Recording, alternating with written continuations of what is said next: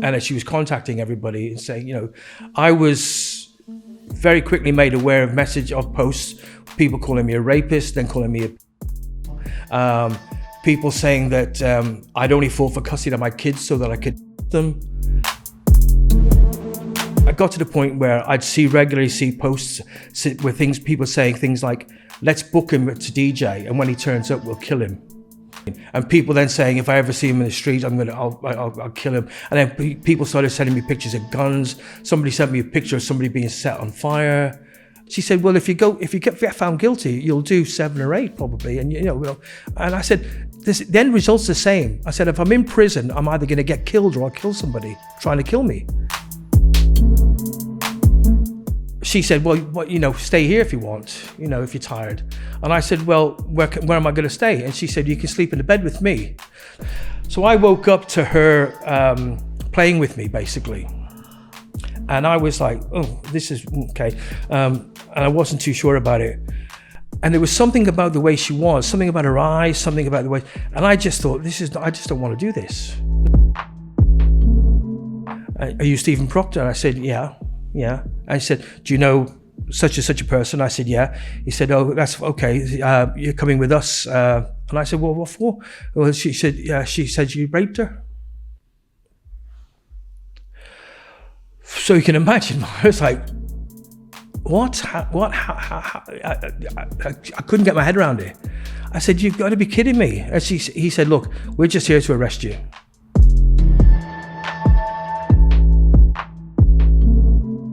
Yes, I'm angry, and there's nothing wrong with acknowledging your anger. But I'm so angry about the fact that this woman, 12 years ago, has stolen 12 years of my life.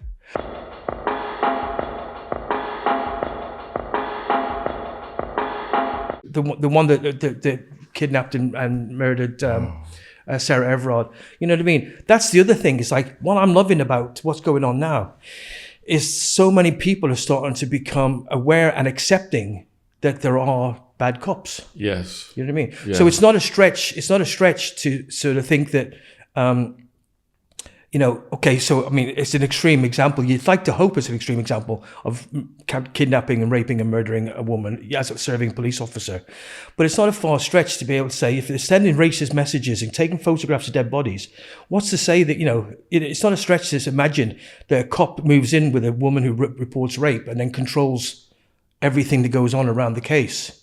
We're talking to Steve Proctor. This is an important social mission we've got today. Some of you saw the interview we did with Stephen French, and Frenchy, he ended up getting falsely accused of rape, and they said to him, do you want to go in the general population? He said, of course I do, because I've not done it. He got attacked, hit in the head. It's caused him to have a speech impediment to this day, and he campaigns now for justice for fellas who are going through this. Some of them end up committing suicide. Some of them, even when they're exonerated, there's this thing, there's no smoke without fire. It sticks with them for the rest of their lives.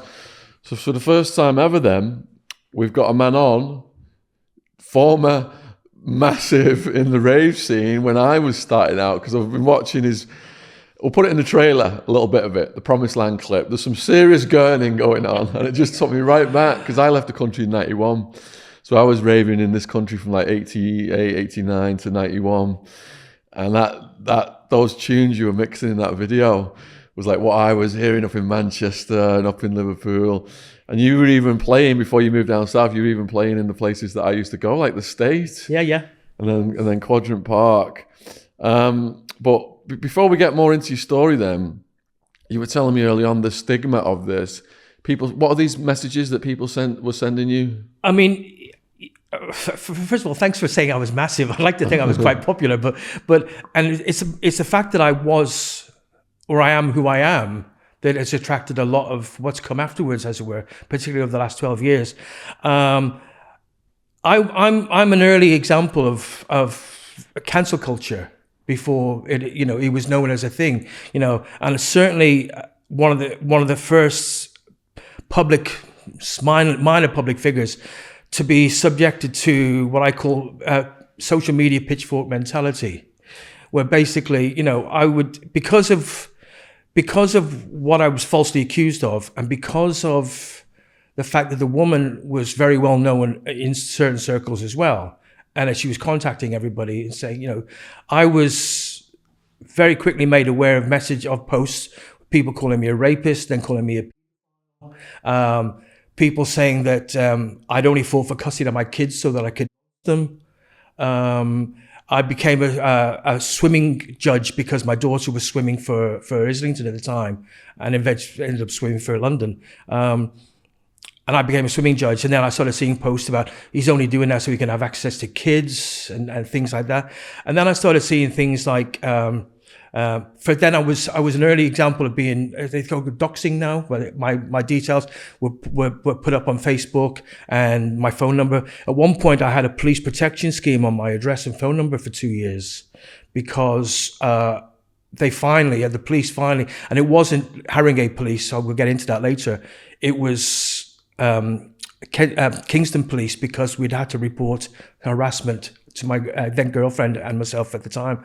But basically, I got to the point where I'd regularly see posts with people saying things like, let's book him to DJ, and when he turns up, we'll kill him.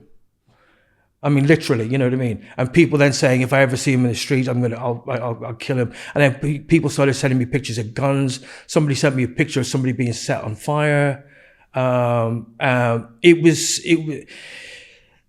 anyone have the courage to step up and say these things to your face, or are they all little cowards from all cowards. hiding? They're all cowards, and the cowards include some very big name DJs, some big name promoters, and a number of other other people that I've known who know the woman or an ex-girlfriend involved through having been associated with them, who then. What's really interesting is there's a big concentration of people from around Bromley for some weird reason. It's just some sort of weird mentality they've got. But it's got to the point now where I've been out with friends, and somebody who doesn't know anybody connected with me or the case will say to me, I was in work the other day and we were talking about all other DJs, and I mentioned you, and so the guy said, yeah, isn't he a rapist? So it's gone so far now. The social media jungle drums have gone so far now that there are thousands and thousands of people who have never met me, have never even heard me DJ, who have been told that I'm a rapist or This is heartbreaking, Steve, and let's actually be arrested for it and to go through the process. But before we get to that, then let's go over everything that led up to this. And people may not be detecting a Scouse accent here, but you were born in Liverpool. Yes, 1959, April 26, 1959. Do you want the story? Yes, please. It's a sort of a House of the Rising Suns type story. Basically, I have no living memory of my mum. Let's just start by saying that. I last saw my dad when I was 10. And through circumstances I'll explain later, I came to find all this out from my grandparents. But it transpires that my father had run away to sea to the Merchant Navy when he was 18. And apparently, I know that when I was born, I was 21, he was 21, and my mum was 17, which meant that she would have been 16 when she conceived. And it turns out that I was told that my dad met my mum at a party at a house one night, and they got friendly talking over the kitchen table while the party was going on, and somehow or other she fell pregnant. I later found out that my maternal grandmother was running a brothel in Liverpool, and my dad had gone with his mates there, and my grandmother was pimping out my mum at 16 years old. Oh my God. So that was it's a blues, it's a deep southern blues story, isn't it really? But yeah, so that was my beginnings. And then Canada. Yeah. Well, obviously I was very young, but my parents emigrated to Canada when I was probably still a baby, and I have a couple of memories of Canada in those early days. One of which involved me accidentally pushing quite a big rock down a hill, which cracked another kid in the head, and I ended up cowering in the basement of my parents' home waiting for my dad to come home. And when he did, he beat the shit out of me. And I couldn't have been more than 3 or 4 years old then. Little did I know that was a precursor of what was to come. So they separated and you end up back in Liverpool. Yeah, they for reasons I can only, given the circumstances under which they ended up being married, I can imagine that, I can understand why there was a probability that they were going to split up and divorce. But for some reason or other, I wasn't allowed to stay with my mother. And so I was sent back to live in England with my dad's mother, my paternal grandmother, who unfortunately had just had a serious car accident. This isn't the brothel woman. No, that's my maternal grandmother. Who's running the brothel? No, that's my paternal, my dad's mother. Okay. I sent back to live with her, but she just had a very bad car crash. And my grandfather, who, when I think about it, in this was in the early 60s. He'd served in the Second World War. He'd been on D-Day and all the rest of it, and he'd suffered a bullet wound from a sniper that it basically had stopped his heart for temporarily. He was left on a pile for deads. Well, these are all things I learn about later.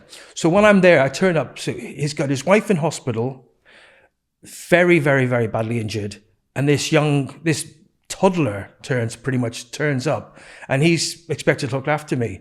And bearing in mind, it's probably less than 20 years since he'd been shot and left for dead in a field in France. You know what I mean? So he wasn't in any fit state to look after me. I mean, emotionally or anything like that. He did his best later on when I ended up living with them. So my point is that basically, he didn't know what to do with me. So I was passed around for various relatives. I stayed with my great-grandmother, stayed with my great-uncle and his wife, stayed with family friends, and ended up with my great-aunt.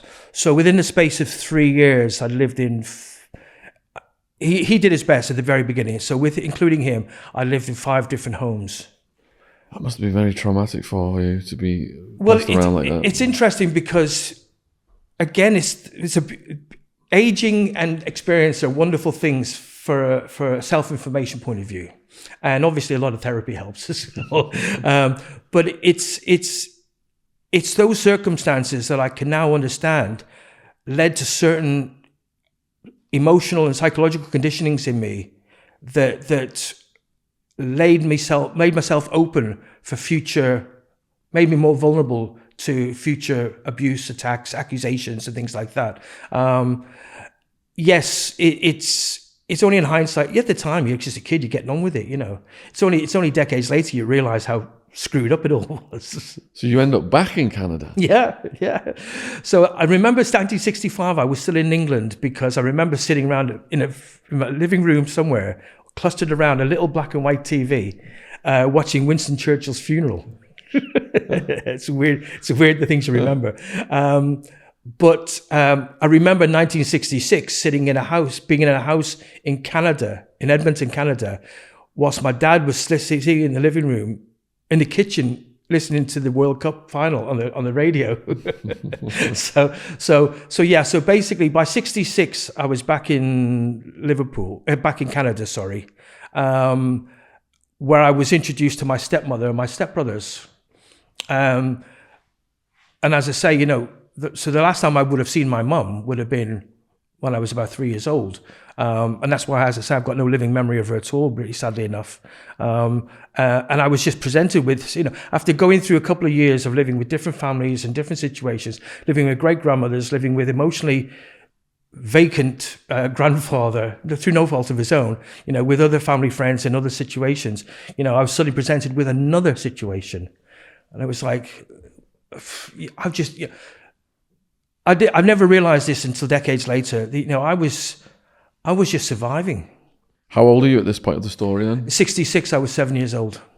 And then 5 years of abuse commences. Yes. This is heavy. Are you okay to say the nature of what happened? It's one of those things that it's taken me a long time. It's true what they say about the fact the brain only lets you remember what I think you can handle. And I think, for a long time, my brain did protect me an awful lot. And I've been through stages. Counseling's helped me a lot. Therapy's helped me a lot. at different times. But also, you know, I've gone through stages of denial and then bewildered understanding, and then you know, anger and acceptance of all the things that you'd expect from an abuse victim. Basically, what I learned, what I wasn't aware of at the time, but basically my stepmother was very, very resentful of me. You know, all of a sudden, you know, she had this guy who was going to be a father to her kids. They weren't my dad's kids. They were somebody else's kids, and he'd taken them on. And all of a sudden, this memory from his previous life, his blood comes into the setup, and she was, what I now realize, was just very jealous, very resentful.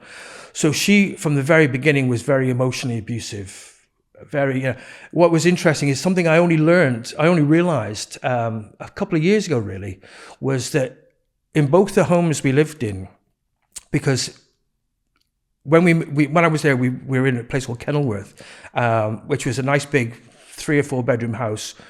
All the houses in North America have basements in them. You know, it's a standard thing.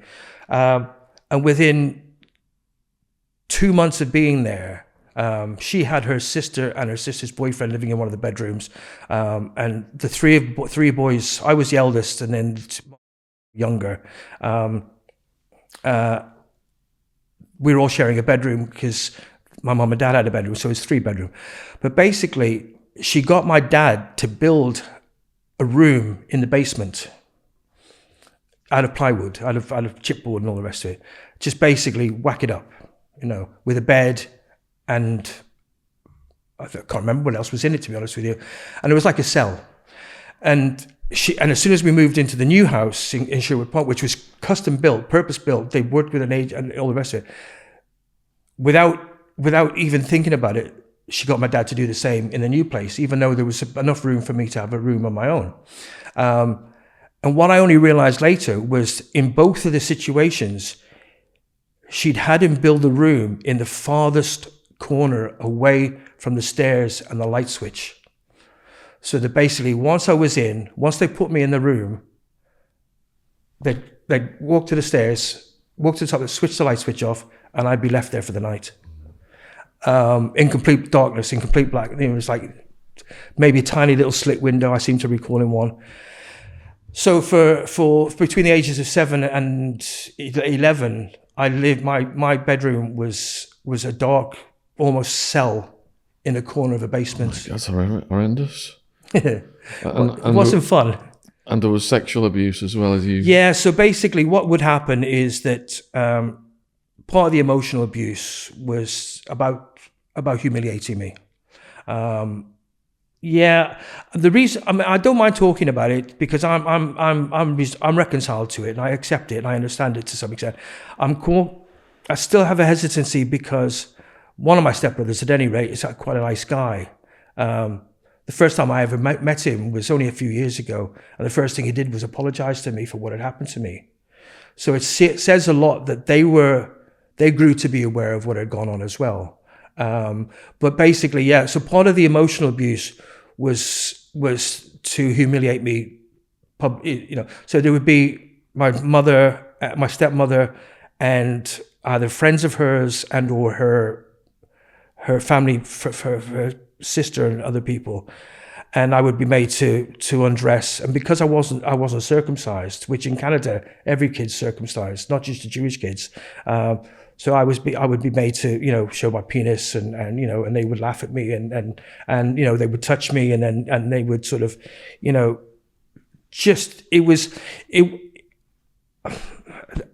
and I say this with the greatest love to genuine victims of horrific sexual abuse. You know, I can't imagine how it was for them, and I never regarded it as sexual abuse until one of my therapists basically said, look, you know, you were sexually abused. Definitely. Because you were paraded naked in front of, as a child. I was 7 or 8, 9 years old as a child, and made to masturbate sometimes, or attempt to masturbate, and just basically, yeah, just ridiculed and humiliated. So then your father tried to see if you wanted to go to Crew. Well, no. Well, what happened? It's part of the other part of the abuse. The other part of the abuse, which which is where my father is extremely complicit. I'd like to think that he didn't know about a lot of the emotional abuse, and I certainly know he did. I know he didn't know about any of the sexual stuff and the physical stuff. But part of the abuse from my mother was to constantly tell my father that I'd misbehaved, that I'd done wrong. So it got to a point where he would come home and she would say I'd done something wrong. And his immediate reaction was to grab me, drag me into a bedroom, and as we're going through the kitchen, he'd pull the drawer open, and whatever was in the kitchen drawer, he'd beat me with, to the point where, you know, if it was a wooden spoon, you could see the shape of the spoon. If it was a metal, you know, what do you call those things that flip eggs and pancakes and stuff like that, you could see the bruises, so you could see the shape of it. Sometimes it would be his belt, but he would beat me till I was bruised. Probably, I would say, you block it out after a while. It becomes so normal that to his credit, I'm going to say this. I mean, I was never punched or kicked, but he would always beat me on my bare flesh, to the point where I was constantly bruised. To the point where the school, my understanding is the school actually asked them about the bruises once, because part of the thing was I used to be starved quite a lot. I mean, I'd be sent home, I'd be sent to bed before dinner was served or things like that. Sometimes I wouldn't be allowed to have breakfast. So I was starved an awful lot. And at one point I was discovered stealing from other kids' lunchboxes in the school, in the hall. And the school started asking about it. And as a result of which, some of the indications about me being beaten and abused were starting to come out. And I think that's one of the reasons why my dad was keen, and my stepmother particularly was keen for me to be removed from the situation. So when my great aunt offered to take me in if I wanted to come back to live in England, she lived in Crewe at the time with my second cousin, who was 6 months older than me. My dad saw it as my stepmother really saw it as a great opportunity to get rid of me and to get rid of all the evidence of what they'd been doing. So my dad basically sat me down and said, look, you know, you're not happy here, literally. So bear in mind, I'm 10 years old. You know, you're not happy here, are you? Well, how do I answer that one? You know what I mean? It's like I'm being beaten 3 or 4 times a week. I'm locked in a cell for 10 hours a night, you know, in the pitch black. You know, I've got no memory of ever celebrating a birthday all the time I was in Canada.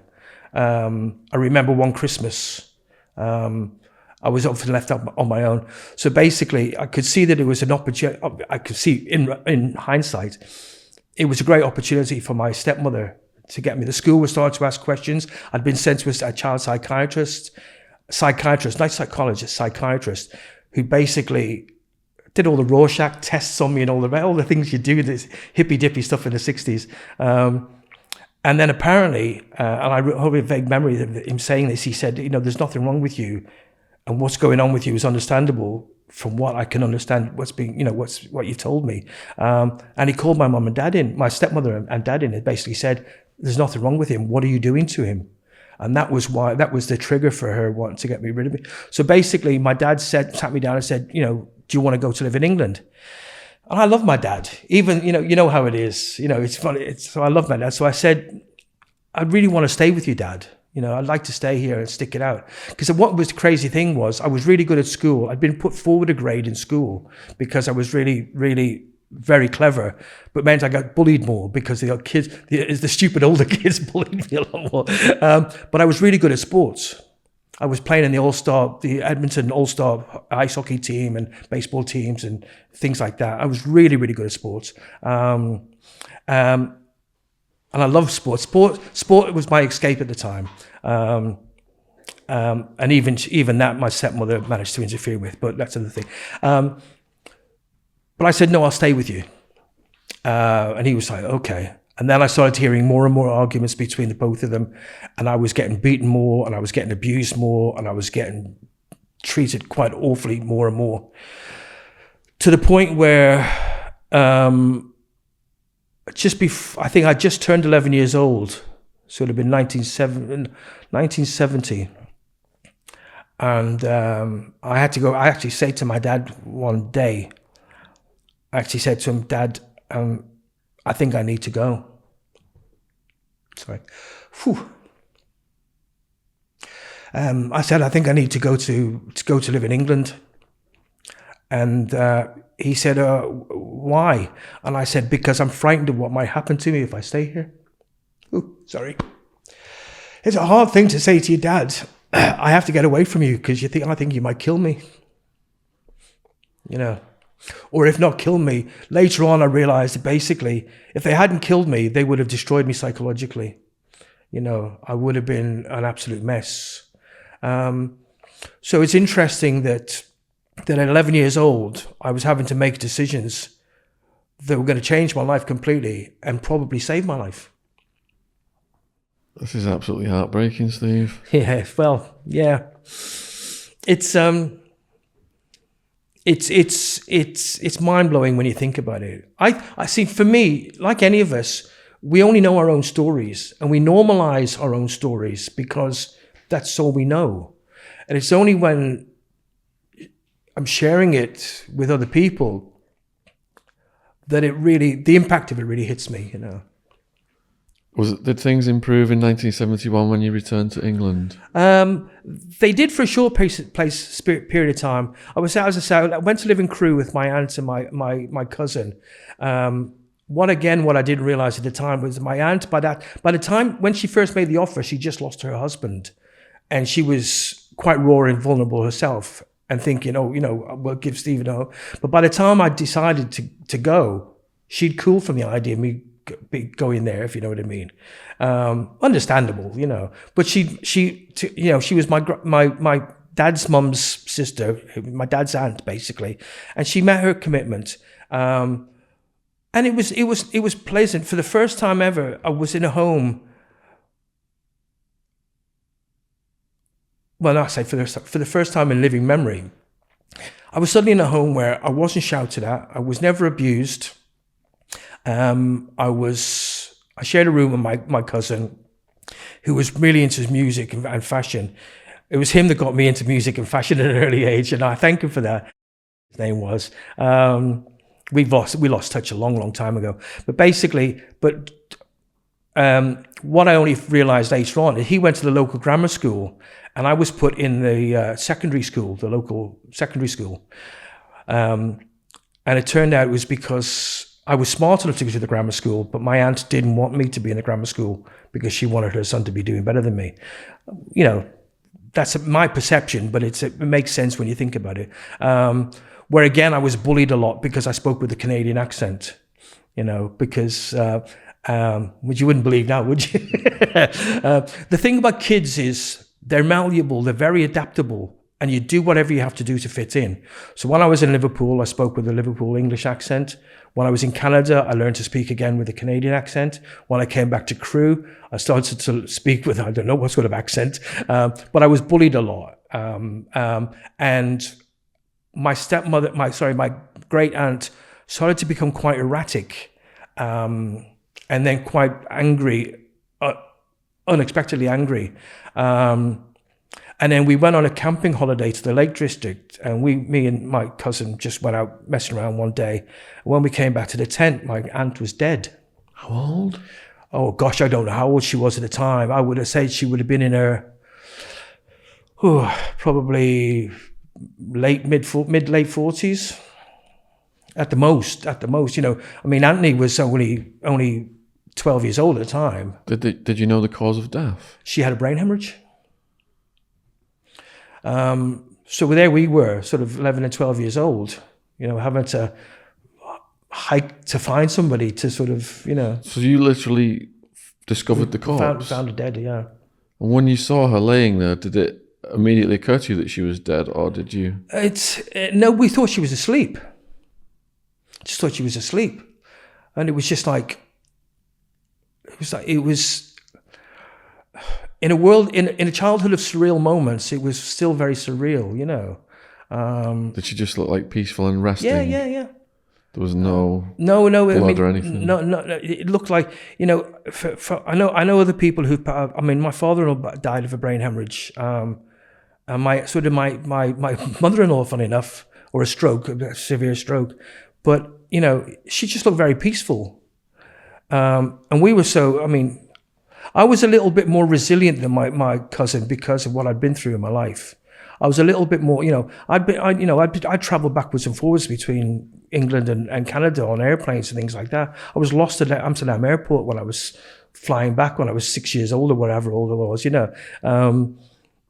So I was a bit more resilient in so much as being able to know what to do in reaction to the situation. How did you know she was dead then? She just wasn't waking up. What, did you try and poke her or talk to her? Or? Yeah, I tried shaking her and all the rest of it. It was just like, you just knew. It's a hard thing to describe. I'm not an expert on dead bodies, and I certainly wasn't then. But it's just like, she's not waking up, she's not moving, she's not breathing. It's just like. Did that put you in shock? I'm trying to remember how it was. It was. We both got really, really, really upset. It was crying our eyes out and like, what do we do? What do we do?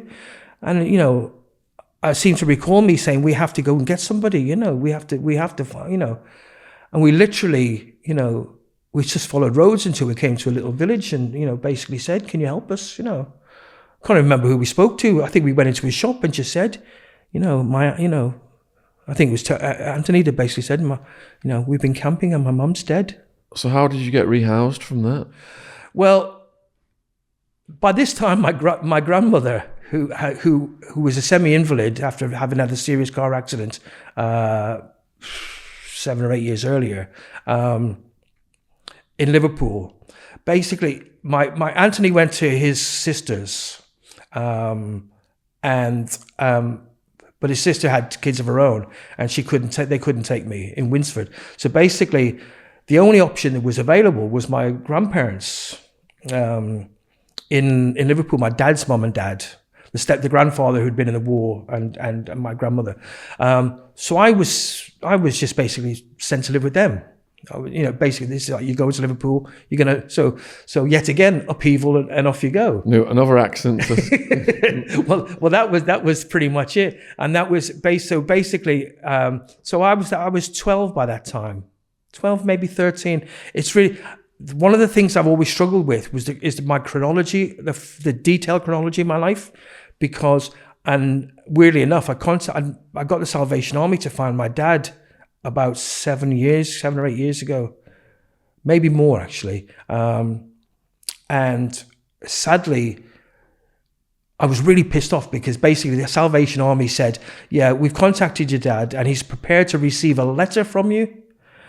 And imagine it's like, a letter from me. I said, he needs to apologize. But basically what I wanted to do was to try and find my mother, and to try and find out some more of my history, because one of the most significant things children in care and orphans and people like that, mostly children in care who've been through traumatic childhoods, is having some detailed chronology and history helps us make sense of our life, of our beginnings, as it were. Before, unfortunately, he died. So basically, my chronology is a little bit screwed up. Sorry, it's a long way around of saying that. But basically, I think I was about 12 or 13. I ended up with my grandparents, and it became apparent very, very quickly that they was going to struggle with me. They managed to get me into a school, where again, all of a sudden I went from being Canadian crew to like Liverpool. And my nan was quite posh, but of course to fit in, I started speaking proper Scouse, like, you know what I mean? Like, yeah, all right, lads, you know what I mean? Go ahead, lads, And my grandmother was furious about that. So no, don't, speak better than that. Speak better than that. Think about when you're older, people, But anyway, I was taking anyway. It became a problem for me being there. I was what was known in the day as severely maladjusted. Go figure, huh? But I was extremely maladjusted. I was really screwed up. And they just couldn't cope with me. So they tried to get other families to take me. But because I was already in school, it was difficult for them to find me other place. So eventually I was taken into care by Liverpool Social Services. By the time I was 13, I was in care. And I was away from the house from my grandparents, only temporarily, I stayed in a couple of homes, just got moved around, shuttled around a little bit, but always had to be close enough to be able to go to school. My father by that time was refusing to pay any money to support me or anything. So all of a sudden, my grandparents, who were living on, my grandfather worked at English Electric on East Lancs Road. His work ethic was unbelievable. I remember during the 3-day week, and during the oil and the petrol strike and no petrol and all the rest of it, he'd get up extra early to look after my nan before he went to work. But then he'd walk the 10 or 12 miles to work, right? And he'd work a full shift and then he'd walk home again. Wow. I mean, an incredible, it's only, again, it's only decades later you realize how, the value, how valuable and how amazing human beings are, He was an amazing guy, but they were in no position to look after me, and they had no they couldn't afford to look after me. So I was taken into care, and they couldn't find a placement for me. And eventually my grandmother, what happened was my grandmother, they pretty much begged her to take me on. She could, but here's the crazy thing: if they fostered me, they'd get more money from the council than if they adopted me. So I had to go to this weird procedure of being fostered by my grandparents in order for them to get money, because I was a growing lad at an all boys school. Do you know what I mean?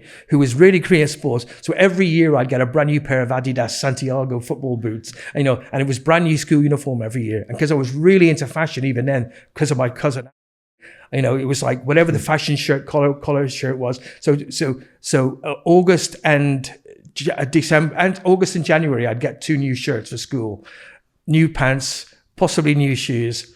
A blazer would probably last a year.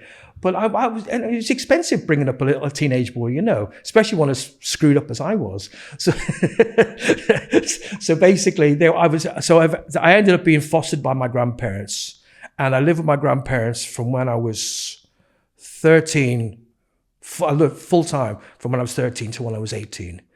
What effect did David Bowie have on you? Sorry, it's a bit loud. Sorry about that, guys. Well, David Bowie saved my life, probably. I was already into music because of my cousin, and I'll thank my cousin for that forever. Although my dad was the first one who really got me into music. The first record I ever bought was one that reminded me of him in 1971. But when I ended up being at my grandparents', one of the things that I found was an old Grundig reel-to-reel tape recorder that had belonged to my dad, and a transistor radio. And I already had a few records by that time. But what I used to do was, on a Thursday, I had 1 reel of tape. It's only decades later I realized I could have bought more reels of tape, but at the time I had this 1 reel of tape. So basically on a Thursday, I'd set the tape recorder up in the living room and hold the microphone to the speaker of the TV and record Top of the Pops. And then I'd have that and play it back until in the front room, in those posh working class terrace houses, when the living room and the kitchen are all there, but the front room is the one that nobody ever goes into. But that became my sanctuary because I was allowed to go in by myself. I could listen to music. I could read, do whatever I wanted. If I had friends round later on, I was allowed to have them in the front room. So I would sit in the front room just listening to this tape over and over again. I had an old radio record player with my dad's and aunt's records. But then on a Sunday, I'd have an old transistor radio, and I'd set the microphone up in front of the radio, and I'd record the top 20 with Alan Freeman. And I'd have that on tape. What year was this? 1972. 72? Yeah. So I'd basically have that, and I'd listen to the top 20 from Sunday night to Thursday. Then I'd record Top of the Pops. So I'd have Top of the Pops until a Sunday, and then I'd repeat. And one day, I'd already seen Roxy Music and already really liked them and all the rest of it. And I was already aware of Bowie because I had Space Oddity on a single. But this one night, June, I can't remember the actual date, it was June something, 1972. And I'm watching, I've got the mic on it, and it's David Bowie with his new single, Starman. And I was like, what? Now, I had no idea what androgyny was, what bisexuality was, what homosexuality was. All I could see was this guy just looking like he was from another planet. But there's this one line in the song where he goes, I had to call someone, so I picked on you. And as he does that, I picked on you, he looks straight down the camera and he points. And I thought he was pointing to me. And later on, and the next day in school, the small group of us who were the weirdo kids all thought he was speaking to them. And that's become an accepted Bowie fact of around Great Britain anyway. Anybody who watched that performance thought he was speaking to them. He picked on them. Do you know what I mean? And it was just like, and his thing with his arm around Mick Ronson, and just the way they looked. But it was the song. He was the way he looked straight. He looked straight at me and pointed to me, and I just thought, this is the future. I didn't actively think this is the future, but my life was never the same again. Because then from then on, it was like, I've got to buy Bowie albums. Then he announced he was into Lou Reed and the Velvet Underground. So I bought Transform and I bought Velvet Underground albums, and then Iggy Pop. And it all just comes from that moment where he pointed at me down the television. And to be honest with you, I was already, as you've heard, already using music as my escape. But from that moment on, music became my alternative reality. And it probably did, he changed my life, and he probably saved my life, because from that moment on, every spare penny I had went on buying records, and not just David Bowie records, but I was really into pop music anyway. But music and fashion became my solo universe, my bubble that allowed me to escape from everything that had gone on. Everything that had been done to me or happened to me, everything that I was lacking in my life, like parental love, a solid family background, solid family situation. Basically, I created my own universe of music and fashion, and it was because of Bowie. Which A levels did you choose? English history. God, it's been so long now. English history. What do they used to call it? Commerce, general studies, and economics. The first single I ever bought was "Holidays in the Sun." Really? Well, the Sex Pistols, good choice. Yeah. Good choice. With the cartoon cover. Punk starts, doesn't it, around now? With the cartoon cover. I can't remember. It's in my parents' attic. Well, the first single I ever bought was Chicory Tip, Son of My Father, right? Which turned out later on to be written by Georgia Moroder, which is what started me loving synthesizers. I was loving synthesizers before I knew about David Bowie, by the way, but it was Bowie that changed my life. But but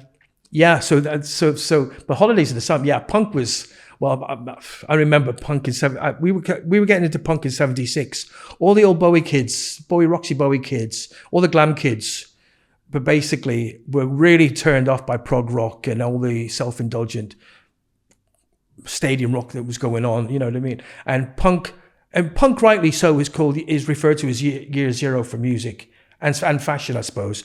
But so punk in '76, swept the country, didn't it? Oh yeah. But it was the thing about punk. I mean, it was about the music, obviously, but it was about the look. But it was about the rejection of all the pomp and supercilious that had gone on before. Do you know what I mean? It was about young people saying, "We've had enough of the past. Now we want to be the future."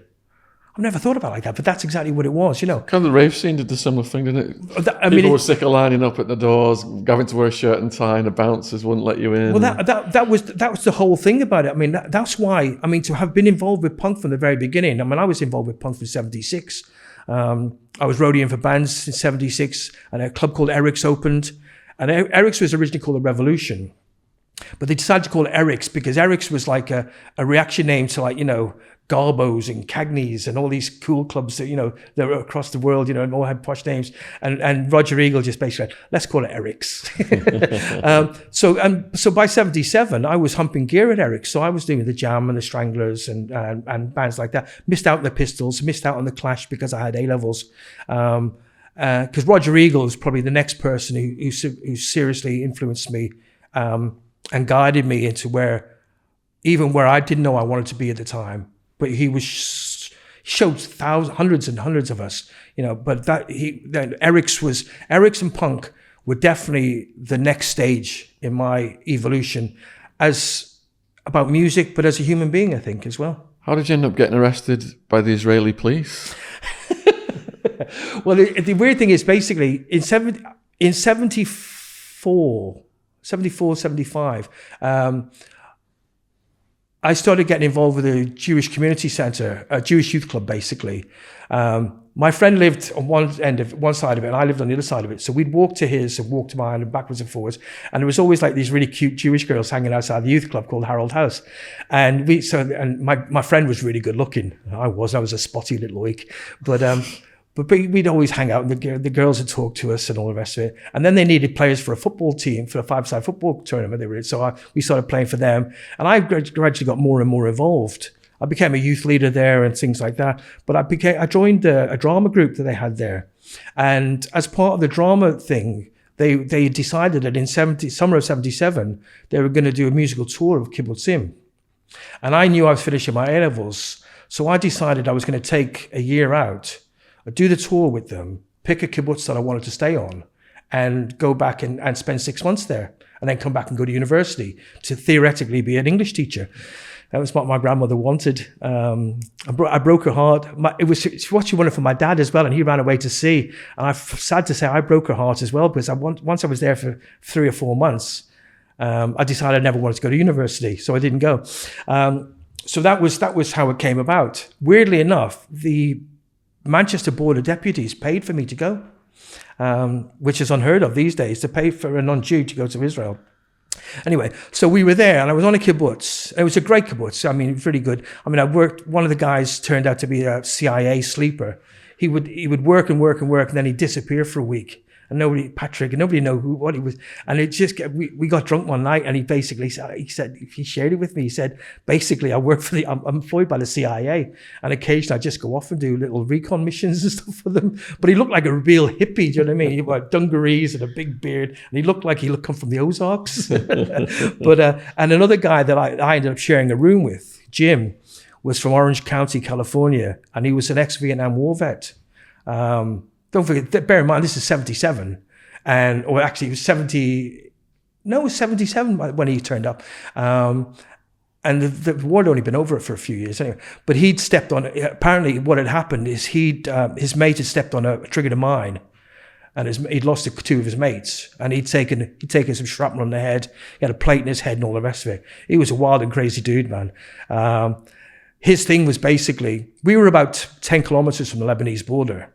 And hash was a big thing at the time. And his big thing was basically, he'd somehow or other, on his days off, he'd slip over the border and he'd score a load of hash. And he'd come back. And what he'd do is this is true, God's honest truth. It's crazy when I think about it now. So I've never smoked anything in my life. Never. I've taken drugs, but never smoked anything. And he had a drawing pin with a beer mat and a pint glass. And he'd get a little lump of hash on it. And he'd basically put it on the drawing pin, light it, put the glass over it, go and get a shower before bed, come back to this room, have this huge hit of hash, right? And then recharge it for the morning, and he'd fall asleep. And in the morning, the alarm would go for us to go picking bananas or work in the factory, whatever. He'd light the hash, have a shower or whatever, come back, have the hit, and go off to work. But unbeknownst to me, he was doing more than getting a little bit for himself. He was scoring it and dealing it around the kibbutz. And one day I was working in the factory, and all of a sudden this Israeli police turned up, and they're talking to the foreman, and they're looking over at me, and he's pointing to me and all the rest of it. And in the end, he comes over with the cops, and he says, "Steve, these guys are from the Israeli police." I said, "Yeah, I sort of figured that, you know." but they all carry guns. You know, it's just like, okay, you get used to guns because everybody carries them. I've carried a gun and used them when I was in Israel, not on people, but for target practice and mess around. But he said, you're going to have to go with them. And I said, why? And he said, they want to talk to you about Jim. And I'm like, oh, okay. And I said, well, why can't we do it here? And he said, no, they want to arrest you because he's been arrested and he's escaped. And they want to know if you know what. It's crazy. So they dragged me to the room. He managed to persuade them not to handcuff me, but they dragged me to my room. They went to my room, our room, ransacked the room. I don't know what they were looking for. Couldn't find what they were looking for. Taken to the police station and put in a cell. It's like, fuck it. And I was saying to this guy, who's an English guy, who's a member of the kibbutz, please come with me, please come with me, please help me. You know, it's like, I was like 18 years old, you know, just what the hell was going on? So he came with me and I was put in a cell. Then they took me out and they started asking me questions like, you know, how well did I know Jim? What did Jim do when he went on his days off? You know, all this sort of thing. I was like, I don't know. I really don't know. You know, are you involved? You know, do you smoke hash? Do you? And I was like, then he was saying, do you want to take a polygraph? You have to take a lie detector. And I'm going, hold on a second. I said, I'm freaking out here, man. I said, you know, I don't know what a lie detector is going to show you. I said, if you ask me a question now, it's going to break the meter. So they hummed and hawed about that. I could hear him, I could see him arguing with them in Hebrew and Israeli. Then they put me back in the cell again. And I sat there for about 5 or 6 hours. And I thought, what's going to happen here? And literally it must have been about 8 hours later, he was there. This guy's name was Alan. He saved my life. He's there again. He said, they've caught Jim. And Jim's told them that you had nothing to do with it all. And I was saying, nothing to do with what? He said he was bringing kilos of hash over the border and dishing around kibbutzim and getting it for. And it's like, I was like, I know nothing about that, you know. But then again, this is the guy that he managed to acquire an Israeli commando knife, and he used to sit there for hours. Well, sit there. He'd sit on the floor, lean against the bed, throw the knife into the wall by the door, get up, take it out, sit back down, throw it again. Wow. Sorry. Drinking beer all the time and smoking hash all the time. And he would do that for hours on end. That's why I got really good at basketball, because I used to go out and play basketball with the Israelis because I didn't want to be in the room with them. So apparently the end result was they recaptured him as he was trying to get out of the country. And they said, we've arrested the guy you shared a room with, Steve. And apparently, to his credit, he said he's got nothing to do with it, man. He said, it's all me. So me and my best mate, Wild Man, he died over a year ago. We started going to the state in the late 1980s. For Daisy. The night was called Daisy, wasn't it? I was so off my face. I don't even know what it was called. It was called Daisy. It was what's the guy's name? James Barton that set up Cream. Basically, James started Daisy because I was working. This is 88, 89 around then? Yeah. Okay. Yeah, because I was working in London at the time. I was at Polydor at the time. And James had rung me one day and said, Steve, I'm starting an Acid House night in the States on a Monday night. I want you to be my resident DJ. I said, James, I can't do it. Because James used to follow me everywhere. I'm quoted in Paul Oakenfold's book about James Barton following me around as a DJ. It's crazy stuff. It's a really nice compliment. And he said, I want you to be the resident DJ. I said, James, I can't because I'm in London. He said, but you're still coming home at the weekend to DJ. I said, well, I am occasionally. I said, not so much anymore. I said, but I've got to be in London Monday to Friday pretty much, you know. And he said, he got really angry with me, actually. He said, I really wanted you to do it, So we used Andy Carroll and Mike Nola in the end. And because of that, he never booked me to play at Cream. I remember Andy Carroll's name coming up a lot in the late 80s. But yeah, it was James Barton that started Daisy. And I know the state was perfect for it. Huge club, a Bose copy sound system with great subwoofers in it, and lasers and smoke. No, I was a resident DJ there on a Thursday night from 1982 to 1986, December 86. And, I'd have 1,000 people in on a Thursday night, playing everything from James Brown to the Cramps, you know what I mean? And by 86, I was playing, actually, I had Jack Your Body on import and Love Can't Turn Around on import and stuff like that. We were playing... Jack Your Body. Yeah. We were playing early house music, because I'd been playing a lot of Italo disco in the years before that, and the high energy sort of stuff, so it all fitted in. So I knew when James did the stage, I knew it was going to be a success, and I know it's still a really well thought of night now. I went up there recently to try and film, and it's a gym now. Half of it's a gym upstairs. Oh yeah, but all the design of the building's all the same. We couldn't get into the other side. It was an old Lions tea rooms. Where they used to have tea dances there and everything. It's a beautiful building. Because I was approached. It's a beautiful building, isn't it? I was approached by the owners. It was Bernie Start and John and Sandy. I can't remember John and Sandy's last name, who owned Kirkland's, which was the other really cool place in town. Oh, that's where, we used to go to Kirkland's before we went to the States. Near the bottom of the road near the cathedral. The bombed out church. By the bombed out church, But so basically, they approached me to be the resident DJ Thursday, Friday and Saturday. But there was delays in getting it open because it was a listed building. So any alterations had to run through English Heritage. So basically, every attempt to change something or modernize something or do something with the building, the interior, it was a 3-month process to get it before a committee and get it approved or altered or whatever. So as a result of which, I only ended up doing the Thursday. But yeah, absolutely beautiful building. I mean, that was what sold it. When I put New Order on there in '82, I got the band to play because Rob Gretton, who managed them at the time, basically, I invited him over, and they came and looked at the building, and he was just like, "Oh, we've got to play here. This is magnificent," I mean, the Hacienda had not long opened, and it was a bit of a, it was still a yacht showroom at that point. But so it's completely understandable how everybody was blown away by the venue. Did you get over to Manchester in the late 80s? Yeah, not in the late 80s. Well, yeah, I did to DJ. Because we was mostly at the Thunderdome and the Conspiracy. Well, Conspiracy with a K, wasn't it? Yes. Yeah. No, I mean, I played a lot for. I played at Loved Up quite a few times, and I played with Justin Robertson at Spice and Most Excellent, and I used to play with John De Silva a few times. I can't remember where it was, and I did a couple of times at the Hacienda.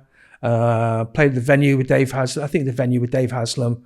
I used to do lots of. I'd go up there and they'd say, "Oh, there's a party going on." In a squat somewhere, or there's a party going on in a recording studio somewhere. And it's like, okay, get in the car, just take me wherever it is. As long as there's ecstasy and I can play acid house, that's all I care about. Mid 1989, Listen to Your Heartbeat. Yeah, it's me. That was you? Yeah. No way.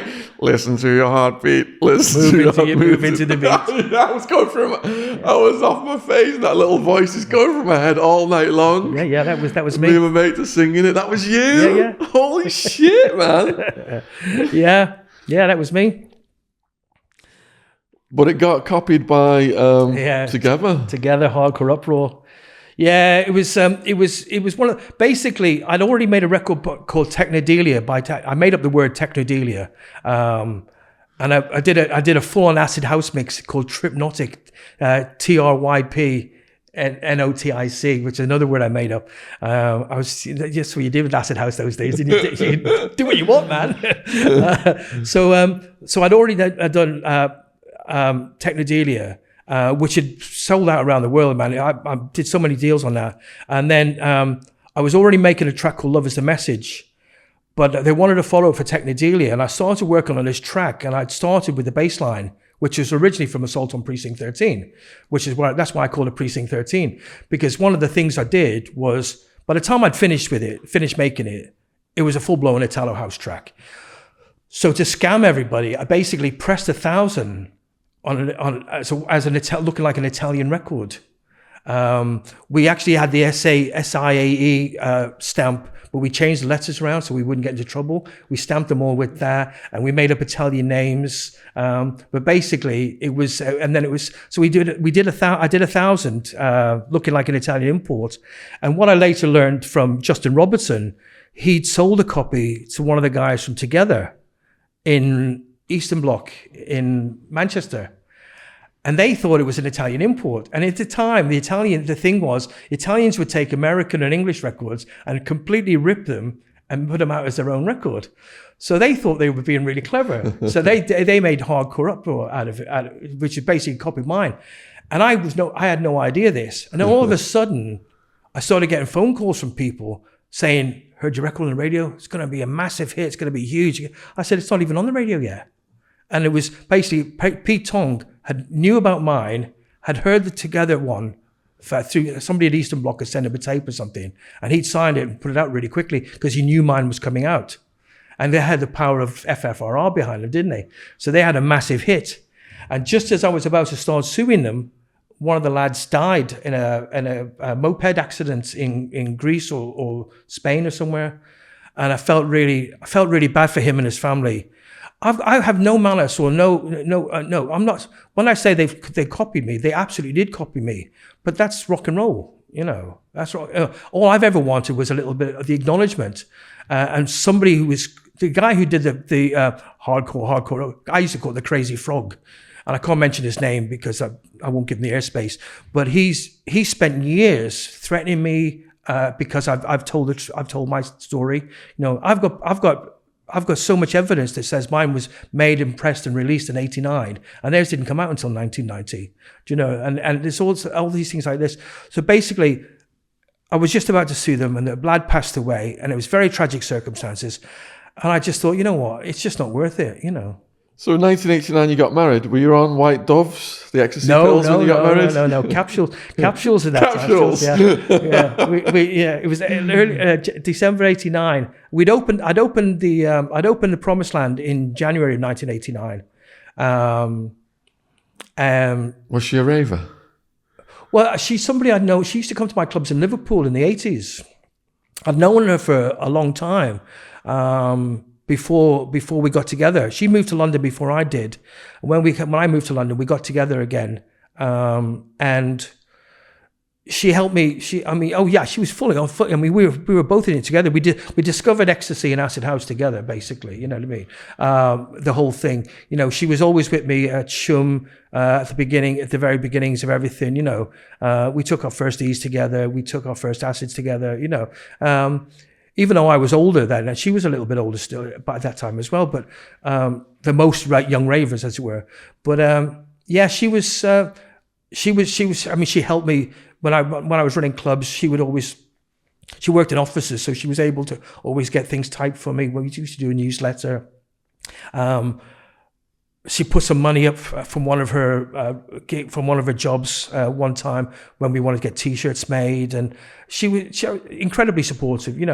I mean, I'll never say a bad word about her. I mean, she did some pretty awful things when we were getting divorced to try and get the kids away from me. But I can't say a bad thing about her because she was always there with me. We had a great time in the early years. But you went through a lot when you were having kids. Yeah, but I understand that that's part of the process, but yeah, so when we got married, it was a really wonderful thing. We went to Miami for 3 weeks and had a really great time, and came back and just carried on. To her credit, I mean, as I was moving more and more into remixing and producing, so I'd be in the studio most of the week and then DJ most weekend. She'd come out with me when she could. If I was going abroad or up north, I'd take her with me. So basically, if my fee would always be, I'd always say, look, take the money out of my fee, but buy me 2 plane tickets and, put me into a hotel for 2 of us, and that sort of thing. And she'd be with me as much as she could. And it was great to have that companion, that support and that sidekick with me all the time. Did having the miscarriages and then a child with autism, did that put strain on the relationship? Well, I mean, what happened was basically by 96, she was saying that, we're not getting any younger. And she was absolutely right in my case. But it was a case of we've had our fun. It's time to look where we're going for the future. She'd taken a permanent job at BT. And she'd worked really hard to progress herself in BT. And she was saying, we want to have kids. So, and she was right, I mean, I needed to grow up as well. If I had, having kids probably saved my life because otherwise I'd have carried on being, and I would have ended up becoming one of those superstar DJs and traveling the world and flying around everybody with self-indulgent riders and hangers-on and stuff that I wasn't comfortable with. I was more aligned with what sort of like Andy Weatherall was. I was always an outsider, always did my own thing, and I possibly would have got sucked into that. I'm not saying I would have been, but or I could have been, but there's a possibility I would have been sucked into the mire of being a being a DJ and a remixer and a producer. So when she said, well, we want to have kids, so we did. We had my son was born on October the 19th, 1997, and it changed my life. It changed my life completely. It was like all of a sudden it was like I'm no longer the center of my own universe. You know what I mean? I'm now in a place where I can give all the love and care and nurture that I never had as a child to a child. I became the dad that I never had, and in some ways became the mum I never had as well, because my wife went back off to work, and I became his primary carer, which meant I was basically with him 5-6 days a week, full time. All the and then so by the time 1999 came around, I was already aware that he was a little bit different. He was only 2 then. And I started raising concerns when he was 2 that I thought, and they were saying it's too early to know yet, and you're just being overcautious. And I said, no, I know. And I drove it quite hard, to be honest with you, because there's a phrase with autism, with developmental things, is early intervention is the key. Because the sooner you can intervene, sooner you can put in strategies to help them progress and develop, the more, while the brain's still forming, as it were, and they're still learning, the better it is. So he was diagnosed with autism on his 3rd birthday, literally October the 19th, 2000. And I just threw myself into looking after him, all his therapies, all his different appointments and things like that. By that time, I'd quit all my studio work, all my DJing work. I was just full time focusing on him. And then we decided we were going to try for another child. And actually, no. So before we had him diagnosed, we fell pregnant and my wife had a miscarriage, and then he was diagnosed, and we were told that there was an increased percentage chance that if we had another child, they would also be autistic. And they couldn't say how. He has high functioning autism, Asperger's, high functioning autism. Although I know Aspies out there will say there's not such thing, it's either Asperger's or high functioning autism. But so we talked about it, and we had to evaluate whether or not we wanted to go ahead and try and have another kid under the scientific circumstances. And our feeling was, well, if we hadn't had the miscarriage, we'd have had another child before we knew about this, and we'd have had to just take our chances. So we said, okay, we'll go ahead. We want another child. And then we had another miscarriage. And that was quite, it was upsetting. Upsetting all around. Fortunately, we had our son to sort of distract us and and console us. And we were just about to start fertility treatment. I'd been through all sorts of tests. She'd been through all sorts of tests, and it was just one of those things. And she fell pregnant again. And lo and behold, in 2001, my daughter was born. Oh. And it was one of those things. It was like, well, look, we want another child. We're equipped to deal with whatever comes along. We think we are anyway. And we were blessed with a beautiful daughter, and she then became the center of my universe. And you're able to get back to DJing by 2003. Yeah, it was really weird. A friend of mine had basically cajoled me into coming to DJ with him in a pub, just to get back DJing again, on a Saturday night, once in that one, occasionally. And while I was there, I bumped into another guy who had booked me to play in Nottingham a few times, and he was involved with a bar restaurant opening in Shoreditch called the Drunken Monkey, and basically they were looking for a Saturday night resident. And I went along and met the guy, and it turns out he knew me, and he'd been to see me play. I think it was something to do with the fact he'd been a drug dealer at the time. But so I got the gig DJing at the Drunken Monkey on a Saturday night. Every Saturday night. It was fantastic. So why did your missus then suddenly start to instigate arguments and scenes with you? Oh, yeah. Of course you can, yeah. That's an interesting one. It's something it's something I've asked myself. Sorry. It's something I've asked myself quite a few times in the subsequent years. Her father had passed away, and her mother, my wife's an only child, and her mother was quite, I wouldn't say needy, but, she was an elderly woman, missing her only kid, wanted to sit with her grandkids. And her mum, my wife, wanted to try to please her mum a lot, I mean, she spent an hour on the phone with her every day. It's just like, okay, it's my mum hour, It's like, which I always thought was a bit weird, but I used to think maybe that's just me because I don't have a mum, But I've never met anybody else who speaks to their mum for an hour a day on the phone, She's like, okay, mum, yeah.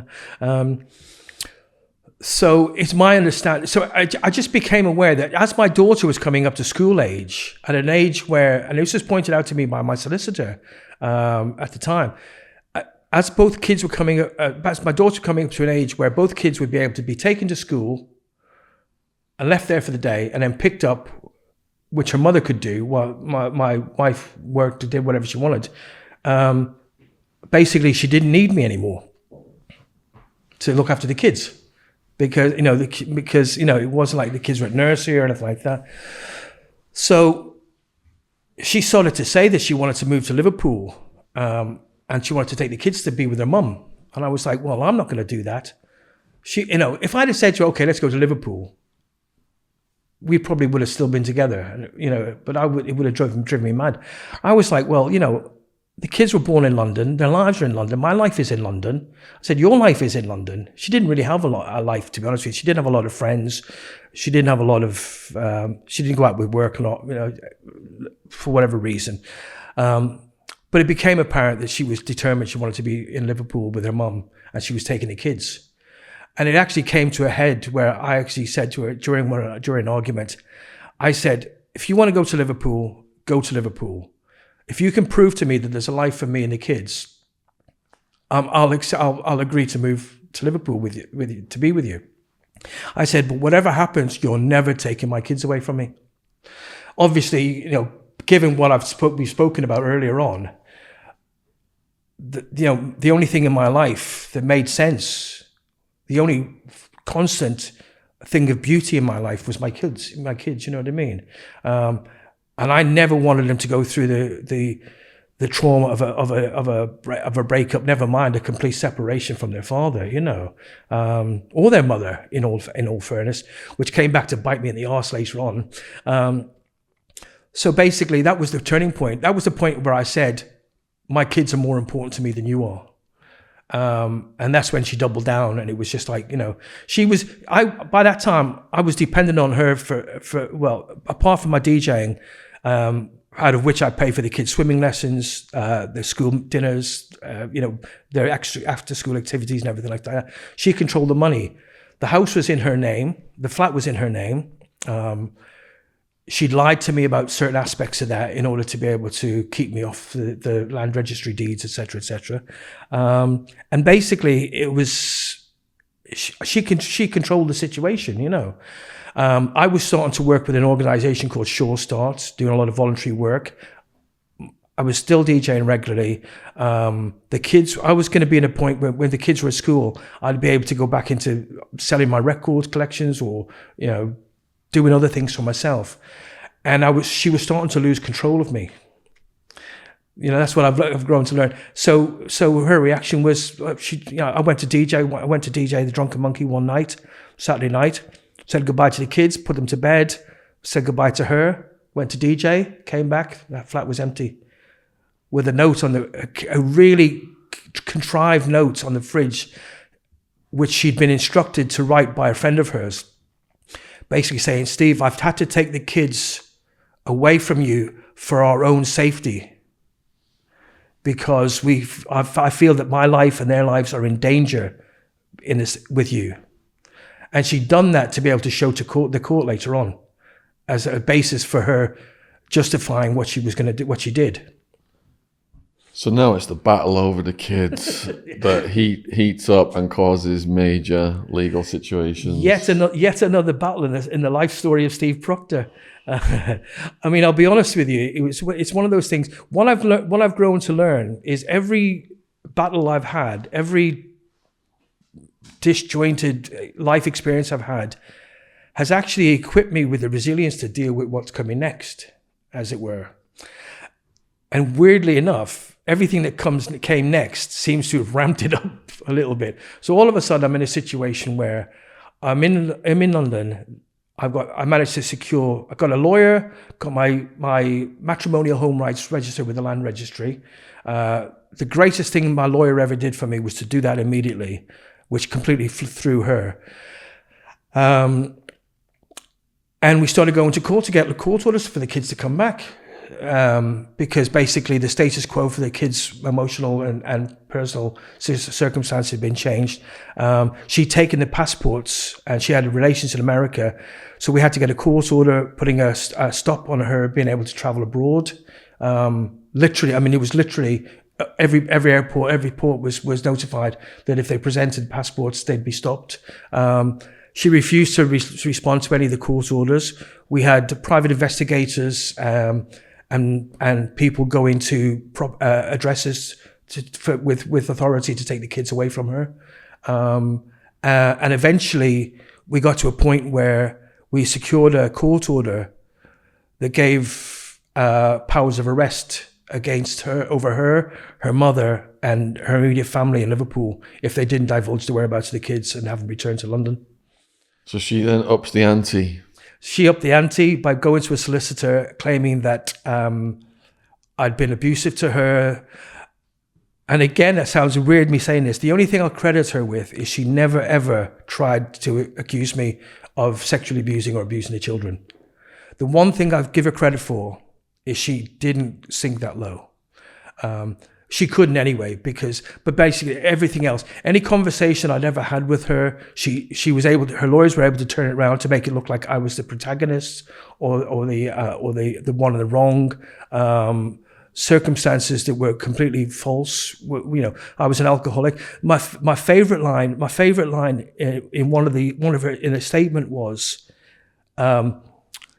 he's addicted to prescription painkillers and a cocaine and alcohol user that would lead to him staying out all night.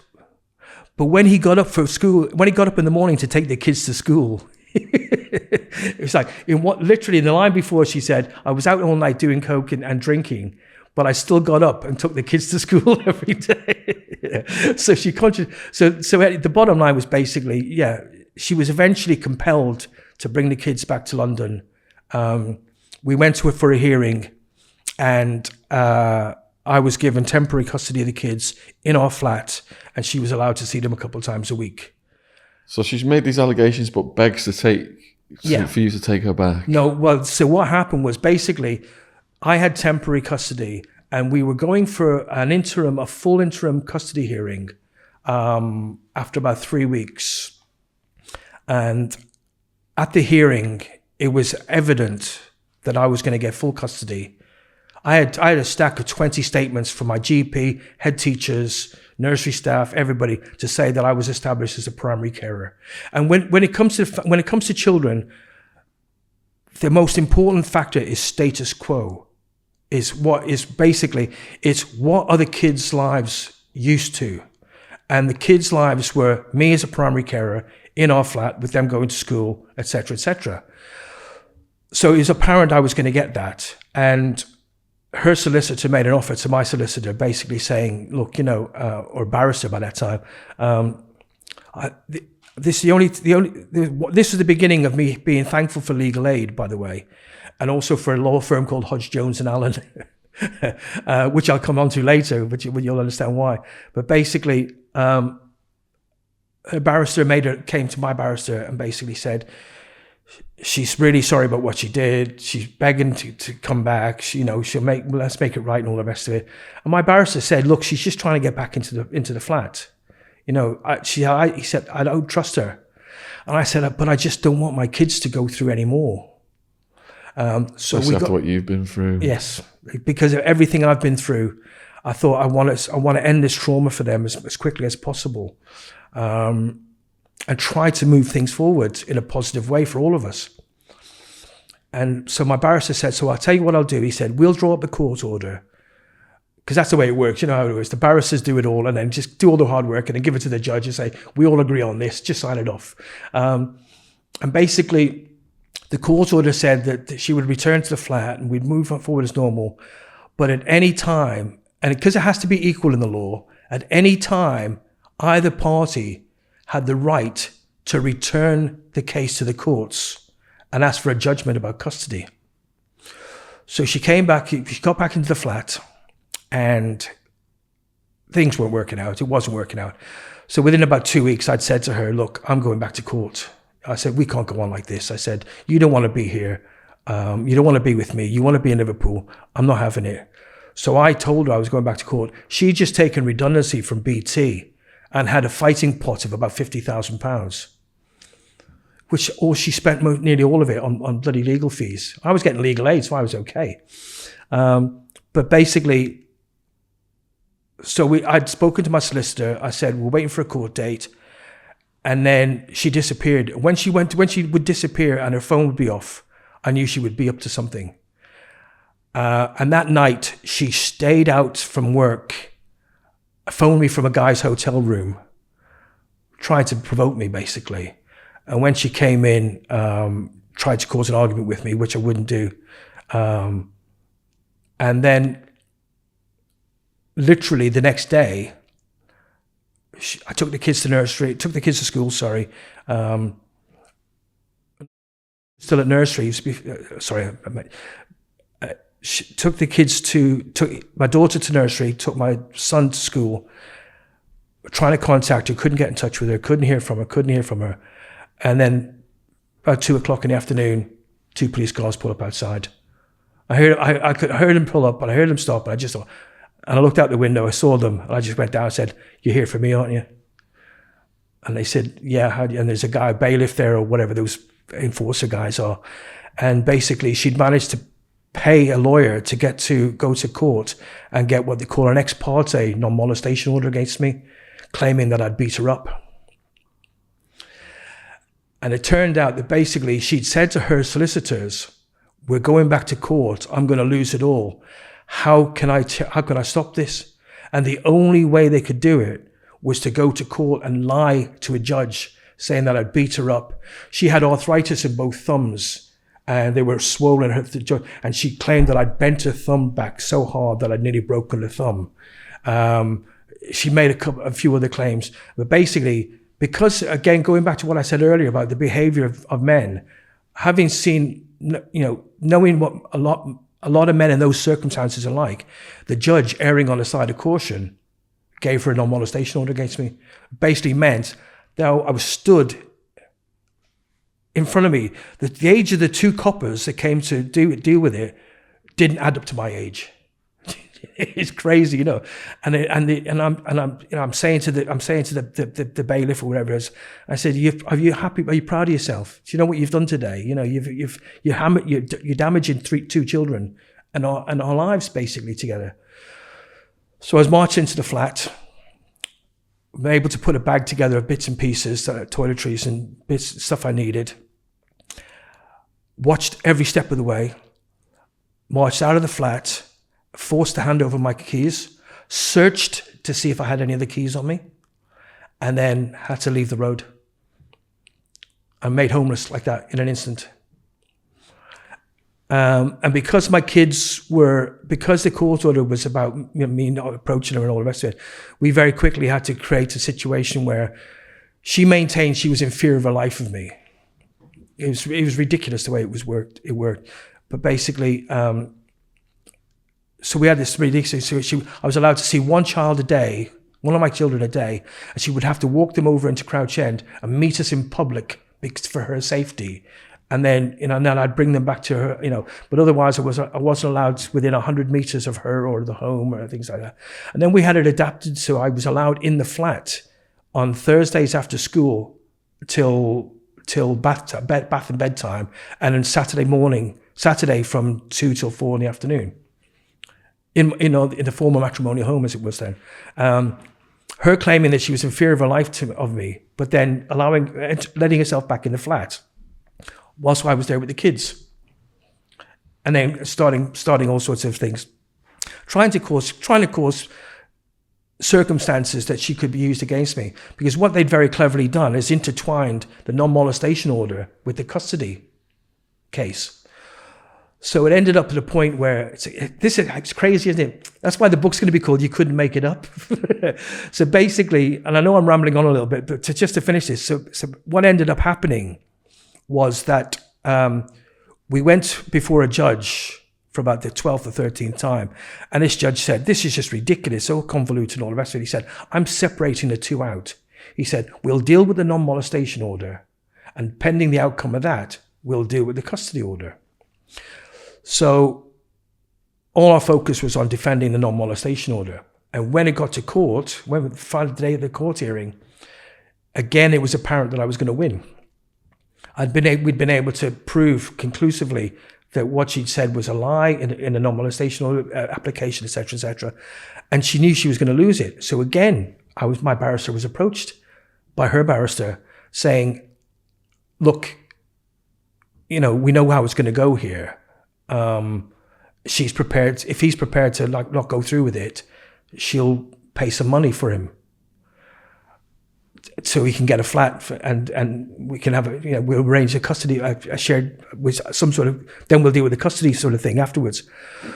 So I was like, my barrister said, I was saying, "No, I'm going for it," because I said I want the law, and he said the problem is if a judge believes one word of her lies, you'll never see your kids again. Because if the non-molestation order had been upheld, it would have meant that it would have compromised my custody application. So he said, the judge can disbelieve her on everything, but if the judge believes you've even hurt her once, or even they think you've hurt her once, or believes one word of what she says, you will lose everything. So I was basically, she bought a situation where I ended up accepting £7,000 from her so I could pay 6 months advance rent on a flat, because I wasn't working, I wasn't employed or anything. It was crazy having to go to the social security, whatever it is, the job center, and make an application for benefits. You know what I mean? And they were looking at me and they were thinking, what's going on here, sort of thing, And it was like people who weren't qualified to work in a light bulb testing factory, you know what I mean? And I'm sitting there trying to explain my circumstances, that I've been rich and famous, and now I was just a poor dad struggling, fighting for his kids, So basically, we ended up, I accepted that. The non-molestation order was set aside with no findings. And then at the custody hearing, I got shared custody. So whilst I didn't exactly win the non-molestation situation, because she ended up getting the flat, she get me out of the flat. I was never allowed in the flat again, etc., etc. But I got my kids, and that's all I cared about. Everything was worth it. I was homeless for months. I benefited from the kindness of friends, and on occasions, not acquaintances. I wouldn't say strangers, but acquaintances. But I was, I've slept in my car a few nights, and slept in strange places a few times. And all the time, doing all the legal work to get my kids back. So you become a parent involvement officer for Islington Children's Services, and also get back to being a DJ, and things seem to be okay at this point. Well, the weird thing is that whilst I was fighting for my kids, I was also successful in applying for a job at Islington Children's Services as a parent involvement officer. So my full-time job was working with parents. Which is considering what I'd been through as a kid and what I'd been through as a parent, I thought I was quite well qualified. You know what I mean? It's like, and I really loved the job. It was great to be able to support parents, learning how to be parents, in some cases, support parents and learning how to voice their opinions when it came to services that they were supposed to be receiving, etc. I really loved the job. It was really great. And coincidentally, because of the shared custody arrangement, I had my kids from Sunday afternoon till Thursday morning. It meant that every weekend was free, so I was able to concentrate on starting to DJ again, and doing a little bit more, and doing a couple of parties of my own, and starting to move back into that life as well. But then comes into the picture. Sorry. Yeah. I'll have to have a drink before I start that. So this is where I mean I could trace. Sorry, I'll sit back. I could trace the beginning of the craziness of the last 12 years. Back further than that, about 14 and 15 years actually. Basically, as I'm very vulnerable, and I'm still struggling with coming to terms with the fact that what I never wanted to happen with my kids has happened, but at least I've got my kids in my life, and I'm trying to rebuild a life for me and my kids. And trying to keep hold of who I was as a human being, because one of the things that really struck me with my ex-wife is I said to her one day, all I want to do is be loved. And she said to me, but Steve, you don't deserve love. And that was something that really was quite shocking to me, because I realized that I'd never really been properly loved, or I didn't feel I'd ever been properly loved. And I wondered if it was my fault. My understanding is so many survivors of abuse, have those points in doubt where did they deserve it? Was it my fault? Is there something I did? And I used to study that all the time. So I was very vulnerable and trying to be a rock for my kids, trying to give them the best life possible, trying to just be present, but also trying to hold on to myself. And I got this message on Facebook. I bumped into some girl when I was DJing at the Drunken Monkey one night, who literally came up and said, "Are you Steve Proctor?" And I was like, I used to say, I used to be. But she said, "Have you heard about this thing called Facebook?" It was 2007. I said, "No idea." It's like, I've got an email address. I think I've used LimeWire to download music a couple of times. And she said, "Well, there's this new thing called Facebook, and everybody's on it, and everybody's looking for you. But everybody's talking about the promised land and the old days and all the rest of it." So I got on Facebook, and within weeks of me being on Facebook, I get this message, "My hero." And it's like, okay, and it goes on to this, I was at the promised land, and, I really looked up to you, and you really inspired me. And it was this woman called. So I was really careful, because I was still really raw from having come out of my marriage and all the rest of it. But I was also really conscious of the fact that I had to be considerate of her feelings. So I was really quite gentle and really quite, just like, well, I don't know if I'm not anybody's hero and all the rest of it. But anyway, so we spoke backwards and forwards on Facebook for about 4 weeks until we eventually met. And we started a relationship, which ended up with, at one point, she'd been kicked out of her flat. She was awful with money.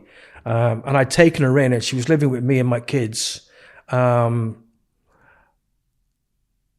And I supported her to sort of sort herself out, to get a new flat, to get a new job. All the way, I was paying for everything. She was living off me, basically. It was only a couple of years late, after we split up, that I realized that while she was living with me, she'd stolen. Do you remember the Human League Dare? The album Dare by the Human League? Well, I had a black and white, full-size black and white photograph, 12 by 12, of that Phil Oakey's face, the full face, signed by him. There's literally 2 in the world. And she stole it. And she stole my wedding ring and a vintage wedding ring from the 70s that had belonged to my uncle, that I used to wear. And when I got divorced, I took both rings off and put them on a shelf, and she stole them. And basically, very quickly it became apparent that she was struggling with mental health issues of her own.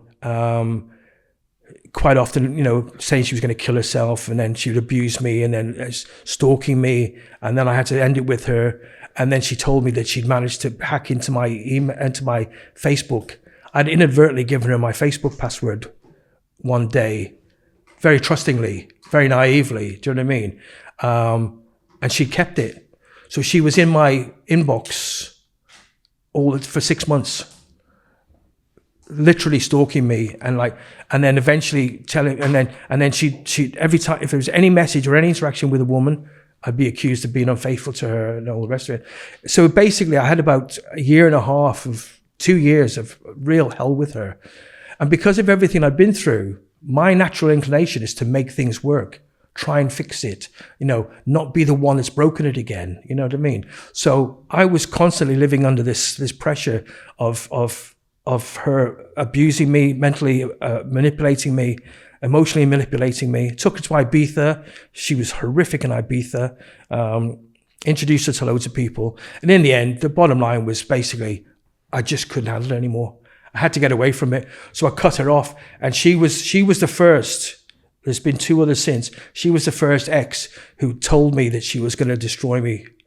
And because I'd found her out for being a psycho she was, and I use that term advisedly. And basically, I told her I just I couldn't do it anymore. And she was the first one that really, really set out to try and cause me problems. What happened at the Promised Land 20th anniversary reunion? Well, she was there with somebody else making a big fuss about things, but there was another woman there who came with friends. The 20th anniversary reunion was a magnificent affair. It was beautiful.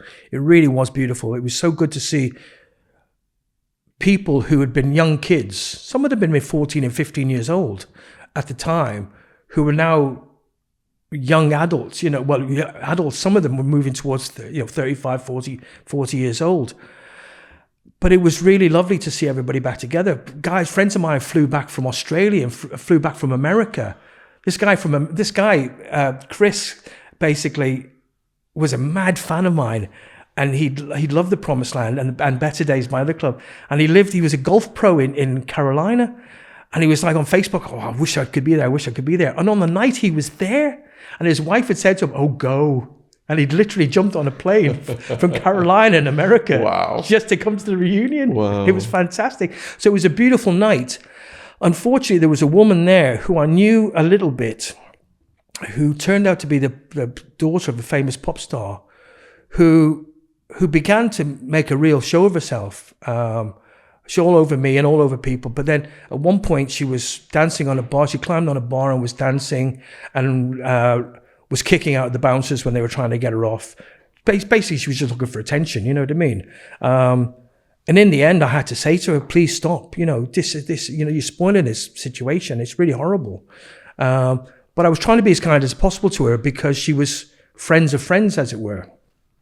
That was the only negative aspect of that day, really. Of that night, sorry. But it was a beautiful night. He's still in the background. Still hovering. He's ever present. And what's been really interesting about is that, from what I can gather, she's been through a series of relationships. She's been through a series of relocations. She's not, from my understanding, she's not a happy or well person. And she blames me. She's one of the 2 women who blame me for everything that's ever happened in their lives, even though I haven't seen her for 50 years. So she's there in the background, and because of the way it works, and this is where Facebook comes into it. Because of the way it works, everybody knows everybody, or everybody's connected with somebody.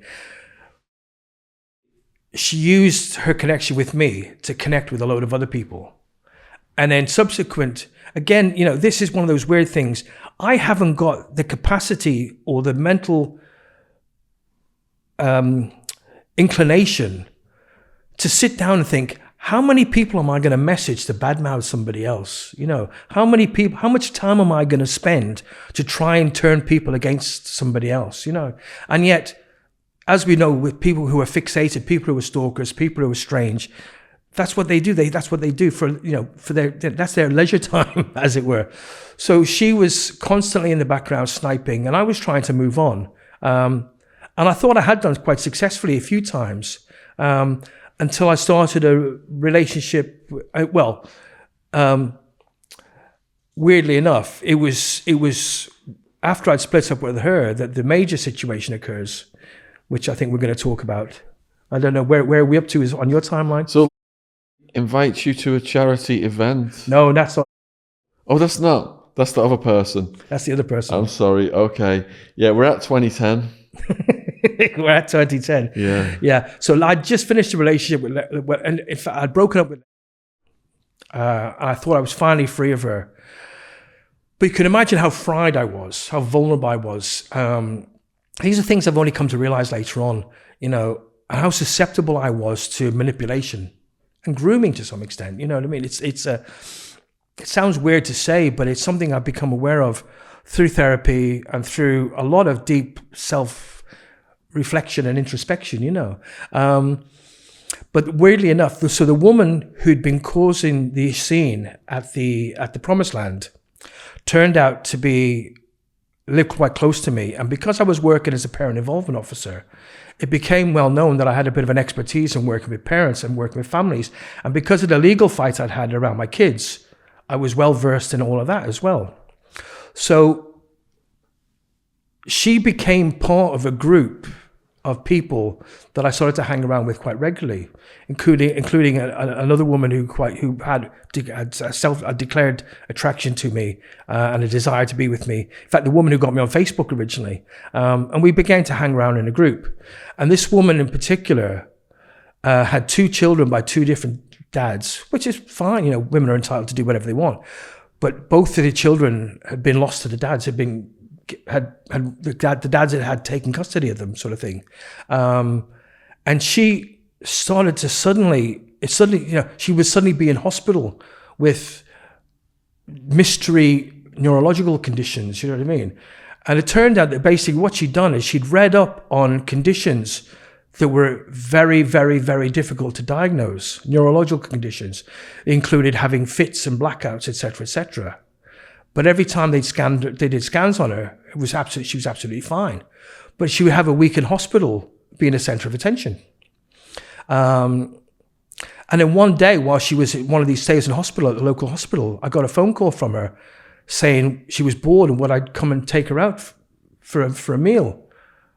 So I just thought, well, as a friend, okay, why not? So I took her out for a meal. And whilst we're having a meal, locally, close to the hospital, her mother had phoned her to say that the hospital had reported her as missing. And she said she'd had permission to leave the hospital, but she hadn't. She was an inpatient. So I had to take her back to the hospital. And that was that situation. There was a couple of others where she was ill. Then all of a sudden, she started walking with a white stick, claiming that she was visually impaired and registered blind. So people would help her around and all the rest of it, you know. And this is important. Later on, you'll understand why it's important. So basically, I'd meet her. You know, she'd say, "Oh, do you want to come? My dad's singing somewhere. Do you want to come and see him?" And I'd go with her. And I think I was helping her out because she was visually impaired. And, you know, I'd put myself out, make sure she got home safely, never went into her flat, never did anything like that. Nothing between us sexually, nothing between us romantically at all. And then one day, I was preparing to help run a friend's wedding, 2 friends' wedding in the Midlands. And I went for a meeting with them on the Thursday night, just in Crouch End. And I started getting text messages from this woman asking me if I'd go to a benefit for autism at a local venue. And I really wasn't in the mood for it because I had things to do, and as I was getting ready to run this wedding for the whole weekend in the Midlands. But she really laid it on, please come, we would love you to come. And she played on the fact that my son's autistic, which again is something that comes into it later. So eventually I agreed. I met her, and she was with another guy. And we went to this event, and it turned out I knew the mother of the child with autism. So that was quite nice. So they were all out doing their thing, and I was hanging out, just having a drink and sitting by myself, talking to people occasionally. And at one point, this woman comes and sits down next to me and says, Steve, she actually said to me, Steve, I don't know if you're aware of how I feel about you. And I'm like, well, we're just friends. And she said, no, I really, really love you. And I'm like, well, that's a bit unexpected, And she's saying, no, I really, really like you. I really, I think you're a great guy, you're a great dad, and all the rest of it. And I was like, well, that's very kind, She said, can you give me a hug? So I gave her a hug. And then she went off. And the guy she was with were doing coke all night. And I'd given that up a long time ago. I wasn't interested in all that crap. So at the end of the night, she was like, so let's go back to, can you come back to the flat? I've just bought decks. Will you teach me how to DJ? So I'd had a few drinks. So I said, and it was going to be her and this guy and her friend, and then another girl that was staying with her. So I said, okay. So we went back to the flat, and we carried on drinking and having a laugh. And they were doing more coke, and I wasn't, weird enough. Not weird enough, but I just wasn't, people say, well, really, considering what you used to do, but no, it was just, because on the Friday, I had my son from after school till, I used to pick him up from school as part of the custody arrangement, even though they were supposed to be with their mum from Thursday afternoon till Sunday afternoon. Part of the deal was I also had quality time just with my son because of his autism, because of his routines, etc., etc. So I knew how to do that. So basically it came to about 2 or 3 o'clock, about 2 o'clock in the morning. And I said, look, everybody else had gone to bed or left. And I said, I've got to go. I'm going to go home now because I'm really tired and I've got to be up in the morning. She said, why don't you stay here? I said, but it's a bit of a drag. So she wanted me to go back to the flat to teach. She just bought decks and she wanted me to teach her how to DJ. And they were still doing coke and it wasn't just me and her, it was her and the guy that she was with and a few other people. And I went back because I'd had a few drinks. And it got to the point where basically it was just ended up with just me and her. People had gone to bed or people had gone home. She had a friend staying with her from down south somewhere. And so it was just me and her. And at one point I'd basically said, look, I've got to go home because I know I've got to be up in the morning. I've got my son tomorrow afternoon. And then I've got to go up to the Midlands to run these friends' wedding. And she said, well, stay here if you want, if you're tired. And I said, well, where am I going to stay? And she said, you can sleep in the bed with me. Now I've shared a bed with female friends before. Absolutely nothing happened, nothing untoward. First of all, I know what I'm like as a man, as a human being anyway. More importantly, I would never do anything with a woman that I wouldn't want to happen to my daughter.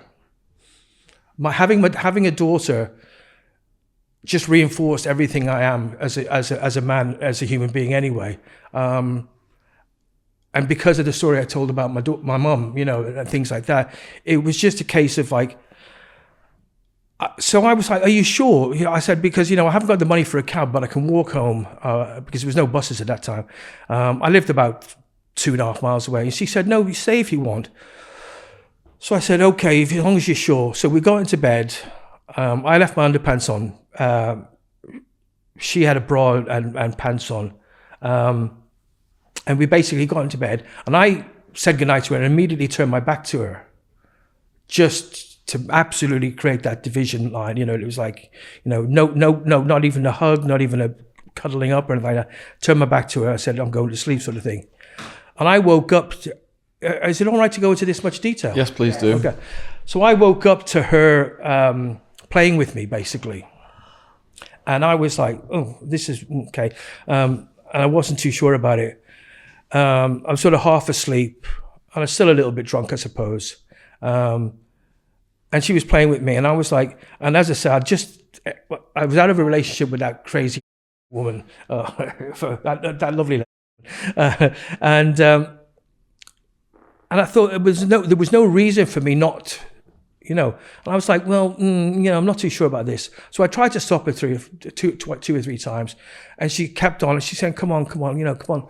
So eventually I sort of turned around towards her and started to engage with her. And she was like, am I allowed to swear? Yes. She was basically saying to me, come on, me. I want you to me. So we started having sex, basically. But because of what I've been through in my life, I have this thing where it was diagnosed as a psychosexual situation where basically I can't be intimate with a woman unless I genuinely believe they want me. They're into me. And there was something about the way she was, something about her eyes, something about the way, and I just thought, I just don't want to do this. Now I know people say that it's unheard of for a man to say, no, I don't want to have sex. But that's exactly how it was. It just didn't feel right to me. So I said, I want to stop. And she was saying, no, come on. And I was like saying, no, I don't want to. So I said, I've got to stop. So I literally stopped, went over to my side of the bed again. But I didn't want to upset her by saying, look, I'm going to go now, or anything like that. It was a massive emotional, psychological quandary for me. So I thought the best thing I can do is just to say, look, I'm really sorry, no reflection on you. It's just what's going on with me. And I sort of stayed and turned over and went back to sleep. That was it, basically. And in the morning, I got up.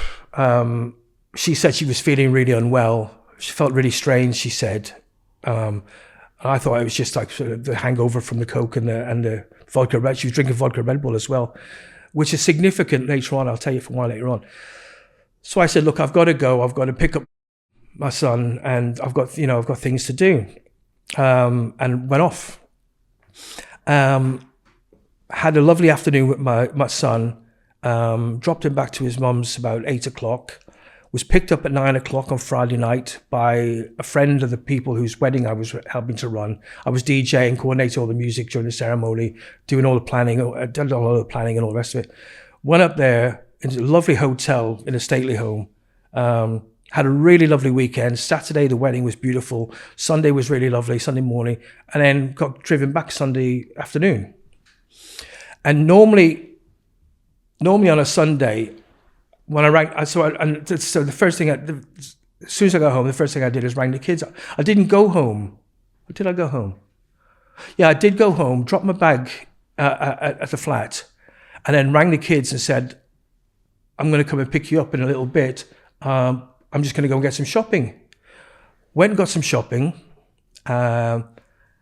which is unusual for usually I'd pick up the kids and then go and do the shopping. But for some reason, did the shopping, as I came back, when I got back to the flat, there's 3 coppers standing outside the front door of the flat.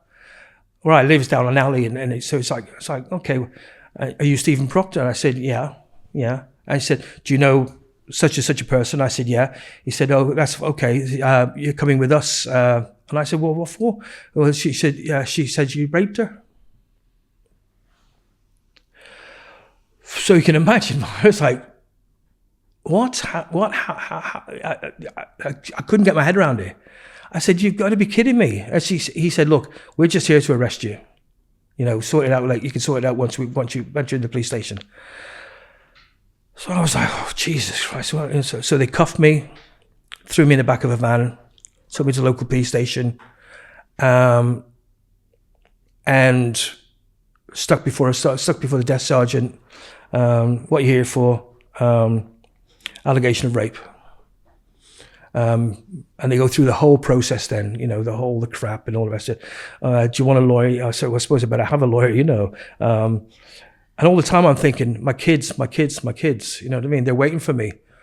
So I say to them, look, my children are expecting me to collect them from their mother. As I have shared custody of them.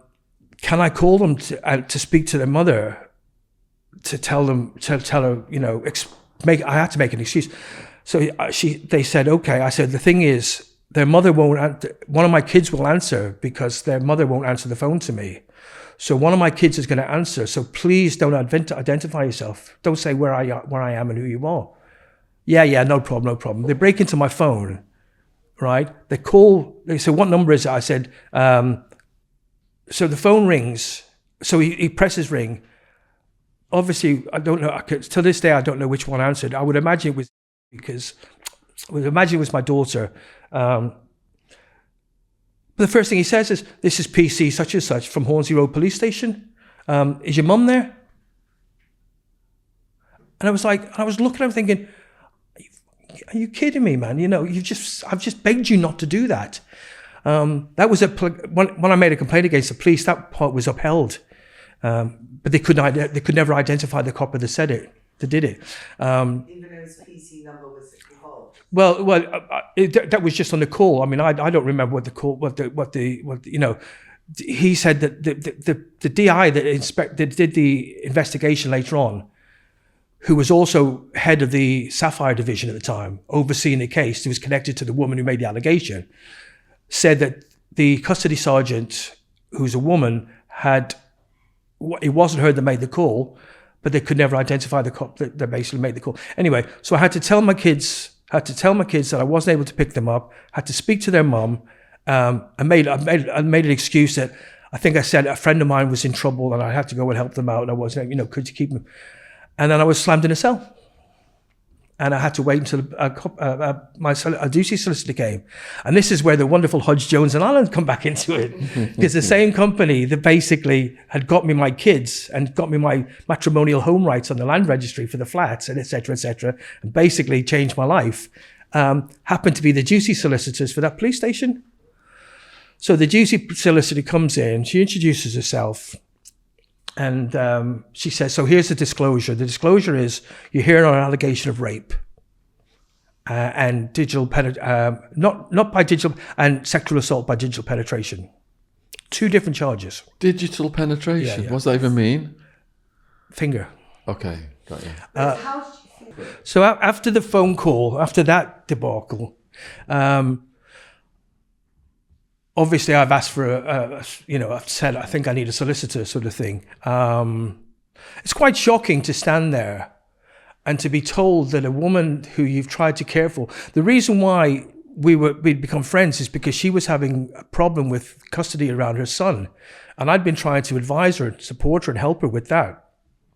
And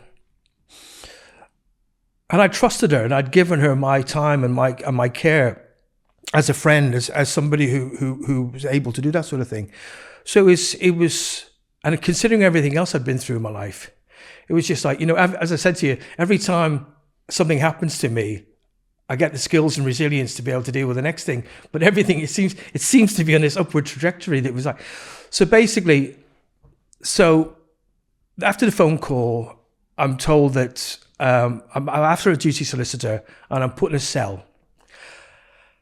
I'm sitting there, and they're quite nice. I mean, do you want a cup of tea? Do you want anything to eat? What really do you think I can eat, in this situation? But do you want a cup of tea? And that was quite nice. And then the door clanks open. You can hear the keys and all the rest of it.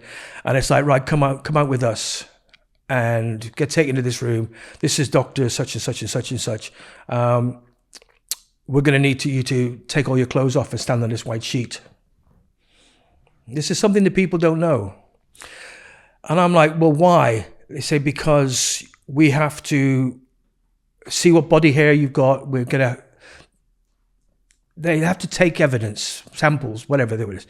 So basically, I had to literally take all my clothes off, stand on this sheet, had my finger under my scrapings taken from under my fingernails, swabs taken, hair samples taken, and then had my pubic hair brushed, combed,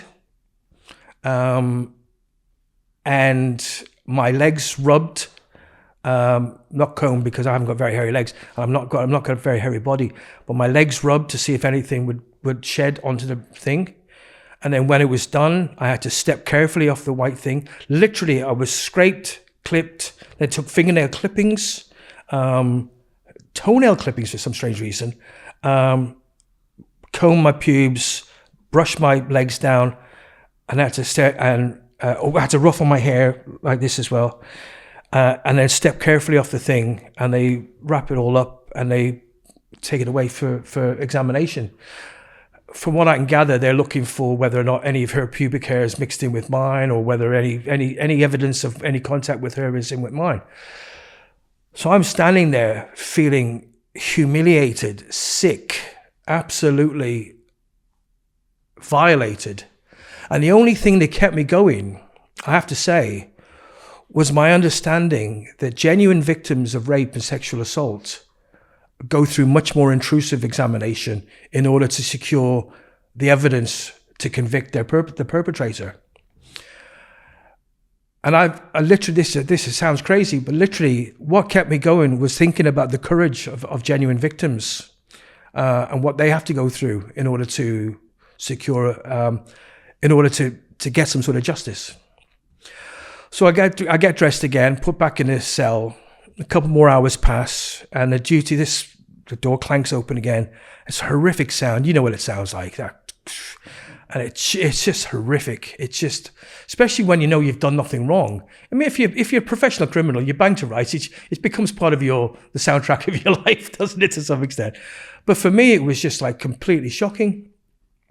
So the solicitor comes and we sit down, and she says, right, so the allegation is that you raped her and you've penetrated her with your fingers. So I've gone, oh, okay. So then I said, so let me tell you the story. So I told her the story, exactly like I've told you, maybe a little bit more detail even. And she said, normally I would advise clients to go no comment and let them prove it. She said, but in your case, she said, it's a legitimate story of consensual sex. Tell the story. The only time Hodge Jones Allen have ever let me down, I got the wrong piece of advice. She thought she was doing the right thing. What I should have done is made a prepared statement and then gone no comment, and tell them to prove it. But me being naive and being trusting Hodge Jones Allen, and it was erroneous for her to advise me that, but it was only because she was lied to by the police. She said I was there on an allegation of rape, and yet in the woman's ABE, Achieving Best Evidence video, which is done for all rape and sexual assault victims, she never once says that I raped her. She said that she was asleep the whole thing, and she woke up and felt wet between her legs and thought that maybe I'd done something to her. So that was the whole basis of her story, and that comes back to bite her in the arse later on. If the police had said to my solicitor a suspected sexual assault, she would have advised me to go no comment. But because they said it was allegation of rape, she said she thought it was important that I tell my story to get it on record. So then she goes away. Next thing, I'm back in the cell. Next thing, cell clangs open again. I'm in this interview room with a female DS and a male detective, and this female's running this woman's running the interview, and you can see right away that she hates me, and she's from Sapphire, the Specialist Sexual Offence Squad, and she's like, well, did you rape her? And I said, well, no.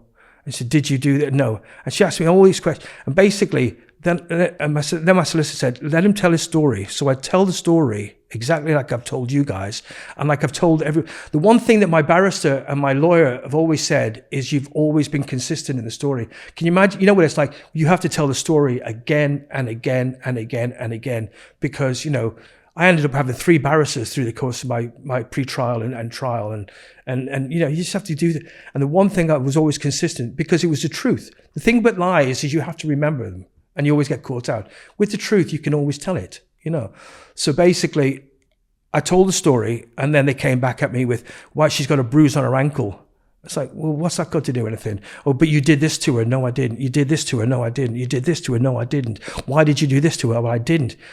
The story was that she claimed that she had a neurological condition that meant that she had fits in her sleep, and she blacked out. She would black out, and she claims that she'd told me I could sleep on the couch, and she'd offered me a duvet and a taxi number, neither of which was true. And I couldn't sleep in the spare room because her daughter and her friend were both in the spare room, which was a lie as well. So she claimed that I'd gone to sleep, I'd lain on the couch, she'd gone into her bedroom, she'd fallen asleep and was having a fit. I'd heard her having a fit and snuck into her bedroom and raped her or she thought I might have raped her while she was having a fit. This is a woman who'd been doing coke and drinking vodka Red Bull all night, right? So anyway, so they put all this to me and I was like, well, that's just ridiculous. That never happened. I answered everything. So I was like, okay, fine. She could see she was getting really exasperated because she wasn't getting what she wanted out of me. She wasn't making me angry. This is the great thing about, again, do you remember what I said about experiences have taught me things? All the way through the fight for my kids, every time I appeared in court, my solicitor said to me, do not react. Doesn't matter what lies they tell. If you show a sign of anger or frustration, the judge might believe that you're capable of something. So I had to learn to sit straight-faced while I was accused of all sorts of things. So when it comes to a police interview, even though I'm freaking out, and it's a very serious matter, I'm thinking, keep it cool. Keep it cool. Don't give them anything they can use. Don't give them anything they can use, because at the end of the day, you've done nothing wrong. The truth will come out. Slammed back in a cell. 2 hours later, pulled out again. By this time, it's about 4 o'clock in the morning. The woman DS is there, and the detective, male detective, and I'm standing in front of the desk, and they're looking at me, and she's saying, you know, we're going to have to investigate your story. You know, we don't know how long it's going to take. You know, we don't believe what you've said to us. We'll have to get more evidence. And all the time I'm thinking they're going to put me on remand or something like that. And I'm freaking out, absolutely freaking out. And the male cop, to his credit, bless him, looks at me and he can see I'm freaking out.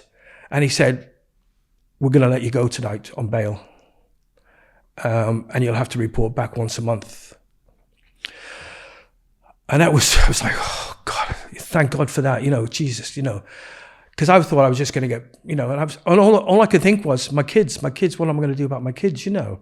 I couldn't tell their mum what was happening because she'd have used it against me to get the kids away from me, you know what I mean? So I was released pending further inquiries with a date to return a month later.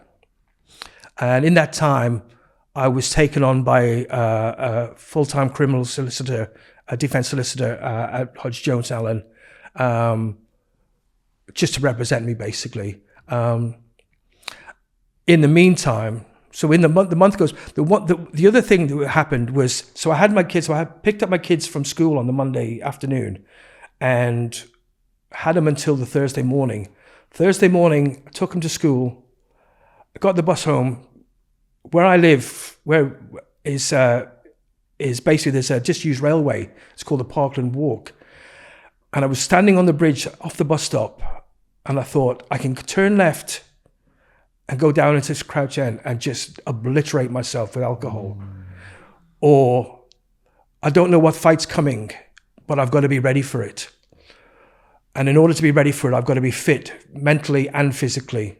So I went home, put on a pair of battered old trainers, a pair of shorts and a t-shirt, and started running down the Parkland Walk. And the first time I ran, I probably ran about 100 meters, then I had to walk 100 meters, then jogged a little bit. And then so I started setting myself goal that every day I would run, and that I would go until I could get all the way from the start to the end of the Parkland Walk running. Then I see how far I could get back before I had to stop. I slowly built myself up to the point where in 2011 I ran the London Marathon. It was a real Forrest Gump type situation, you know. And I've subsequently ran 3 other London Marathons after that. But basically, running probably saved my life at that point in time.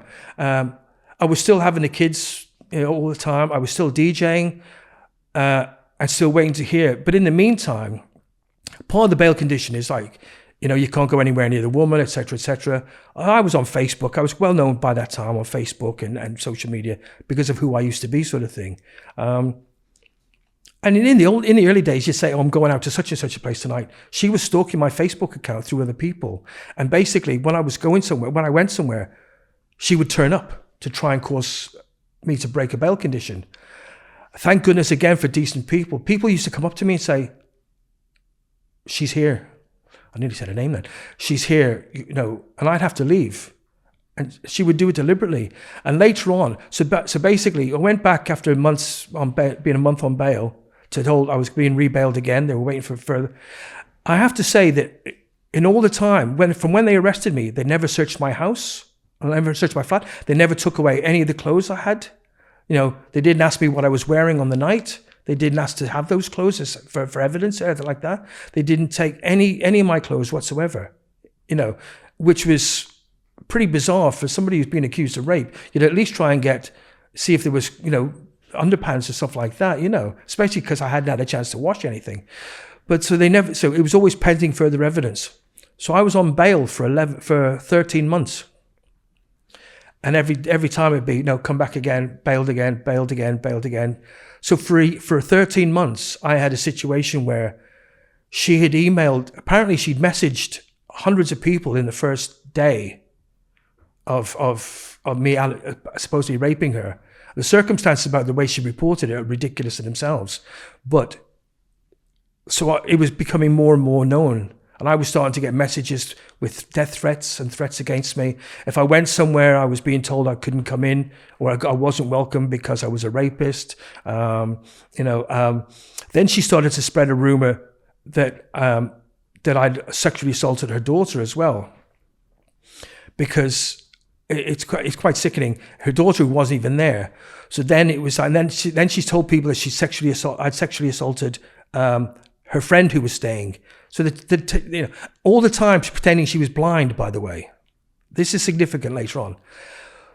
So in the meantime, we're preparing a case against the police, a complaint against the police for how long it's been taken, how long it taken for for how long I was on bail, etc. And just as we were to submit the complaint, the law changed about bail conditions, whereas you could be on bail forever at one point. But on the day that the law changed, I was charged, because they either had to have let me go for completely free, no further action, or they had to charge me. And it later transpired that this woman, DS, in charge of the case, being supported by a DI above her, who was connected to the woman who made the allegation, had pressurized the CPS on 4 different occasions to get permission to charge. And every time the CPS had asked for more evidence, they'd asked for neurologist reports, which never came forward. So basically they charged me in June of 2011 with a court case, with a court date of January 2012. So once I was charged, she had a field day. She was saying, he was being charged. And then, lo and behold, who pops up? Messaging people saying, oh yeah, he raped me as well. And then setting up fake profile accounts and Twitter accounts saying, Acid House DJ charged with rape, not safe to have in venues. And I was I started getting, the small DJing work I was getting, it was starting to get cancelled. People were coming to places where I was working and sort of letting it be known that they were friends with the women involved. Did you fear for your physical safety? Of course I did. Absolutely I did. Which ended up with me having to stop working at the Drunken Monkey because I was really exposed. Very exposed. Weirdly enough, and it was during that time that the next protagonist appears and basically, and here's the thing with me is basically from on, I had a short relationship before I went to trial, but to protect the woman who I was having a relationship, who was absolutely such a lovely human being with a daughter, to protect her, I ended the relationship before I went to trial, because I did, just in case, if I was found guilty, it would reflect on her, and even if I wasn't, it was starting to reflect on her anyway. But I've made a point from the moment I was arrested. If I was even getting friendly with a woman, I would sit them down and say, look, this is what's going on with me. If you choose not to have anything to do with me, or you choose, not to be my friend, I completely understand. But I'm telling you the truth and the facts now, so you can make that judgment, right? And to protect you. But I said, protect me as well. And in every situation, this other woman couple of other people I'll possibly talk about later on. And every one they said, "Oh no, we don't believe her. She's a loony. She's known she's known to be nuts. She's known to be crazy. She's a liar. She's an attention seeker." Every one of those women had then turned around, apart from the lovely person who I ended a relationship with, turned around later on and said I'd either raped them or sexually assaulted them, or they knew there was something wrong with me. So basically I was charged, and the abuse, the trolling, the threats got more and more.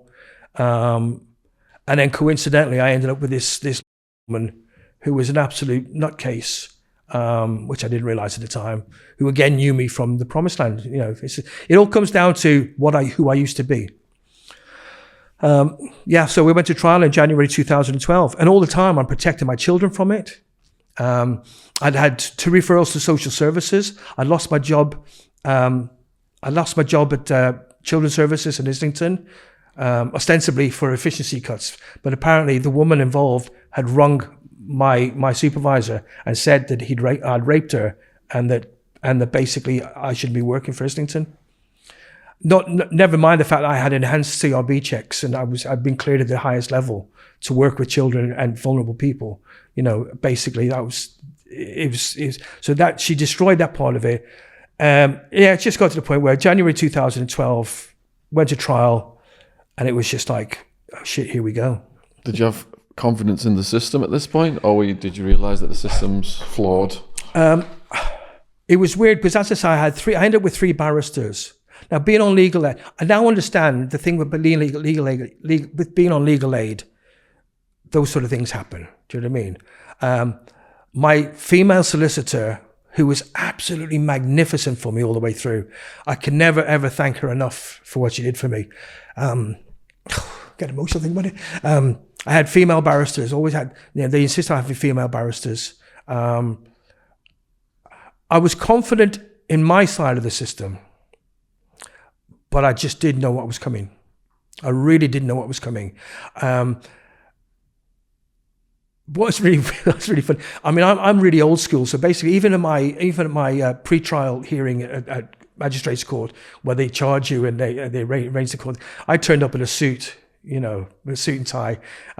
First day of court at Wood Green Crown Court, I turned up with a suit and shirt and tie, with a briefcase with paper, all the papers, because you get stacks of papers and statements and all the rest of it, and an overcoat and umbrella because it was raining, and got to the thing. It's a full body metal detector, and I'm like.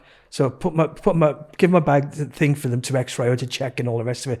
And I go through the full body metal detector, and the guy says, "Oh no, sir, you don't have to go through there." I said, "No, I'm the defendant." He said, "Oh, I thought you were a barrister." It's like, okay, well that set the tone. But I was confident in my side of the system, but I just didn't know what was to come. And I tell you what, if I had known what was to come, I'd have probably been freaking out a lot more. But what's interesting is one of the things on the very first day of the trial, before the trial starts, my barrister, all barristers are legally obliged to offer you a deal because it saves them a lot of money and time and all the rest of it. I think I've heard you talk about that as well. And it was like, okay, so here's the thing. If you plead guilty now, you'll get 4 years because you pled guilty, and you'll get some time off that, etc., etc. You'll probably do 2 or 3. I was like, 2 or 3 in a fucking jail where I'm a sex offender? You're kidding me, aren't you? I said, just no way I'm gonna. I said, first of all, I haven't done anything wrong, and secondly, why would I take a deal for something I haven't done? I said, that's basically screaming that I'm guilty. I said, not in a million years. She said, well, if you get found guilty, you'll do 7 or 8 probably. And, you know, and I said, the end result's the same. I said, if I'm in prison, I'm either going to get killed or I'll kill somebody trying to kill me. I said, because I'm not going to stand for that shit. Sorry, I shouldn't swear, but I said, I'm just not going to take it, you know. So I said, no, the deal's off. I'm not interested. So we go to trial. And it's really weird. The first day, standing in the slatted glass, the really thick slatted glass, sitting there, and the guards, the booth guards, so they're all pretty quite nice guys, nice people. Do you know what I mean? And it's like, you know, and it was like, and it's all there, and the jury comes in, And of course, it starts, and the first witness is her, and they show the ABE. And I already had a transcript of it because we're given that, but we're never allowed to have a copy of the video. It later transpires because in the past, prisoners have had them, genuine rapists have had them, and they've showed them around and shared them around for other people to get off on. It's quite sickening, really, but to think what's going. So anyway, so I had the transcript, so I knew what she was going to say. She's blatantly flirting with the guy, saying, I'm visually impaired, but I can see you've had really nice white teeth, and I've got a nice colourful tie on, and all this sort of stuff. And my solicitor said it's vomit inducing the way it went on. And she goes on to this whole thing about, well, I don't know if he raped me or not, but I think he's autistic and he doesn't really know what he's doing, and all this sort of stuff. It was quite horrific. And at the end of it, we already knew most of what she was in that, but then my solicitors are allowed to, the prosecutor asked her questions, and then my barrister's allowed to ask questions.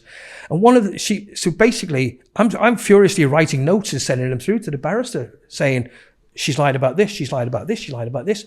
So literally, by the end of the first day, she'd said that she'd never sent me any text messages, and I'd said to my barrister, I'd sent her a note saying, I've got 2 phones with text messages on them from her, right? She said she never sent me any Facebook messages. I said, I've got Facebook, I've got to show you. So basically, so she said to her on the stand, what about text messages? Did you ever send him any? You said, did you send him any text messages? She said, absolutely not. Never had any communication by text message. Did you ever phone him up? She said, once. And I still have my logs where you could show she'd phoned me loads of times. Then it was things like, had you had any cocaine the night on the night of the event? And she said, absolutely not. And she said, well, your tox screen comes back from the Haven saying that there was cocaine in your system. And she said, and it has to have been there within 24 hours of you taking it, which is. And she said, oh no, I had some a couple of weeks before. So she lied about that. So basically, by the end of the first day, it was evident she lied about the cocaine. She lied about the text messages. She lied about the fact that her daughter was sleeping on a blown-up mattress, right? And the police had never taken photographs of the spare room. And we asked the police officer why, and she couldn't give an answer to that. She was asked about the relationship she had with the cop, and she had to admit that she'd had an inappropriate relationship, and the cop refused to come and give evidence. The cop retired before he could give evidence, right? And then it's crazy stuff. This was the guy that she'd done the interview with, and then it turns out that the DI that was also involved with it, that she'd actually moved in with, had also refused to give evidence and put it all on the DS who was running the case. So basically, by the end of the first day, when the jury were out, because we had to ask a special thing, my barrister was able to say, we've got evidence of text messaging, we've got evidence of Facebook messaging, we've got evidence that she lied under oath about the cocaine. He said, bring them all in tomorrow, bring the phones in tomorrow, bring all the evidence in tomorrow. I'll consider it before we start court. So we showed him all the evidence. And I was expecting, my barrister said, he's going to stop the trial now. And she's going to be charged with perjury, perverting the course of justice. And he said, okay, I've seen it all. But let's bring the jury in. And all he said to the jury was, further to her testimony yesterday, I've seen evidence. We've been shown evidence that she did in fact send him numerous text messages on 2 different phones over a period of time. She was contacting him through Facebook, and she had telephoned him. And we have concrete proof that she lied about using cocaine on the night. I was expecting him then to say, so I'm going to dismiss you, and it's the trial's over. He said, so anyway, so now day 2, and we had to go back into it.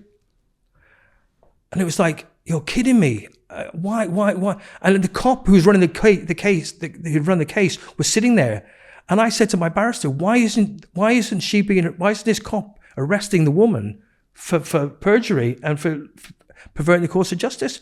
And she said, well, something that might happen. So when the cop got on the stand, it turned out they'd withheld 4 pieces of evidence including the text messaging, including a neuroscientist, a professor in neurology report that said there was no evidence that the woman had seizures or any neurological difficulties whatsoever. Absolutely no evidence of that whatsoever. And they'd withheld that. They'd withheld other piece of evidence as well. And when the policewoman was asked about it, and she just dismissed it all. Basically said, well, you know, it got lost in the case because it went on for so long. So basically, I was expecting the case to be stopped then, when it turned out they'd withheld evidence. But no, we ploughed on. So then her witnesses turned up. One of them made a liar of her on the stand, which again went, as the judge used to say, went to my advantage later on. Then we had the policewoman again, and then we had my witnesses. Then it was our case, and I had the head of a female head of a children's centre stand up as a character witness for me.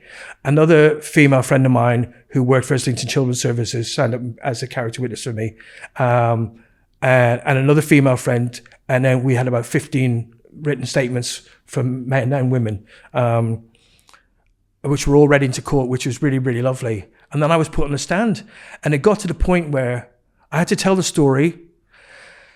I had to tell the story about why I had a psychosexual problem. We submitted evidence from a professor of psychosexual, professor of psychology who specialized in psychosexual, basically explaining it, demonstrating why I had a diagnosed psychosexual problem, which would have made it very unlikely that I could have forced anybody to have sex with me or taken advantage of anybody.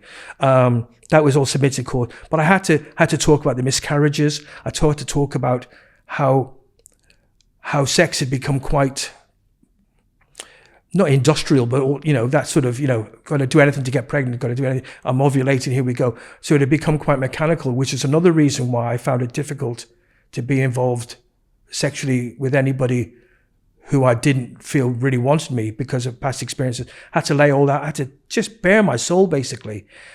And then the prosecution barrister was reduced to like, but you did it, didn't you? But you did it, didn't you? Because he had no evidence. He literally I could see him getting frustrated. He was just like, I've got nothing to say to you that's going to catch you out in a lie because you haven't lied. I could see in his face, he was just, it was like, but why did you rape her then? Why did you do it then? And I was like, but I didn't. And again, the great thing about learning through being a family court and all the rest of it, all through the trial, I had to hear the most obscene things about me. And I had to just sit there with a straight face. Couldn't react. I could see and feel jurors looking at me. And then somebody would say something quite horrific, and they'd look at me, and I'd just be like that. And I'd learned that. And again, whilst it was horrific while I was going through it as fighting for my kids, that battle equipped me with everything I needed to get through a rape trial. So it came to the Friday, the judge is summing up. There's some technicalities, bits and pieces. He was running another trial at the same time of a load of kids who'd been arrested for rioting in Toxteth, which is quite good fun. But basically, so we're going to break for an early. He said, how was it now? We're going to break. They're going to break early, about 11:30, and then we'll come back. We'll do do the judge's summing up. And we'd ask permission if I could go off site, and he said, well, no, technically you're still on bail to the area, to the grounds, to the court. He said, and it might be worth you. He actually said it was really encouraging.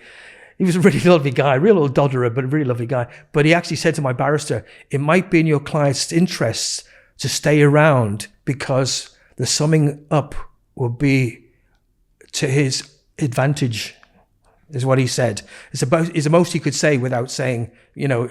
And then, so we hung around, and then it was like the judge's summing up started. And it was great because, you've got a transcript there.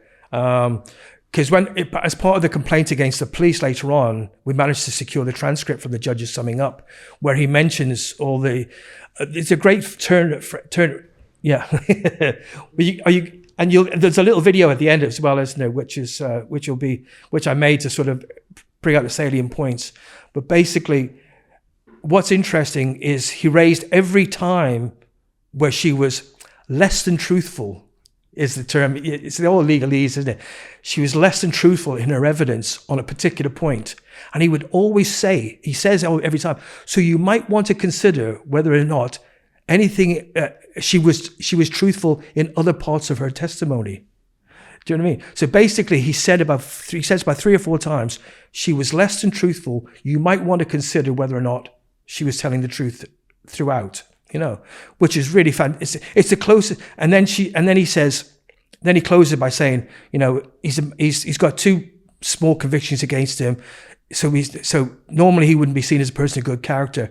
But he said, I'm instructing you as a jury to see this man as a person of good character. And a person of good character is less likely to commit a crime and more likely to tell the truth. He said, so I want you to weigh that in his advantage. So if you believe that he's a person of good character, then the case goes for him. If you believe what she has said, then the case goes for her. Go off and make a decision. It was like, wow, it's the closest he could get to saying that she lied and I was to be believed without being able to say it. I've had barristers go over it subsequently, and that's exactly the extrapolation they get from it. And it goes into detail, which is quite interesting, and he lays it out for them, which is really, really good. So they go off, and it's like, by this time, it's about 2:00 Friday afternoon, and we're thinking, okay, so we're going to break for the weekend, and we'll come back on Monday morning. We're sitting there and having a cup of tea and, just waiting. And literally it gets to about 5:00 and we're thinking, oh, we're definitely, we're going to break. And the jury are back.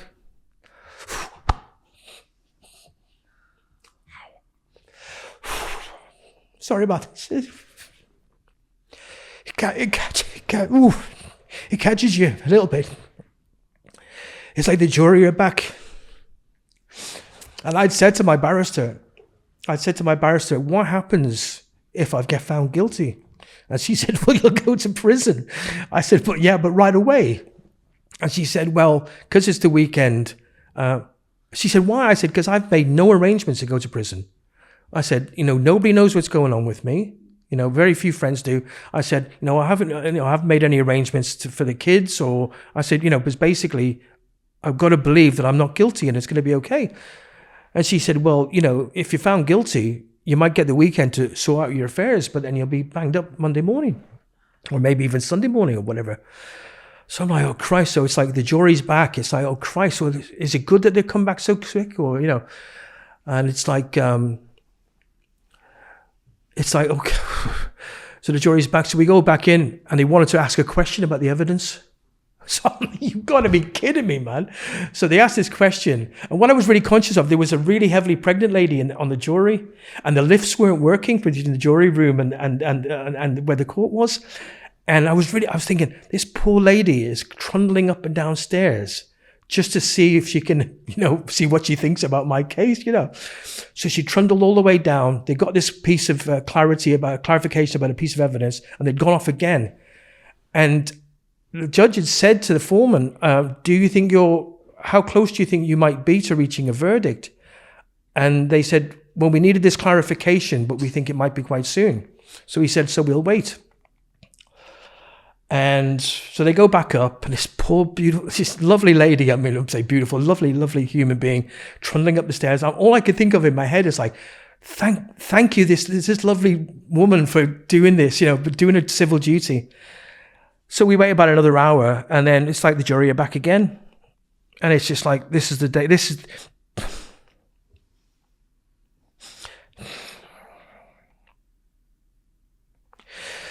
is going to decide the rest of your life, basically. And it's like, and there was 2 charges. It was rape and sexual assault by digital penetration. What makes it sickening is they say on a female over 16 years old. So they make it look like it could be a 17-year-old or a 16-year-old, or it's really quite sickening the way the jargon is put together. They didn't have to charge me like that. They didn't have to charge me twice. They could have just charged, but they knew they were on a sticky wicket with the rape. That's why they went for the digital penetration. This is what my barrister told me later anyway. So basically, it's like, go in, sit down, the jury come in, And it's that old thing, look, do you look at the faces? You don't look at the faces. I thought, I can't look at them. And they're looking at me, and I'm thinking, it's like, Mr. Proctor, will you stand up? And it's like, here we go. It's how'd you find, not guilty? How'd you find not guilty? And I just, wow. It was pretty amazing, to say the least. Pretty mind-blowing, to say the least. And it was just like, and what was really lovely was that at the second not guilty, the whole jury turned around and looked at me. And you could see them on their faces, they were saying, we're so sorry you've been through this. It was horrible. It was quite, I was crying. I thanked them all. And I just didn't know what to do. And it's all a bit, there's formalities and bits and pieces, he thanks the jury and, and I'm like thinking, thanks very much, But obviously I'm not celebrating because ultimately at the end of the day, it's I know how much it's affected me and just how relieved I am. And all I can think of is I could just go back to my kids, things can be, And then he says, Mr. Proctor, stand up. He said, you're free to go. Just those 3 words. No, 4 words, sorry, you're free to go. 4 words. He says, sorry, you're free to go. It's just like, part of me was like, is that it? Is that all I'm going to get from this? You're free to go. Not like she's lied and she's going to be arrested. She's perjured herself and she's going to get done for perverting the course of justice. Nothing. It's just, you're free to go. So I go off, and apparently within half an hour, she was phoning everybody and messaging everybody saying that I'd got off on a technicality because she'd been frightened to admit that she'd been on coke, and they'd found out that she'd told a lie about that. So I got off on a technicality because of that, because the jury didn't believe, because she'd lied about that. I got off on a technicality. So everybody, I'd had people saying to me, prove you're innocent and I'll shake your hand. But of course, nobody says you're innocent. They just say, well, you haven't been proven guilty. That's the, and now I'm completely aware that there are scumbag perpetrators who have gotten off with things. The phrase that sickened me, and it still sickens me, is, but you got off with it. No, I didn't get off with it. I was found not guilty by unanimous verdict after about 4 hours of deliberation by 12 good and honest people, peers of my peers, because I was not guilty. You know what I mean? And that's it. People think, no, it's not. I said, scumbag bank robbers are scumbag. Well, bank robbers aren't scumbags unless they hurt people. But scumbag people, criminals, get off things that they've really done them because they've got clever lawyers or they got lucky. I said, I didn't get off with it. I was found not guilty. I went through the whole legal process. All the process, everybody says, oh, face justice, and then we'll decide. I said, I went through your justice system and I was found not guilty, and you still don't believe me when I tell my story. And that's why, for me, it's quite liberating. Thank you. Sorry about breaking down, but it's like, it's been, and I thought that was the end of it. Anyway, so if you want to move on now. Sorry about taking so long about that. The campaigns continue against you. But man, that was, I can't believe how cathartic it is to be able to talk about this in a situation where hopefully people will know the full story and be able to decide for themselves based on all the evidence, not just lies and bullshit and hearsay.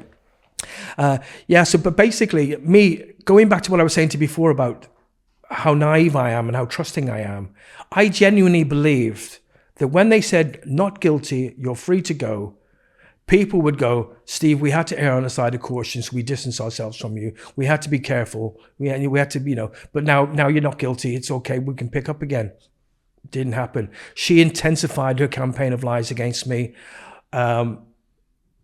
It just got worse and worse and worse. So basically, I didn't get any phone calls from people saying, oh, do you want to come and DJ for us again? Do you want to, let's work with you again. But at the end of the day, I didn't really care because I had my kids. But then the next thing, within days, I get a phone call from the Crouch End Tribune or whatever it is, the local newspaper anyway, saying that we understand you've been on trial for rape and you've found not guilty. We're going to run a story Have you got anything to say? And I've said, well, how the hell do you know about that? And the guy said, well, he said, we follow the court listings. I said, don't give me that crap. I said, look, I said, this is not in anybody's interest. I said, and my kids will find out, and my kids' friends' families will find out about it. I said, there's no need for this. And I said, can we meet and talk? And I spoke to my solicitor in the meantime. And here's the incredible thing. I spoke to my ex-wife. I'd messaged her and I said, can we meet and talk? I've got something to tell you. And she met me and I told her everything that had gone on, told her I'd been found not guilty. I said, and I'm telling you now because the local paper are going to run something about it, and I want you to be prepared for, if the kids ask questions, etc., etc. And she said, oh, I thought you were going to tell me you had AIDS. which was a typical sort of thing she'd say anyway. So, but what was interesting, what was interesting was that I told her what was going on, and she said, by that time she was working in a very senior position with BT, and she said, I'll speak to a friend in the media department, and she said, the best thing you can do is ask for a meeting with the reporter and make a statement. So I had a meeting with the reporter, and he finally got it out of him that basically the woman herself had gotten her then boyfriend, or forgot to mention, she turned up at court 6 months pregnant to another guy. This was the third baby to a different dad. And she'd gotten the guy to ring up the local paper and say, there's a trial going on at Wood Green Crown Court of a famous acid house DJ called Steve Proctor. We've been told he's going to be found guilty. You want to be there for the verdict, right? So when I was found not guilty, of course, he put a different slant on it. And apparently this guy had said, I'm about to become a father myself. Scum like him shouldn't be on the streets, etc., and all the rest of it, which they didn't use, obviously, but I was told about it. So I basically said, this is a case of police malfeasance and one woman's lies. I said it should never have come to court, and it should certainly never have taken 20 months to come to court. I said, my life has been destroyed by this, and all I can do is, try to protect my children from it as much as possible. To their credit, they put that in. But then, of course, that's everywhere. All it has is DJ cleared of rape. That's what the headline is. That's the clickbait, as it was at the time, which is just newspapers, and that went round to about 4 or 5 other local newspapers in the North London area. And all of a sudden, people were coming up to me and saying, "Aren't you that guy that was?" They put a picture of me in and everything. It's like, fuck. So my next option was to. I did a piece in the Evening Standard for my solicitor about false allegations and false prosecutions, malicious prosecutions, and in the meantime, it instigated a point complaint against Haringey Police and certain police officers, including inappropriate relationships, which were investigated and never upheld.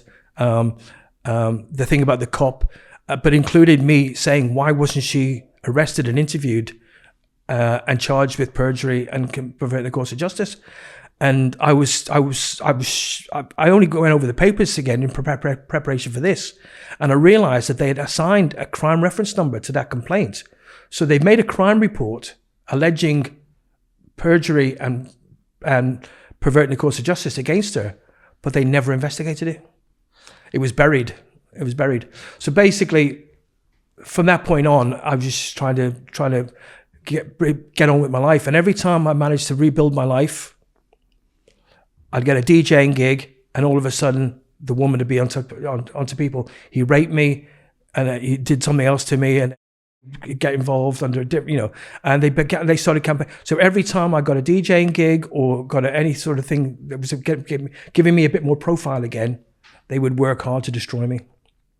And then very well-known DJs got involved, who used to be my contemporaries, a lot of whom I'd helped get going as DJs or get their clubs going, because the availability of work was getting less and less, especially for old school acid house DJs, as it were.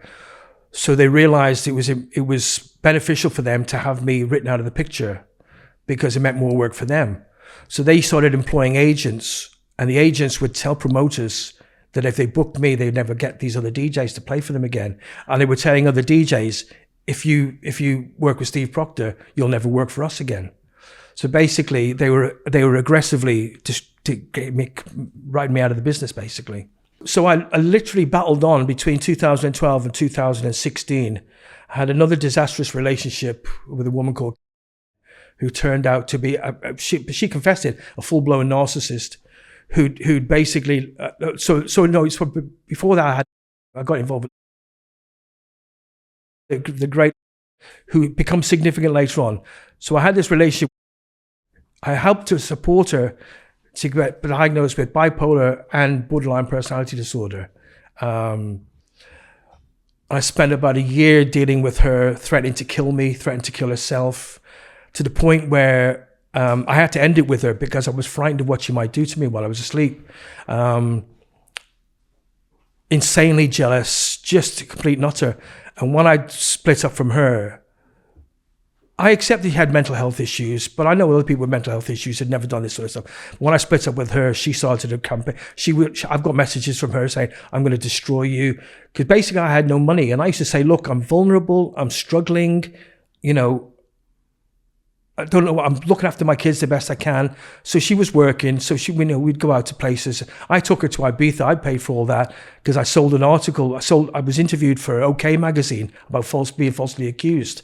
But quite often she would pay for things and treat me, because that's what manic people do. They bombard people with gifts and stuff like that to get love back, and it's the analysis is deep. She just turned up one night to the Drunken Monkey, saying she'd just come back from Australia and that she'd found me, and she used to be at the Promised Land all the time, and she really, really admired me and really liked me and all the rest of it, and basically almost pushed us into a relationship. And she was just, to be honest with you, I was so emotionally and psychologically fried by that time, by everything, that I've talked about and everything that had gone on. I just didn't know where I was. Every ounce of emotional energy I had, and mental energy I had, and physical energy, was focused on protecting my children and keeping them safe and trying to move forward with a life. It was just, that was all I cared about. So this woman inserts herself into my life, and I'm not, it wasn't unpleasant, but it very quickly became very, very worrying, very abusive, in so much as that, she would kick off on me for no reason. She was physically violent to me. She would constantly threaten to kill herself and leave a note saying it was my fault. She would threaten to kill me and then kill herself, saying it was all my fault and I attacked her. No, it was quite horrific. And I see, again, this is my problem. I'd made the mistake of not only telling her about what had gone on with the rape allegation, the trial, but I told her my childhood history and my history around fighting for my kids. This is the stupidity of me. I haven't got the ability to recognize the potential for people to use information that I've given them against me.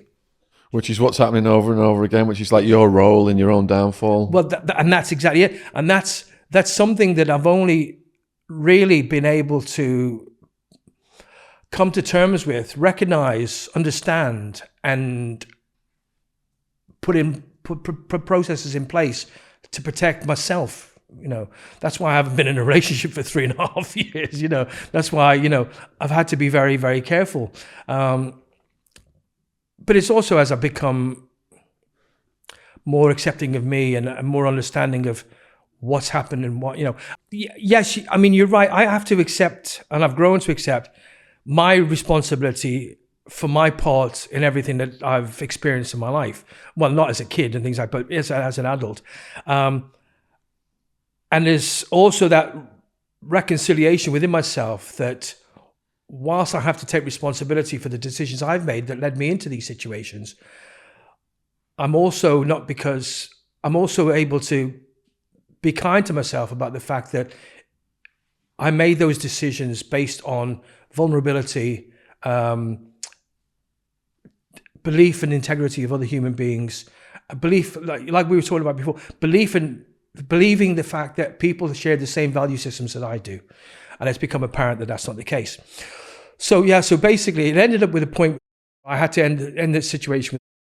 And it ended again, like with her swearing that she was going to do anything to destroy me. She was going to tell everybody what a horrendous person I was. Her main thing was, I've paid for everything, so you should love me. You know, I've taken you here, I've done you this. And basically she used to threaten, I'm going to post receipts from things I've paid for us to show that you're a scrounger and that you've taken advantage of me. That's what she used to say all the time. And her whole raison d'etre was about the fact that she paid for everything and therefore I should love her. And I basically had to say to her, it's difficult to love you because of how you are. You know, how can I love somebody who threatens to kill me and then kill themselves? You know what I mean? How can I feel comfortable having you in my home? You know, how can I feel comfortable with, you know, how can you expect me to love you when you've called my daughter a selfish little bitch, which she did on one occasion, you know. There was a lot of jealousy towards my children in some situations as well. So basically, it got to the point where I finished a relationship with her, ended up in a relationship with another woman called who by the end of it, turned out, by her own admission, that she was a full-blown narcissist. Her words to me were, I know I'm a narcissist, but I don't want to change. So it's like, fine, but I don't want to have anything to do with it, you know. And interestingly enough, she hated when I was with, but as soon as I finished with, became best friends.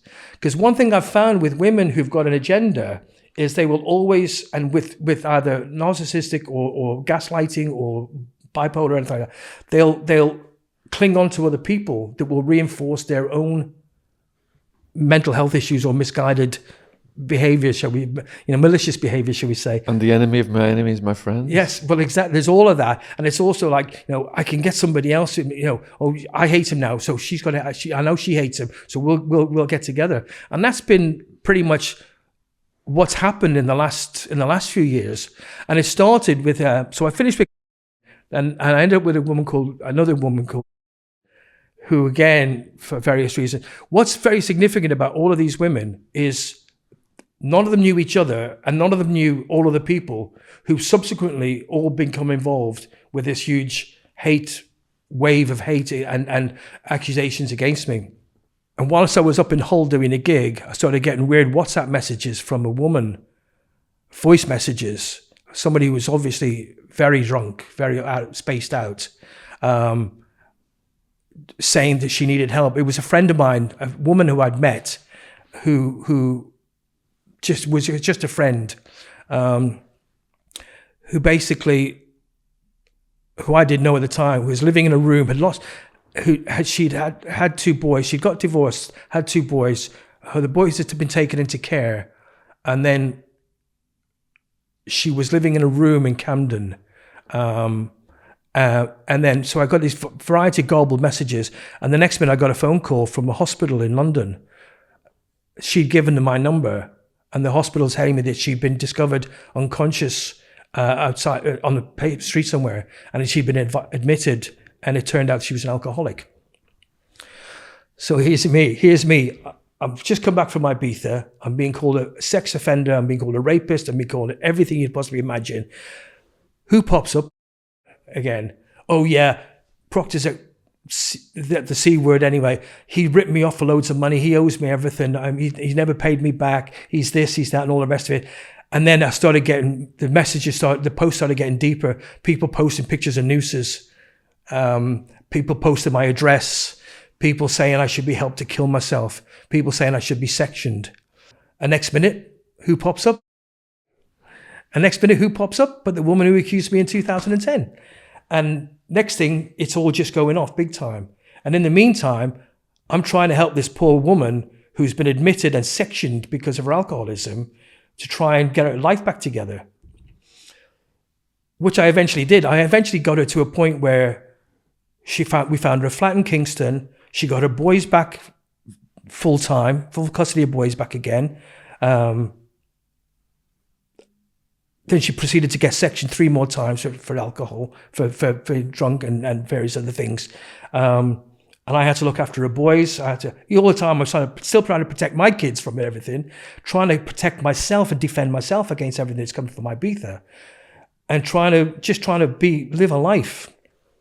So that went on. It just kept on. It became incessant, and more people getting involved. People I didn't even know making posts saying that that I was a rapist.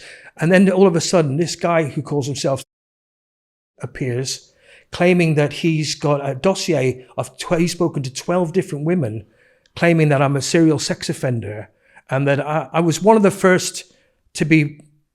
It's part of that cancel culture. I was being cancelled before the cancel thing and the Me Too thing. He was jumping all over that. And the next thing, an interview appears in DJ magazine anonymously, never claiming that I'd raped her, but claiming that I'd groomed her and that I'd sexually harassed her and I'd groomed her into having a relationship, which is not the case at all. Can you hear my stomach? Sorry. And then it was like, how do my children cope with it if I die? So for me, the trade-off of this is, yeah, it's hard, but yes, it's great it's cathartic as well. But this is the first time I've ever been able to tell my story. And the great thing about this, that's why I've asked you for a copy for me personally, because God forbid anything happens to YouTube or anything like that. I want to have that as a matter of record so my kids can have it. Right? So if any fucker, anytime ever, comes up and says, oh, well, blah, blah, blah, they can go, watch this, or I've got this, or I know. More importantly, apart from anything else, I don't give a, I'm now at a point where I'm still hurt by people, and I'm still angry. Yes, I'm angry, and there's nothing wrong with acknowledging your anger, but I'm so angry about the fact that this woman, 12 years ago, has stolen 12 years of my life. But more importantly, she's stolen 12 years of creative potential and musical expression from me. You could have been Pete Tong. Well, I was Pete Tong before Pete Tong. So the next, seriously, Pete Tong used to send me records when I was in Liverpool. There's five of these in the country. Please, will you play it? Let me what you think. I was a superstar DJ before Pete Tong even existed as a DJ. Right, keep this in. Keep going. No. I mean, so I started DJing in 1979, and I very quickly became the most well-established, well-known DJ in Liverpool as a Roxy Bowie alternative new romantic DJ, whatever you want. And basically, part of that was, there was an article just been published in the Liverpool Echo where it talks about my involvement with a club called Cagney's. But it was like, if Ultravox were in town, they came to my club. If Japan were in town, they came to my club. If Duran Duran were in town, they came to my club. I was breaking all those records. So because I was in Liverpool, I was everybody's darling in London.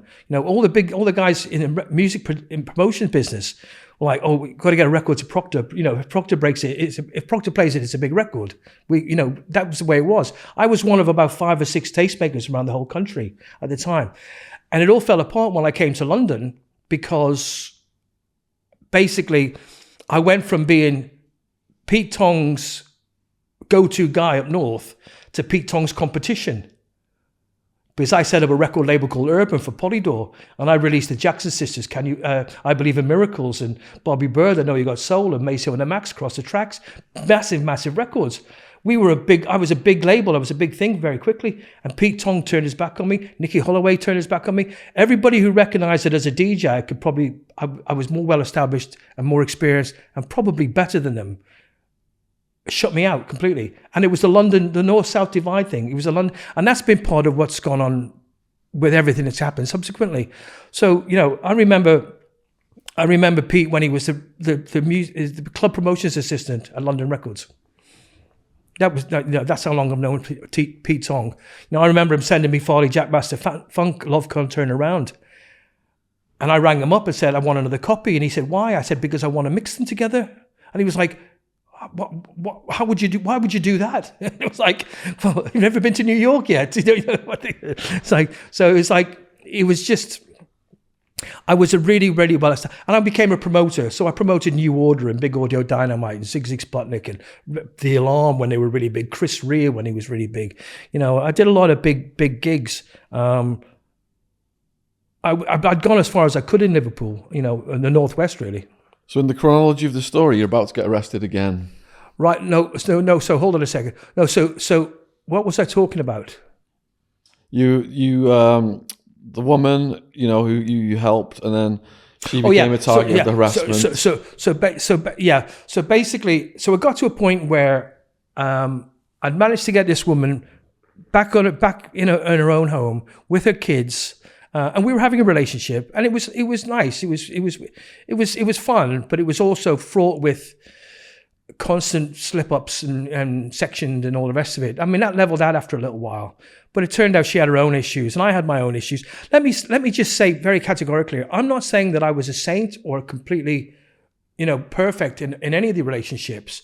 But what I can say categorically, I never raped anybody, I never sexually abused anybody, never put my hands on anybody, and to be honest with you, I never shouted at anybody. Because of the amount of abuse and shouting and things I've taken, from the moment I got arrested, it impacted on me within relationships because I was always frightened that if I put a foot out of place, that would be used against me. And what's really sickening about it is even though I never put a foot out of place, things were still made up about me. I think you've just been too nice and caring, to be honest. Yeah. You've let people into your life who were very destructive, and the warning signs were ignored and you gave them slack. Well, and it goes back to, if people can remember that far back to when I started this conversation, one of the things that I've become aware of through therapy and through counseling and my own self-reflection is that because the abuse that happened to me as a child was within a family unit, and because the abuse that came later on was when supposedly a loving relationship, I was pretty much conditioned to the fact that in my head, I just accepted abuse as a part of being loved. For me, the trade-off was, if I want to be loved, I have to put up with being abused and being taken advantage of. And that goes back to that thing about my ex-wife. And I'm sure, I don't know if she meant it or not, but that statement, Steve, you don't deserve love. That's a very powerful thing. You're immediately, it doesn't matter whether you're 40 years old, you're immediately 5 years old again. You know what I mean? And when you think about how many homes I lived in and how many people I was not passed around in a sexual way, but just, never having any roots. And, there's one of the child development theories, I think it's Bowlby, but basically talks about the fact that if you have no permanence or no solidity in your childhood, you will be forever adrift emotionally and psychologically to some extent. You know what I mean? What's interesting is that when I was preparing for trial, my solicitor and my barrister particularly said we couldn't bring up the fact that I was abused as a child because this ridiculous perception is that abused people become abusers. And statistically, you'll find that probably 95% of people who are abused that go completely the opposite way because they never want to put another human being through what they went through. And that certainly was the way it was in my case. I've always cared for women and respected women. And especially since my daughter was born, as I say, there's two things. I would never do anything to a woman that I would hate to have done to my daughter. That's the second thing. That's the first thing. The second thing is what people never understand is that, and I'm going to say this straight to camera, what people never understand is that having fought so hard for my children and fought so hard to make a life for us, why would I throw it away on a moment of stupidity or lust or anything like that by raping a woman that would mean that I could possibly lose my freedom and my children forever? I would never do it. It's as simple as that. So I got to a point where at one point I was on a train to this woman's house, and I was on a tube going to Waterloo Station, and I was aware that there was a guy on the train taking pictures of me. And by the time I'd gotten to her flat in Kingston, those pictures were all over Facebook as, oh, here's a rapist, he's on the train looking for his next victim, things like that. And she got really frightened because basically it was apparent that somebody was following me. There was people out, they literally had people following me. And she got really frightened about it. So we went to Kingston Police Station and we both made a statement, most made a complaint about being stalked and being harassed. And then that's when the campaign really got crazy, because he knew that he was in serious trouble. So he started, I know this for a fact because I've been told by various people, he was contacting people to say if I'd ever written something about them on Facebook, they should report me to the police for harassment. So all of a sudden, I started getting calls from Haringey Police. Oh, can you come and speak to us? You've been harassing such and such. Can you come and speak to us? You've been harassing such and such. And I probably went to 7 interviews, invited in for an interview under caution. You know what it's like. So you're free to go at any time. Yeah, but if I do, you're going to fucking arrest me. But it was very frustrating. And it got to the point where I was making reports against other people harassing me, which resulted in them all being issued with what they call first instant harassment notifications, which basically means they haven't done anything wrong, but they know what harassment means. So if they get called again, then they're going to be done for harassment. But completely said, no, I'm not having that. I'm not going to put up with that. So it got worse. So next minute, so the next thing is he's arrested. And then I'm contacted by Kingston Police asking me to go in because he's made an allegation that I was harassing him. And in a complete conflict of interest, the cop who was investigating the complaint against him arrested me for harassing him, which is completely wrong. It's police malfeasance. It should never be done. So I get fingerprinted, I get charged with harassment, and then we're told that both our cases are going to go to court. And then the next minute, literally the next minute after that, he's still asking people. All of a sudden, I get another phone call from Stratford Police, Sapphire. Now, most people would have a clue what Sapphire is. It doesn't exist anymore because it's been so discredited as the Sex Crimes Investigation Unit, but they were still in existence. By this time, it's 2018. And I get a phone call from a cop basically saying somebody made a complaint of rape against me. And that, to their credit, they didn't arrest me, but I was invited in for an interview under caution, I said, well, look, I'm going to have to speak to my lawyer about this. Good old Hodge, Jones and Allen again. And they say, okay, we'll come with you. So we went, by this time I'd been diagnosed with severe complex PTSD. And again, I used to, when I was, there's a difference between battle fatigue, PSD, and the horrors that soldiers and police, I'm going to be honest, I hate the police, but I feel for the police as well. Because the cops are the first ones to, find dead bodies and, drag people, young kids out of car crashes, and they do some horrendous things. I've always tried to temper my feelings about the police with those realizations that there are a lot of good cops, but it doesn't make any excuse for the bad cops and the sloppy cops.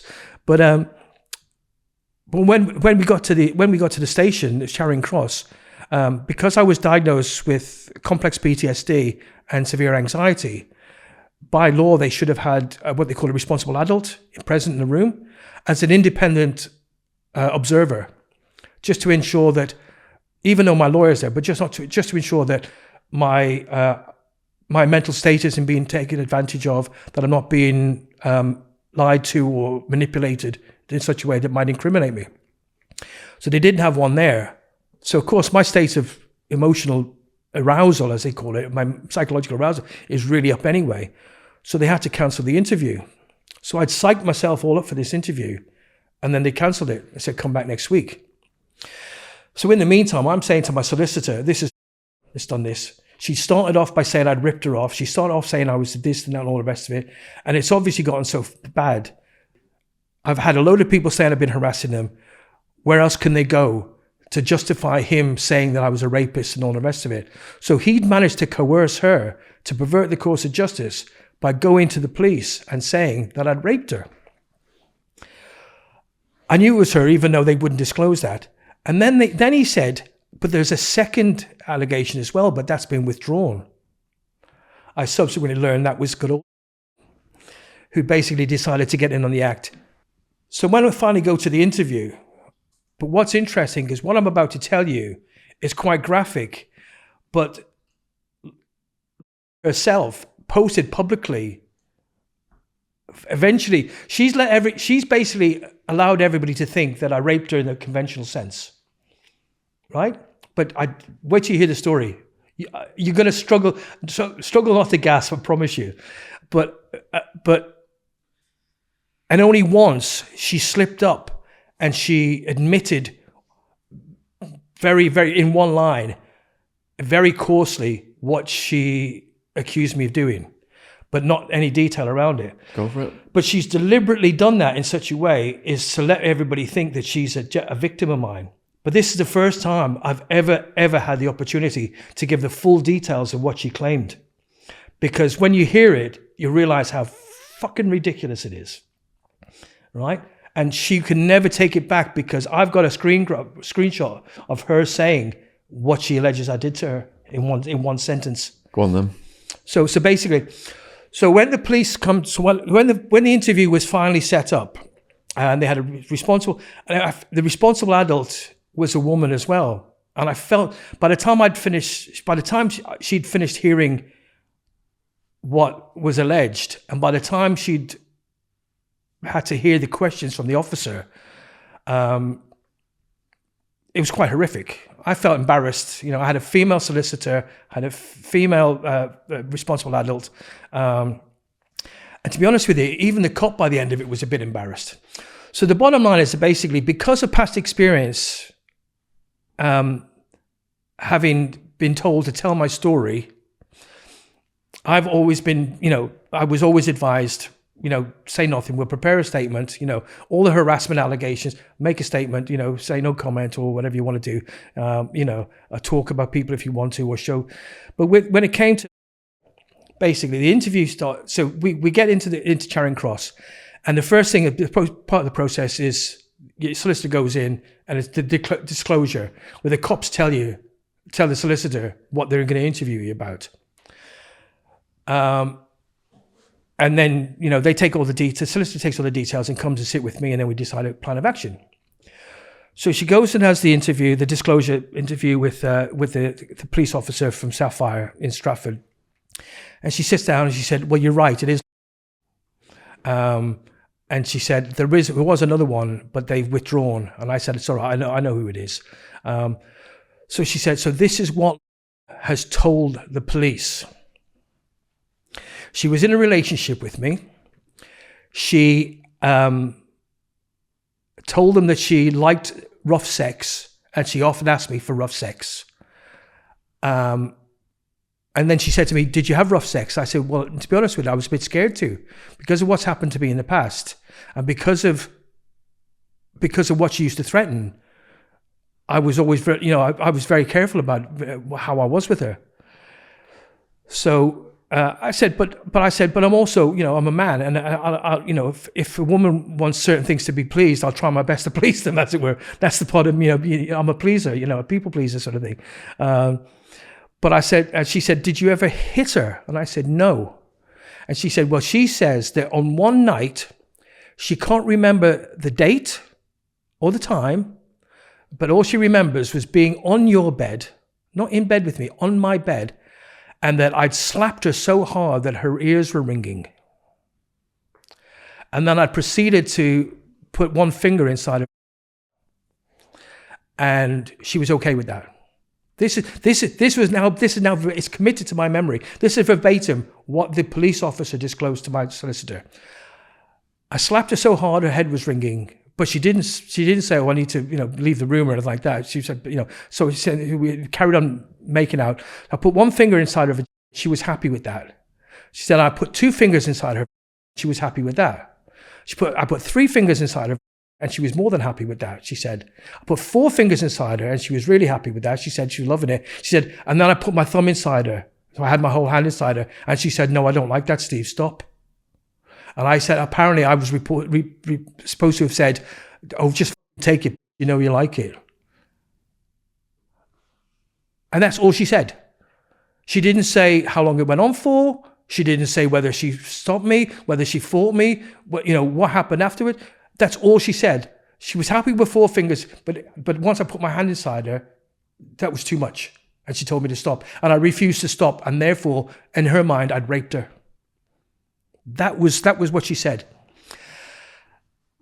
Which is freaking ridiculous. Apart from anything else, she was a wannabe porn model, and I've got photos. She's asked me to take photographs of her, and I've got photographs of her trying to do that to herself, and she couldn't. Never mind anything else. But I mean, that's just between her and I. But the fact of the matter, I said to my solicitor, I said, if needed, I've got photographs of her trying to do it herself, and she can't. So it'd be impossible for me to do it. So then she said, apparently she told the police officer. She didn't say anything. She didn't say what happened afterwards. She didn't say, how long it went on for. No other details. She couldn't remember what it was. And then she said, but I had to go to hospital. He took me to hospital the next day, where I was treated for injuries. Now, the only time I took her to hospital was when the last night in Ibiza, she'd made my life hell in Ibiza, and she'd gotten food poisoning on the way home. And we went straight from the airport in Stansted. I took her straight to the Whittington Hospital to be treated for food poisoning. And then she stayed at my house for about 2 days afterwards while she recovered. That was the only time I took her to the hospital. But but apparently she said to the officer, she took me to the hospital and I was treated for my injuries. That was it. Will there be documentation? Well, here's my question. So basically, but because I'd been lied to and felt fooled by the police once before, my solicitor said, we'll make a prepared statement and then you go no comment.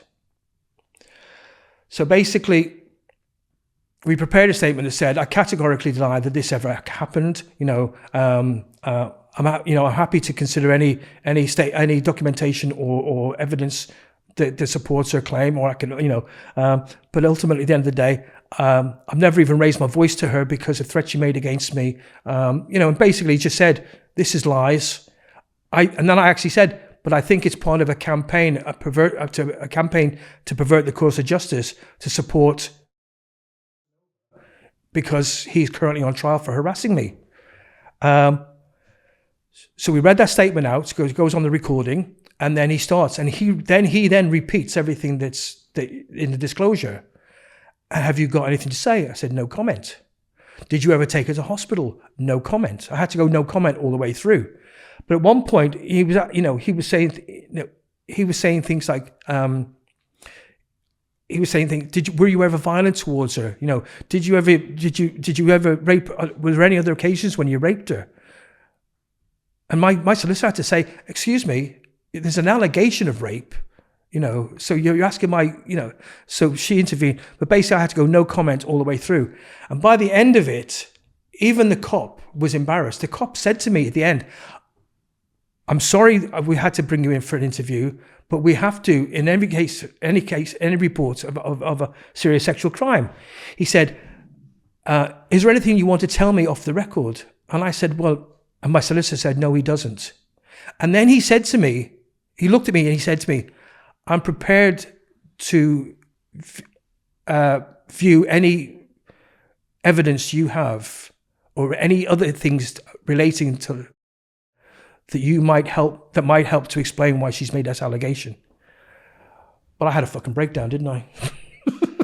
So I couldn't put anything together. I literally came out of the station and I lost it. I completely lost it. I spent about 3 months heavily medicated, the only time I've ever taken antidepressants, anti-anxiety tablets. Every moment I had, I kept my moments of clarity and mental strength for the kids. Fortunately, my kids were older then. My son, by that time, was living with his mum because my daughter was of an age that she had to have a room to herself. So I was conscious of having to still protect her. But basically, I pretty much existed for 3 months afterwards. It really, it's the closest I've ever come to being beaten by the whole thing. So I couldn't believe what had happened. And So basically I wasn't able to provide any evidence to the cop because I was just trying to live, and in the end, I just got a phone call from my solicitor saying he's been in touch, no further action. She was immediately posting on Facebook that I was obviously guilty. That's why I'd gone no comment about everything. I was obviously guilty because I hadn't said anything in my defense, and this is when she came up with it, it doesn't matter that I've got hospital records, but there was no hospital records, And that, in fact, in the prepared statement, we'd said any hospital documentation around this alleged incident are either forgeries or obtained, through false representation. And that's when she came out with a classic line: "Nobody asks for a fist up their fanny." That was her terminology. She posted that publicly on Facebook, talking to a complete stranger on a thread about me. Nobody asks for a fist up their fanny. That was what she was like. And then she claimed she had hospital records and all the rest of it. But then she said, "It's not my fault. I can't remember when it happened." But if she had hospital records, she'd know when it happened. But the downside of that was it meant that immediately this picked up on it. All the other people who died down a little bit about all the other stuff all sprung back up again. And all of a sudden it was Proctor's a rapist, Proctor's this, Proctor's that. And by that time I was just, I didn't know where my head was. It was completely spinning, it's just like, I thought, am I ever going to get out of this? But the damage was done. She achieved what she wanted to do by getting attention for herself, by destroying me, so she thought. And she very nearly did. It's a close, my nurse said I had a breakdown. My doctor, it was only months later that my doctor said, "Well, it's obvious you've had a breakdown." She actually said, "I don't know how you've gotten through it all," And I have to say, if it wasn't for my doctors, I've had 2 doctors through the whole time. If it wasn't for my doctors, I don't think I've been able to. They've been incredibly supportive of me. They wrote letters supporting me all the way down the line. It's been, that's the other thing we were able to submit to the police and things. But what it meant was the harassment and the trolling started up again. Leading up to the day of the trial at Wimbledon Magistrates Court, and I arrived at court to be met by a solicitor, saying that she just had a meeting with a CPS lawyer, and they were dropping the case against him, and they would drop the case, and therefore they were dropping the case against me. And I was furious. I said, "Why? What about the girl that he was harassing as well?" And the CPS lawyer he actually admitted he's been helpful to us in other cases. And as a result, he's been protected. He hated the guy. He thought he was a piece of shit. But basically, the bottom line was the guy was a police informer. So in order to protect him, they'd had to. So they basically said, "No." I said, "No, I'm not having it." I said, "I want to go into court. I want a magistrate to listen to what's going on." And the CPS said, "If you do that, we will go for you big time." And I thought the last thing I can afford is to have a situation where, after everything I've been through and been found not guilty of, and been cleared of, etc., all I need is for a harassment conviction, however small or how insignificant it might be, because it makes everything else possibly true. So I had to accept that. I had to accept them dropping his case but they were dropped behind. But he was a police informer, so that was that. So every time I thought I was just about to get justice, it would be taken away from me.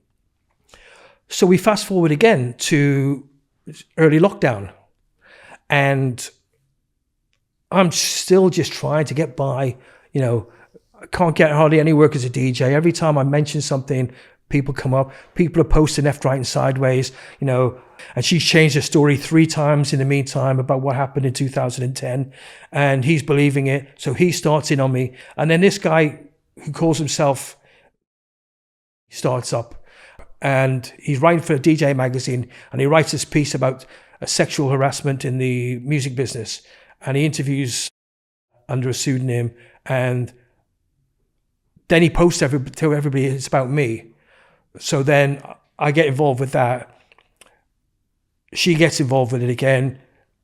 It's going on, and then he starts claiming he's got a dossier on me, saying he's got spoken to 12 victims of mine, all made up, and he's claiming it's going to make his name as an investigative journalist.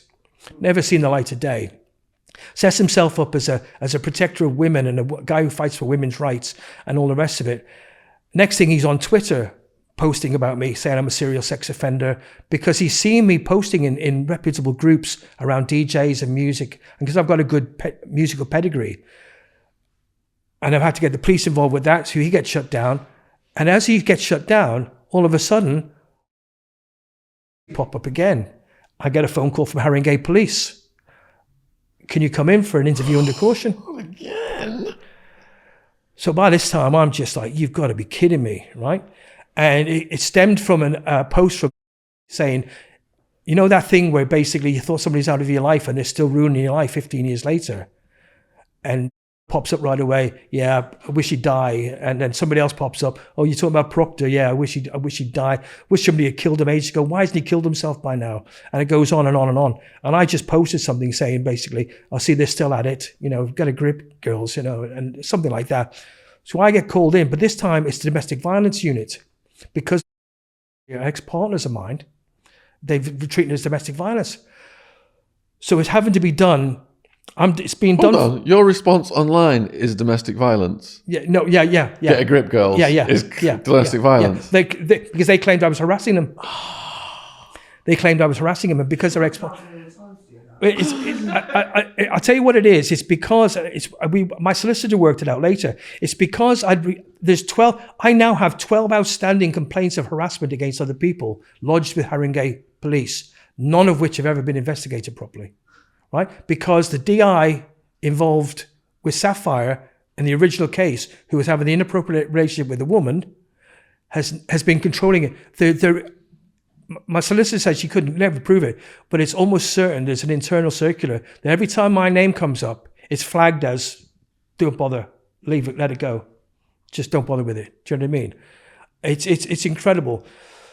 So, but as soon as they say one thing about me, I'm hauled back in again. But because so many people had accused me of harassing them, they realized there was no mileage in that. So they thought, we'll go at it from a different angle. We'll see if we can get them on domestic violence. So they were trying a new tack because it was the last thing they had. So I spoke with my solicitor. It was during lockdown. I spoke with my solicitor. They had to have a responsible adult in the room with me.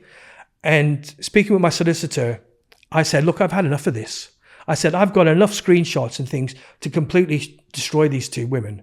And I'm now at a point where I've kept my mouth shut and gone no comment and prepared statements. And all it's gotten me is further and more ag. I've had enough of it. I've just had enough of it. So she said, I agree with you. She said, take your evidence down, do the interview. She was on speakerphone because it was during COVID, during lockdown. So she was on speakerphone and I did this interview. And she says, and she's a lovely police sergeant actually. She basically said, so we've had this allegation and this is what they're harassing her. And I said, you want to talk about harassment? And she said, here we go. 2016, 2017, 2018, 2019, 2020, screenshots, the whole lot. Bang, bang, bang, bang, like that. Bang, bang, bang, bang, bang. I said, leading up to the latest thing, and I showed her things where they say, I wish he'd kill himself. I wish he'd die. I said, if you want to talk about domestic violence and harassment, if she's my ex-partner, why isn't she being arrested for now? Why are they being arrested now for that? And she said, well, I can only do one case at a time. I said, well, that's what Kingston Police said, but they arrested me for harassment because of what somebody else said. But anyway, the bottom line was, I laid it all out, and she said, I completely understand where you're coming from. I can see it all now. She said, I can't officially get involved with a case against these two women, but speak to me next week and I'll tell you where we are. So I rang her next week. She was really lovely. And she said, look, I can't I can't get involved with the prosecution of a case like that. She said, I can tell you that my inspector has spoken to both of those women, and they have been told under no uncertain terms that if they continue, they will be arrested. By this time, she's living in Gloucestershire. And in last summer, where are we now? Yeah, no, so August 2021, I contacted Gloucestershire police and made a report against her for harassing me, and actually went up to Gloucester on my own expense. And the police officer took a long statement about her harassing me and all the rest of it, invited her in for an interview under caution, where she apparently fell out with the duty solicitor, refused to have representation, and then sat there for half an hour just saying, but he raped me. And I said to the police officer, did she give any details? Did you ask for details? She said, it's not my job. She said, I'm just asking about harassment. I said, well, she said, but she kept saying, but he raped me, nothing else, right? So then it comes back, obviously, so that they said that's the current state of the situation. We don't know what's going to happen. So I'm getting to the end of it now. Sorry about this, it's taken a while. Basically, so I get told that they're going to consider whether or not to charge her. They'll be in touch. And the next phone call I get from Gloucestershire Police is the charging sergeant has decided that there isn't sufficient evidence of harassment to charge her because you can't prove that you didn't rape her. That's exactly the words used. You can't prove that you didn't rape her. And therefore she was told, she was basically been led to believe that she could keep saying it for as long as she wanted. That's why I'm glad to be able to tell my story, because it's such a ridiculous story, and her claim is so ridiculous that I want people to know that it wasn't just me, forcing myself on her, which is what she wants everybody to believe. So the details aren't known, so she doesn't have to justify that ridiculous story. But the bottom line is, the police officer did say, but again, as I told her what had happened in Haringey, she said, but the sergeant has spoken to her directly and told her she must never ever post anything about you again, or she will be arrested, because she's now been officially warned about her conduct. So that's where we're at the moment. So she stopped. She stopped because she knew she was going to get arrested and charged. She apparently, the instruction, what was said to her by the sergeant was, we're not going to charge you this time because of what they said. But she said, but please be aware that you can't keep on making unsubstantiated claims like that, because you're destroying another person's life and reputation. And also because you've now been officially warned that what you're doing is inappropriate. So if you choose to carry on, you will have ignored my direct advice and you will be arrested and charged.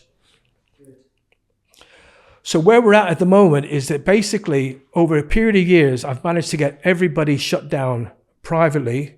Publicly, they can't say anything about me publicly. The secret DJ is shut up, everybody's shut up.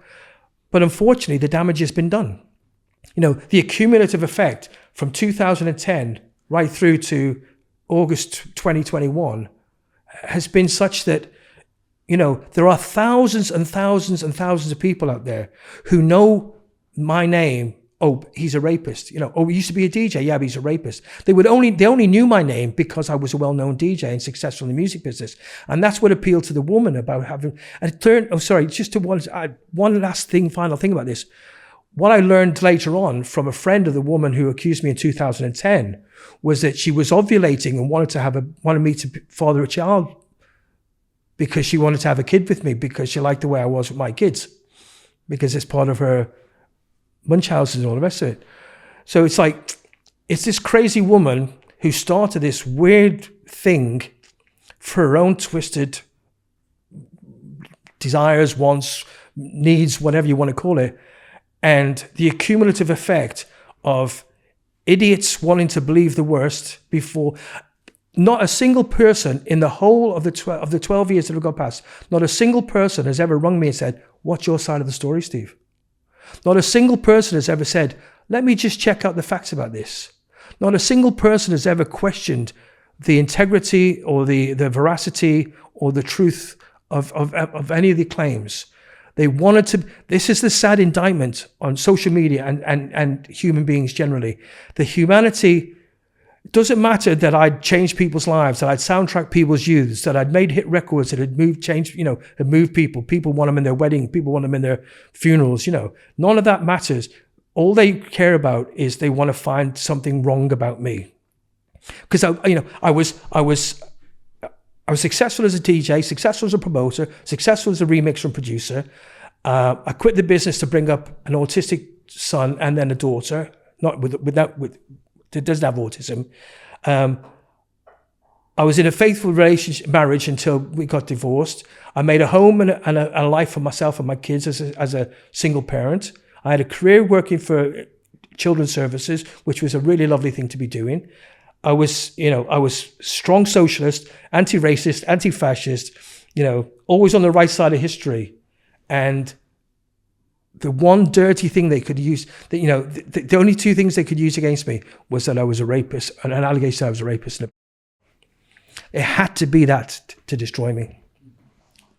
There's so many things to contemplate about this story that's like relevant to what's going on in the world. So let me just try and list them while Joe gives Jen a mic. Listing them then is: nothing happens to the people who make the false allegations, so there is no disincentive for them not to do this. So the system needs to have repercussions for people who make false allegations is imperative. That's something to campaign for, definitely. Second thing is, because this has wreaked so much havoc in your life, it's effective, isn't it? For the people who want to destroy your life, it's an effective tool. Oh, yeah. They have succeeded, even though they've had to back off. They have succeeded in you losing all kinds of gigs, all kinds of opportunities, people that you used to associate with shunning you. So even though, they have succeeded in destroying your life to an extent. Yeah. The next thing is, we're campaigning on our channel, end the war on drugs, end mass incarceration, go after the predators, go after. And it is sad that so many women do really get raped, and men as well, yeah. And then the horrible things they have to go through, and there's hardly any convictions. But then you got people like these twisted people coming into the system and just warping the whole thing when people have campaigned for years for offences against rapists to be increased, and it's something we want on this channel. But then these twisted people come in and just frustrate that whole process by doing this. We would like women to be more empowered to get these rapists nailed. But as they get more empowered, then you get other women coming in who say, right, I can use this now to my advantage, which thwarts what we're trying to achieve. Well, and that's one of the underpinnings of my feelings and thoughts about the whole thing is, first of all, let me say that I'm completely in sympathy with any victim of abuse, sexual assault, or rape. It's horrific, and especially, I know so many people who live with the after effects of that. I'm one myself, so I'm a survivor of abuse. But ultimately, what is sickening is that these women all profess to be, we're all pro women and we all support women, but they're happy to use the genuine, distressing, horrific experiences of victims in order to settle scores with a guy. You know what I mean? What did I do wrong to them? I basically just told them I couldn't be with them anymore because they were screwing me up. That's the bottom line. I didn't hit them. I didn't hurt them. I didn't do anything. And it's sickening for me that women will use that in complete disrespect and disregard for genuine victims' circumstances. But what's also sickening is the number of men who want to jump on the I love all women bandwagon, right? You've never seen them once post about how upsetting it was to hear about a woman getting raped and murdered. None of them mention Sarah Everard or anything like that. Nobody mentions, past cases, nobody mentions that. All of a sudden they hate me. They don't hate the rapists. They hate me. And they don't even know why they hate me, apart from the fact that somebody's given them an excuse to. And it's basically, it shines a light on the psychopathy of not just individuals, but groups of individuals as well. And ultimately, you're absolutely right. The thing I find most sickening is that it does a disservice to genuine victims. And I'd include in that genuine perpetrators as well. Because every time, there's been a number of high-profile cases where men accused of rape, trial. This is what sickened me. Years later, the two guys were acquitted, or the trials were stopped and completely exonerated because the police had admitted failing to disclose evidence. And if that had happened in my case, I'd have had a acquittal anyway. Do you know what I mean? But what's appalling is that for every genuine potential miscarriage, there are scumbags who get away with it. And there are people, so many rapists and so many abusers who say, oh, I didn't do it. It wasn't me. I didn't do it. And then they're found guilty because it's obvious they've done it, And it's like they do me no favors, and they do genuine victims who aren't believed no favors either. And these women do genuine victims no favors either. Jen's turn for a question. Hi there. We'll take questions from the floor. So my question is, do your children now know of your history? Sorry? Do your children now know of your history? And how was it telling them? My children know, well, basically after I was found not guilty in 2012, I had to sit them down and tell them. And at the time, my daughter was 11 and my son was 14. And it's quite distressing. I had to tell them because, as I said, I had to tell their mother because it was in the local press. And with the internet exploding the way it has done, particularly in the last 10 years, everything's online, everything, I've actually had to I've managed to make Google requests to have articles about me taken down. So I'm less visible on Google than I used to be around that. But I had to tell them for a couple of reasons. Most importantly, because I wouldn't put them through the trauma of having to hear it from a friend, or having a friend say, "Oh, my mum or my dad says your dad's a rapist, or he got off with raping somebody." Do you know what I mean? As my daughters got older, I've been able to share a little bit more of what's happened over the last 10 years, post me being found not guilty, because some of the women involved, I let them into my kid's life, but mainly my daughter's life.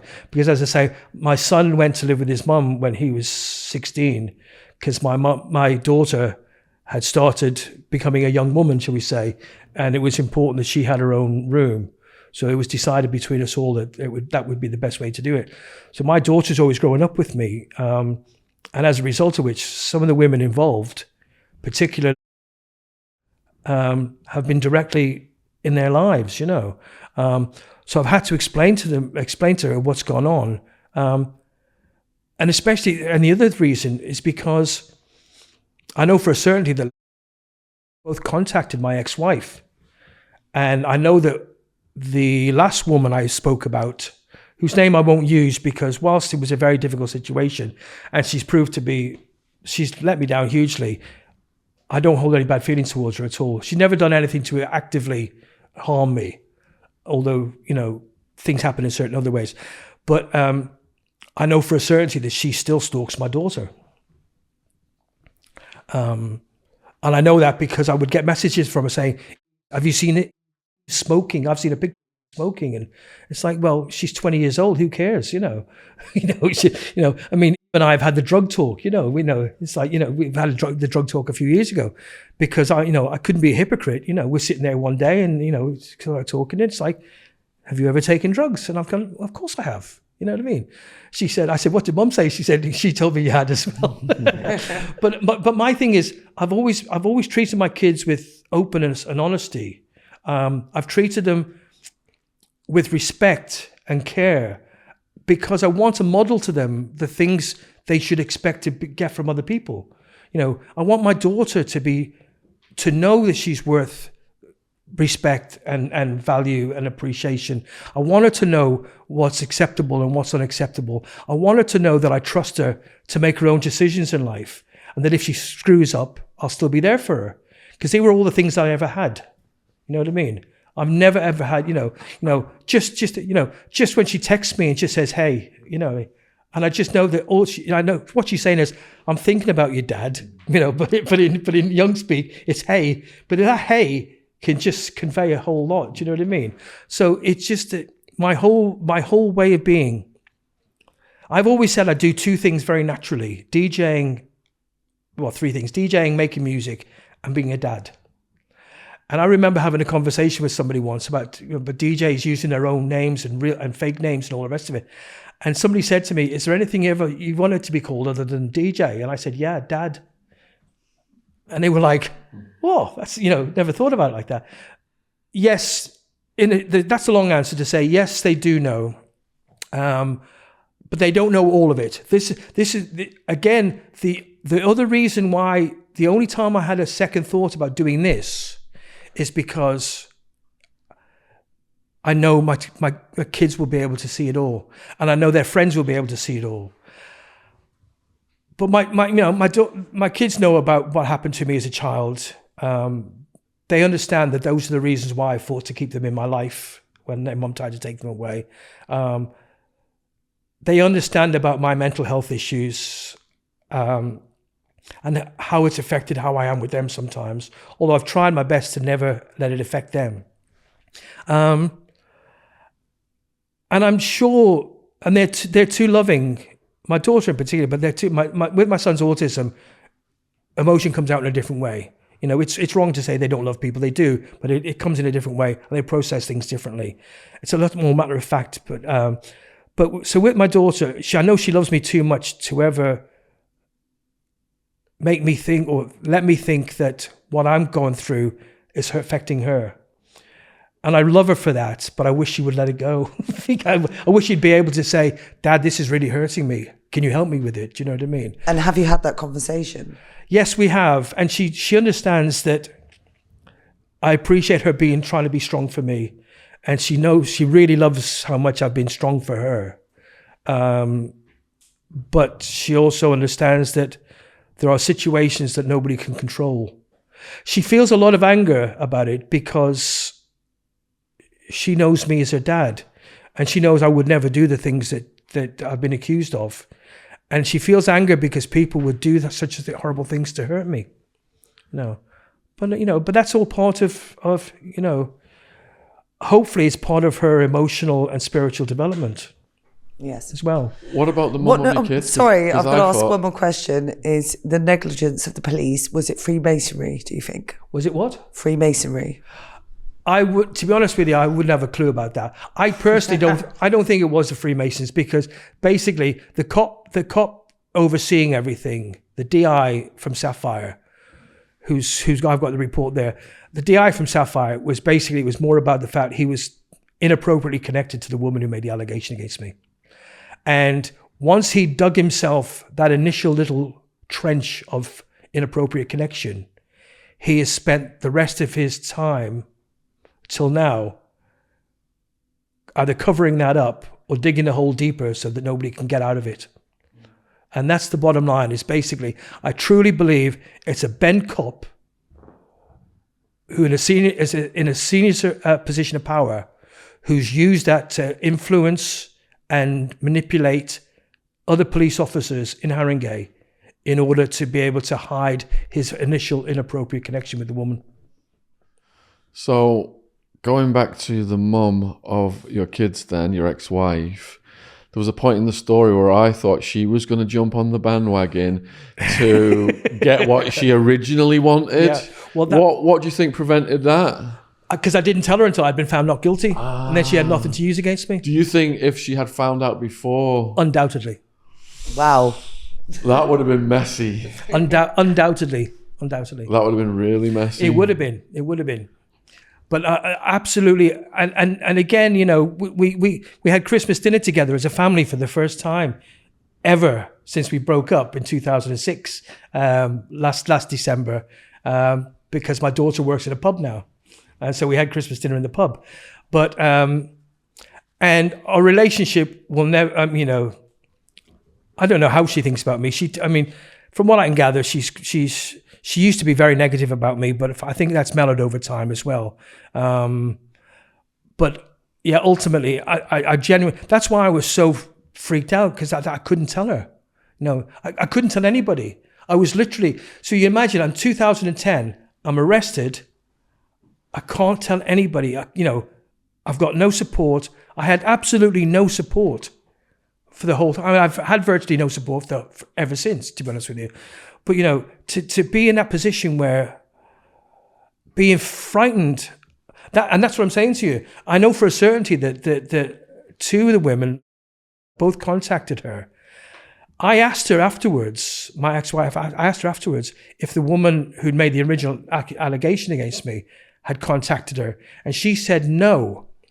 But then in the police, in the notes from the police, in all the notes and the bits that come from the police, in one of the reports from the liaison officer, the guy who had to retire because he was having an inappropriate, he actually says she reports that she's contacted his work and his girlfriend. So I know for a certainty that she'd contacted the woman I was seeing at the time, and then she contacted. And I know that she phoned my work. So I asked my ex-wife, did anybody ever get in touch with you? And she said no. But I'll be honest with you, I still don't trust half of what my ex-wife would say about what's gone on in our past. You know what I mean? She's very quite closed, and that's all right. That's up to her, you know. But God, I couldn't risk telling her. Do you think you'll have a relationship then coming up? Because Will I ever have a relationship? Yeah. Highly unlikely. Really? Highly unlikely. Is your trust in women gone? Completely. Wow. Completely. Absolutely, completely. And also, to be honest with you, I'm 63 years old. I've got an autobiography to write, and I've got a life to crack on with. How far in the autobiography are you? Halfway through. Great. Halfway through. And that's good fun. I mean, it really is good fun, because, I share bits on Facebook all the time. It's really great to see the people's responses. The stuff I've done in my life is quite mind-blowing. You know, this is just my personal life. You imagine there's a music business that weaves in and out of that from 17 years old, from discovering punk in 76. And it just weaves in and out and weaves in and out. When's it coming out? Probably about a year's time. Okay. So the next thing is then, so you've got these people who made these false allegations against you, and it seems like they're using social media to do their campaigns. But then you've got all these people who jump on, and I think it was Le Bon in the crowd said the IQ of the crowd falls to the lowest common denominator. Do you think that explains why these people just jump on? And also, like these women who are making these false allegations, they're tapping into something sacred to society, isn't it? Protection of women, protection of kids. They're doing it in a warped, twisted way, triggering that, which is an emotional thing. And then you've got the crowd psychology thing, and that's how it just snowballs. But I tell you what's a very interesting observation. You're absolutely right. You know, as I say, I refer to it as the social media pitchfork mentality. Yes. You know what I mean? I mean, it's literally it's the metaphorical equivalent of torches and pitchforks in the crowd. Let's hang him. You know, it's like, let's get him. He's done something wrong. We heard a whisper that somebody did. You know, I made a comment once. I said, do you remember that time when you'd fall out with somebody? So you'd go out and buy a ream of paper and 1,000 envelopes and 1,000 first-class stamps, and you'd write and you get the phone book out, and you just address 1,000 envelopes and send them to people saying, I've had a falling out with Steve Proctor. Well, Steve Proctor did this to me. So you remember when that happened? No, of course it fucking didn't. You know, because it's social media has made it possible for weak people to feel powerful. And the way they feel powerful, there's a thing about human nature. People who lack central strength, integrity, dignity, proper value systems, the way they feel good about themselves is to be down on other people. Everybody has to feel superior to somebody. Because a lot of these people, they don't like themselves. A lot of these people can't think for themselves. And I'll tell you what's a very interesting thing. Is the majority of the people directly involved, are either Tory or quite right-leaning. Or they live in their grandparents' basement. Well, no. I mean, but I mean, all of them were, it was quite interesting to see how many of them were and how many of them were Boris Johnson supporters. In my experience, the majority of the people involved in this situation are, or shall we say, authoritarians. Well, no, they're more like they're firm believers of their source. They're not people who share my politics, shall we say?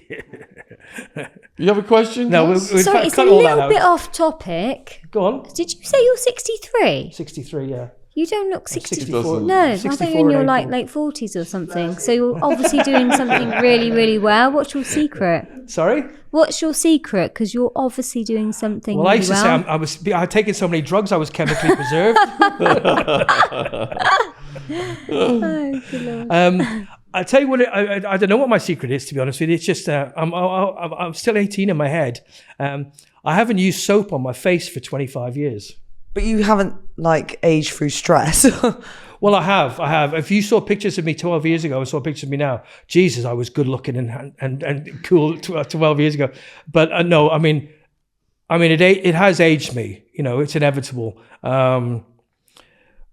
The fluctuations on my mental health have affected my physical fitness, and my physical fitness affects my general appearance anyway. Stress really, really shows on my face usually. Which is why I'm quite surprised I'm not, I've got a little spot here, but I've just I don't know. James, give James clean thought, clean Counting. Has anyone come forward to talk to you to say they've found themselves in similar situations? I've had contact with two men who, it's never competition, but I defy any man to be able to step up and say they've had life experiences I've had, especially these last 12 years. There's so much in the last 12 years. So no, I haven't met anybody that's ever gone through what I've gone through. And I'd be surprised. I'd be sorry for the person if anybody had experienced it. But I have had two men contact me saying that they had been falsely accused and their lives had been ruined. I'll be honest with you. Because of my own attempt to be as broad as, what's the word I'm looking for, as concise as possible in my evaluation of situations, because nobody's ever, because everybody's judged me one way, I won't take anybody. I've seen men behave appallingly, absolutely sickeningly. And I know men who have done sickening things to women and to other men. Do you know what I mean? So I have to be honest with you. Whenever I hear the word or see the word, there's a shiver that runs right through my psyche, because I know what that word means in relation to my own life. But when I've been contacted by other men, I have to say that I've had to step back and be as objective as possible about it, because it's only their side of the story. And I'm conscious that up until now, there's only ever been my accuser's side of the story. So I don't know what the stories are. And I've known men who present as really lovely guys, nice guys and all the rest of it, who've turned out to be absolute scumbags. So there was one guy that approached me that made it obvious that basically he was looking for somebody to campaign on his behalf, because I don't think he had the strength of his own convictions. And as soon as somebody says, could you speak out for me? Because I won't speak out. I can't speak out. It makes me think, what are you hiding? What are you not telling me? Do you know what I mean?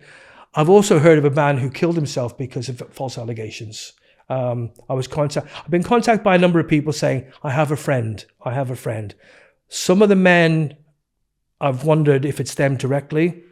There was a point in time where I was encouraged, because what people don't forget, or what people forget, or they don't recall, is that Paul Weller was accused of rape. Do you not know that? Craig Charles was accused of rape. He was on remanded in Brixton Prison. This is a matter of public record, so I'm not upsetting anybody. What's his name? Pete was investigated for possession of pornography, right? Now, they all had money to help it go away, and with the cuts in legal aid and things like that, a lot of people aren't able to access the system the way I've been fortunate to do. And also a lot of people, and a lot of men, and this is no reflection on men, a lot of men aren't emotionally, intellectually, or psychologically equipped to take on the sort of thing I've taken on with. What I've dealt with would kill most men. And I know men and I've heard about men who've killed themselves for a smidgen of the allegations that have been made against me. So I've always been wary of things like Fathers for Justice, I've got to be honest with you. Because, I've seen men who say, I want to have access to my kids, so I'm going to get myself a police record. That'll help it, won't it? You know what I mean? Some people aren't very sensible about the way they go about things. I've managed to support a couple of guys who have been at the start of the process, but unfortunately the process has gone away because either the women have retracted or they've been discovered. What has been most difficult in my situation is the police, my solicitor said this, the police became prosecutors rather than investigators from the very beginning of my case with this DI, this detective inspector. And that's why everything else has been covered up, because they screwed up. They were trying to prosecute me rather than they were trying to get me find me guilty rather than investigating whether there was truth in the allegation made against me.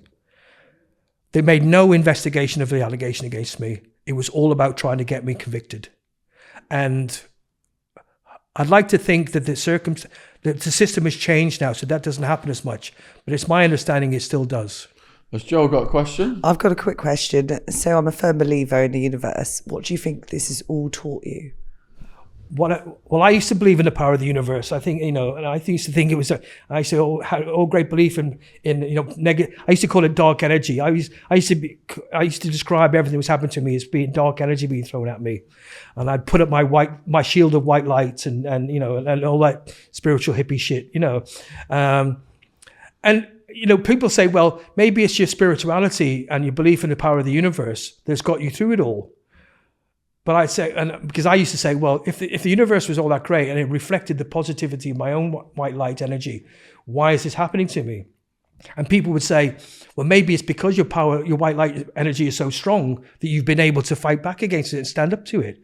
Because none of it, I mean, the after the interview with, which came sort of out of the blue, but wasn't surprising really, that was the biggest trauma to my psyche, which brought back everything that happened pretty much 10 years before. That was the closest I ever came to completely losing it.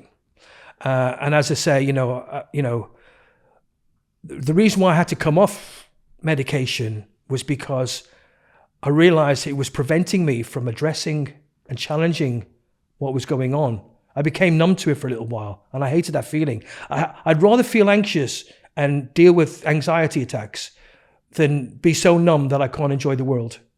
Because there's so much amazing stuff in this world, My kids, it's just like, it's a joy, I get upset about it, But just and it's funny because it's something I was talking about in counselling a few months ago. I tend to cry or get emotional about happy things, positive things, because, and my counsellor said, it's because I'm grieving for the happiness I never had. I never had no happiness in my childhood whatsoever. I know it sounds crazy, and I said during the interview, I remember one birthday and one Christmas up to the age of 15 years old. I can't tell you what I got for any birthday. I can never tell you. I can tell you what I got for birthdays after I was 13, because I always asked for money so I could buy records. But up until then, and even now with my birthdays, I struggle to believe that anybody is happy that I was born. Does that make sense? So I tend to get emotional about happy, positive things because I'm actually grieving. I still grieve for the childhood I never had, for the friends that I thought I had that I lost because of all the lies against me. I'm grieving for the fact that I gave so much to certain individuals who repaid me with incredible betrayal and emotional violence and psychological violence. But ultimately what's kept me going was, one, I believe in life, I believe in myself, I value myself, and I've got to be there for my kids. I've said to people in the past, there are certain individuals, male individuals, I would never even have a thought about violence against a woman, but there are certain male individuals who are only now still walking because of my children. Because if I didn't have my children, there would people be better put away by now, physically or whatever. I'm not saying I could kill them. I doubt I've got the capacity to kill. But there's certain people I'd have certainly taken on physically if I'd encountered them. Do you know what I mean? People who've done horrific things to me. My point is that basically what's kept him alive or kept him walking or kept me out of jail and kept me alive and kept me going is my kids. Because I would never ever do anything. This is what I've been trying to stress. I would never ever do anything that would take myself out of my kids' lives, because I know what it's like to be ripped away from my dad and not know my mom. I couldn't do that to my kids. They've gone through enough, and as young people in today's society, they're dealing with so much already anyway. There's things I'd rather not talk about. I'm not prepared to talk about around both of my kids. So they've already dealt with so much. They're already so courageous and so incredible as human beings. I would never do anything. All my energy is focused on never doing anything else to add to what they're already dealing with. Do you have a question, Joe? Yeah, something a bit more positive. Any plans to get back into the music, either DJing or remixing or making music? Weirdly enough, weirdly enough, one of the positive things about finally getting to shut up and getting other people to shut up, and the fact that I've gone this long and not been, nothing new's come to light, or nothing else is wrong. Basically, I've started to get bookings as a DJ again, which has been really lovely and really credible ones. I've done. I go to a lot of book launches because I'm writing the book at the moment, and as a result of which, I now DJ at certain book launches for quite big name musicians. It's all music. It's a rock and roll book club. But yeah, and I DJ with quite well known London personalities now, and I do occasional festivals, rave revival festivals. But there's certain things I wouldn't touch with a barge pole. There's a lot of going on that even if they ask me to, I've seen people post, that I should be booked and then killed or badly beaten up or something should be done to me. And people say to me now, would you go and work for them? I say, you're kidding me, aren't you? You know what I mean? And all the crowd of people that those sort of DJs and promoters attract, I wouldn't want to be seen dead with them, because I know what they're like as the mob mentality. I know what they're like. When you've seen more than a few hundred people posting that they hate me, posting I need to be shot, so I should be killed, I should be this, all the rest of it, who don't even know me, I went to see him once and he was all right, but now I think he's, people saying he's destroyed his legacy with his sexual predators by being upset. So when you've seen all that, there's so much that I don't want to have any part of. So I am quite blessed that I'm starting to I'm getting little gigs that I want to do. I like playing to small groups of people in small clubs where you're in touch with everybody. It's nice. So have you heard of the DJ Waracles? Who? Waracles. Who? Out of France. Yes. Oracles. No, sorry. What about Koroleva? Who? No, don't forget, I is old. It's no reflection on them. I think Jen is going to invite you out dancing with us. I am. I am so out Do you of like the to go loop. out dancing? No. No, sure. I can dance. We go dry raving, so no drug taking, all that bull. No, we that'd just go make it even dancing for worse. hours on end. Sorry? Who is your favourite Me, DJ? Just to listen to. You. After Me. you. I love the confidence. Who else? Not Tongue? He's not a DJ. He's a personality that plays records. I'll be I've honest got with to say, if Pete Tongue watches this, I have enjoyed Tongue over the years. Oh, yeah, I mean, my favourite... What's the essential mix? It is a Radio 1 essential. My mix. dad, when I was in America raving, my dad would always send me tapes of Tongue and Judge Jules. Judge Jules, yes. Yeah. Sasha and Oh, I Digweed. was already well into Sasha from your Well, you period. know Sasha- It's all Sasha and Carl Cox on my flyer collection. Well, from Sasha- 89. Sasha 90. and Digweed used to be big fans of mine. Sasha Really? and Digweed. I gave Digweed his first... Digweed used to be on the phone to me sort of twice a week for about an hour at a time before he got the gig at Renaissance, moaning and bitching about the fact that he couldn't get any gigs in London. And he had a great little thing called Bedrock and the Crypt in Hastings.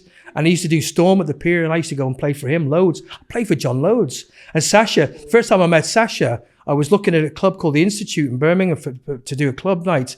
And went up to this little room, and there's this lad playing this record, and he played my record, Love Is the Message. And it had literally just come out.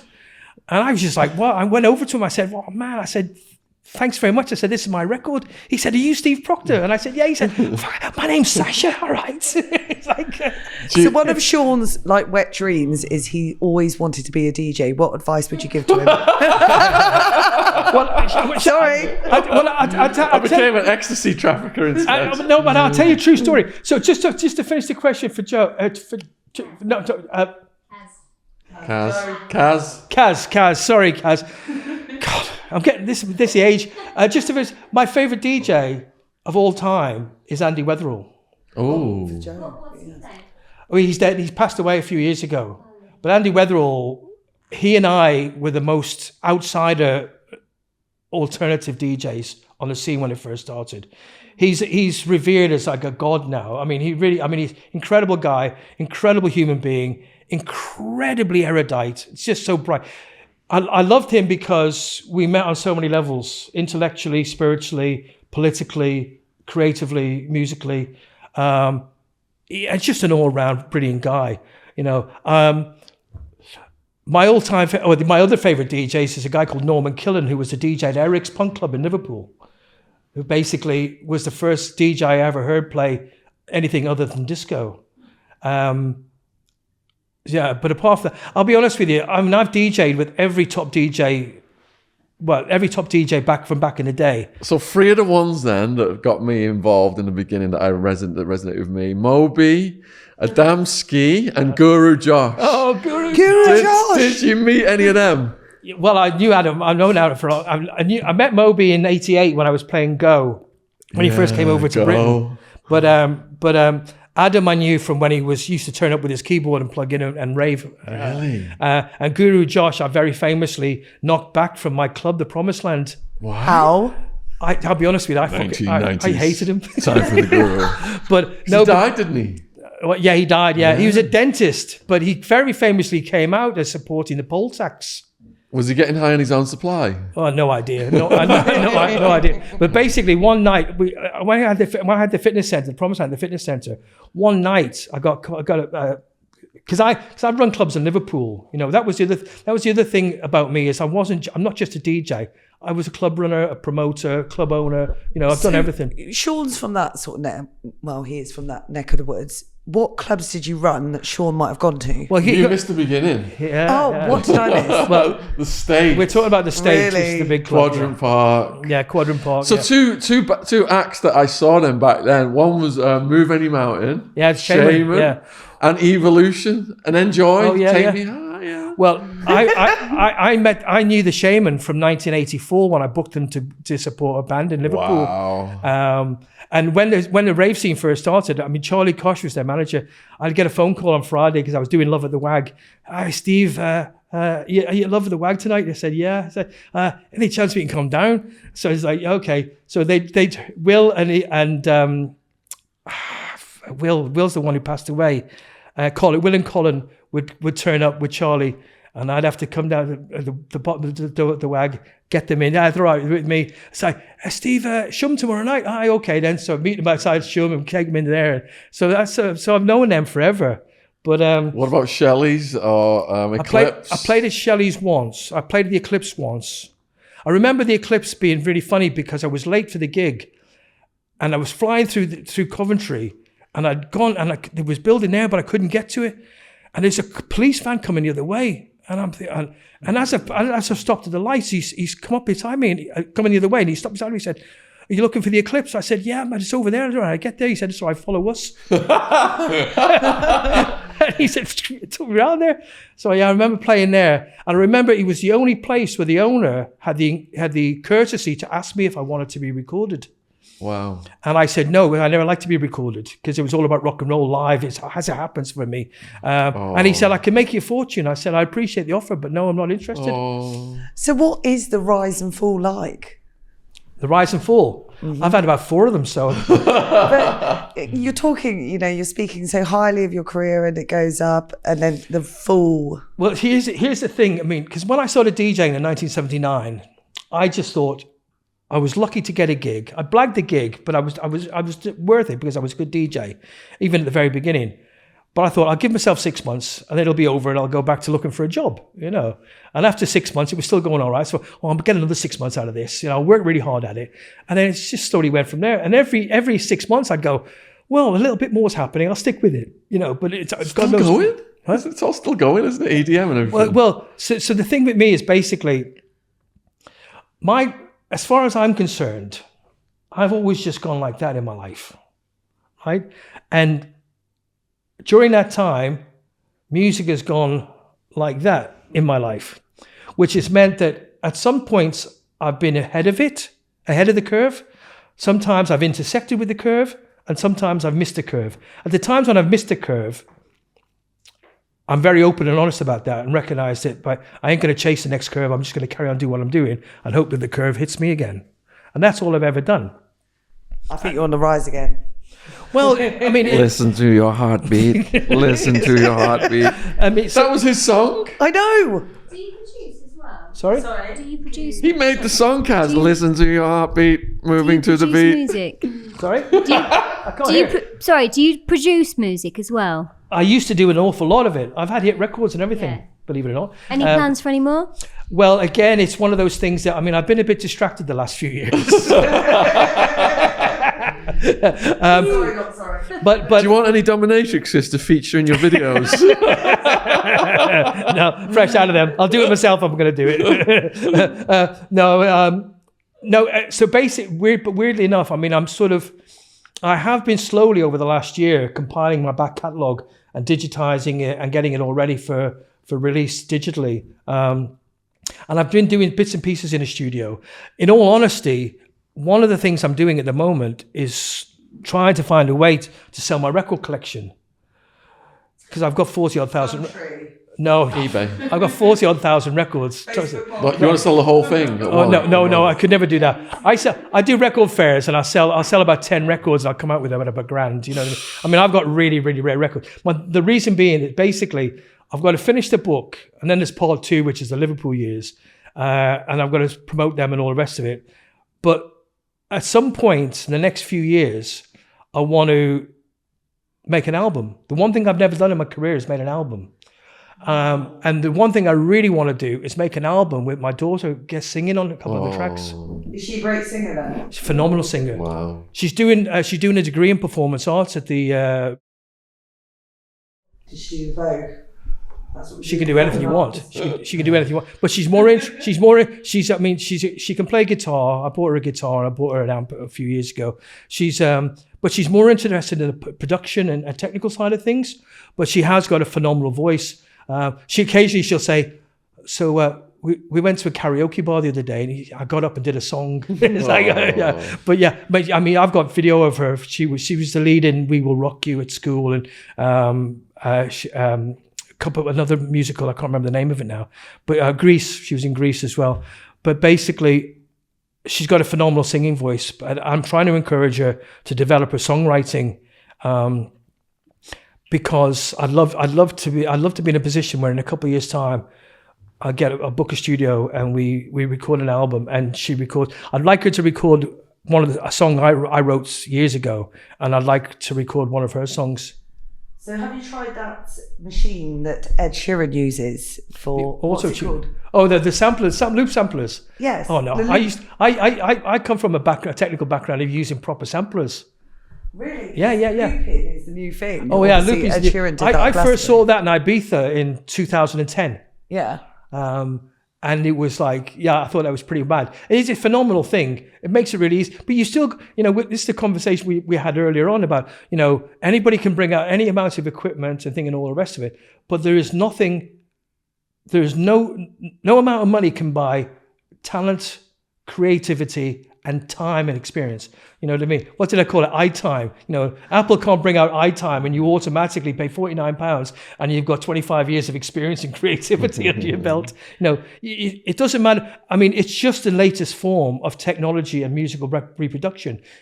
People like Ed do it really good, but it isn't just about him tapping the pedals a few times. It's about what he can do with it all. Because he's strumming the guitar, then looping it. But it's what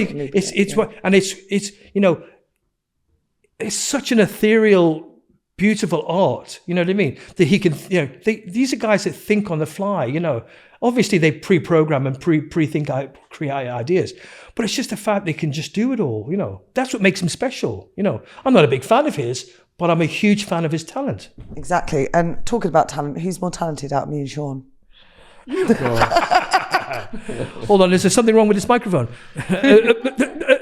I've got a question for you. How much is my Sex Pistols Holidays in the Sun single worth? Very now? little, I'm afraid. Fuck all. Oh, is it? It's probably played to death and really battered, isn't it? On that note, then, I think this has been the longest podcast we've ever done. Joe, how long are we at? We're quite a while now because we 5 joined halfway hours? through. It may be the longest podcast we've ever done. So huge thank Yes, you, viewers. thank you, Steve. Huge thank you, viewers, for staying with us. And where can they Wow. find you, Steve? If you've made it this far, I'm in awe of you. Where can they find you online? We'll put all your links below the video. What's your socials? Facebook, Instagram, SoundCloud, Mixcloud, but you can't use them on that, can you? Facebook, Instagram, Twitter. Although I don't know for how much longer. Yeah, but how do they find you? So what's your name on Is it just under Steve Insta? Proctor? On Facebook, I'm Stephen John Proctor. Because I'm an early adopter, and basically I'm a rule follower. So it's like, put your full name. So I put Stephen John Proctor, and now I'm the only one. Why? Is there a Promised Land Facebook group? There is a Facebook group, a Promised Land Facebook group. There's a DJ Steve Proctor page. There's a Promised Land Better Days page. There's another group that I don't want to use at the moment because it's not very busy. It's from the old days that I'm trying to reactivate. And if people want to book you for a gig, what's the best way to book you for a gig? Has you got a website? No, just email me or ring me. So we can put your email in below down there. Probably send a message to my DJ account, Facebook. And if you're looking for new records, where can they buy them? Oh, Your old listen, records. The lead-in time for pressing records now is so long that if I could want to put a record out now and it wouldn't come out for 3 years. Wow. Record Store Day has killed independent pressing because all the major companies sold their pressing plants years ago when CD was the next big thing, and now they're all sucking up all the independent pressing plants' time for Record Store Day releases of Fleetwood Mac albums in purple vinyl and David Bowie albums in blue vinyl. Yeah, I've got the David Bowie Death Star one. I used to supply to them in Arizona. Sorry? Fleetwood Mac. You can go your own way. Right, we're going to have to finish. Let me just say this to the viewers. Viewers, this is an area that we've never broached before. Falsely accused of rape. It's a serious matter. Guys are stigmatized for the rest of their lives with this "there's no smoke without fire" attitude. And I think it's just very important that Steve has come in here and he's a pure soul. He's opened his heart to us, and it's been an emotional journey. Let us know what you think about this whole matter of falsely accused of rape. Put it in the comments what you think. I'm going to send this video over to Stephen French. I don't think you're aware of what he's doing, but he's campaigning for people who get in these situations to help them, because it is so insidious. We really need there to be consequences on the people who are filing these false claims, because they've got nothing to lose. They can ruin someone's life and they've got nothing to lose. So there's no disincentive in the legal system for them to not do these things. So that's a huge issue, I believe. So whatever Stephen Frenchie's doing, I'll, as well as your links in the description box, I'll put Steve Frenchie's campaign links down there as well. And if guys are out there who are going through this, I think that for men who are going through this, it's something they don't want to talk about, because it just, and this is how brave Steve is, because if you talk about it, you're raising it all up again, and that stigma then, and you're always going to get people saying, oh, even in the comments, I believe there's going to be people in the comments saying he did it, blah, blah, blah, because people just like to get rises out of people and keep this bullshit going. But I imagine there's so many men out there that are going through this and they're keeping it quiet. And, you know, if you want to reach out to Steve or whatever Stephen French is doing, don't hold it in, because we don't want people getting so stressed out about this and getting so beat up online that they feel then that their only option is to commit suicide. Steve has shown there's life after this. You can rise from these heinous allegations. And it's just been so brave and inspirational to hear your story, man. So give us a big hug. Oh, I got it now. I'll go and calm down. Well done, brother. Oh, well done. Oh. Yes, thank you. Yeah. Jump over. Yeah. Thank you so much. Yeah. Oh, thank you.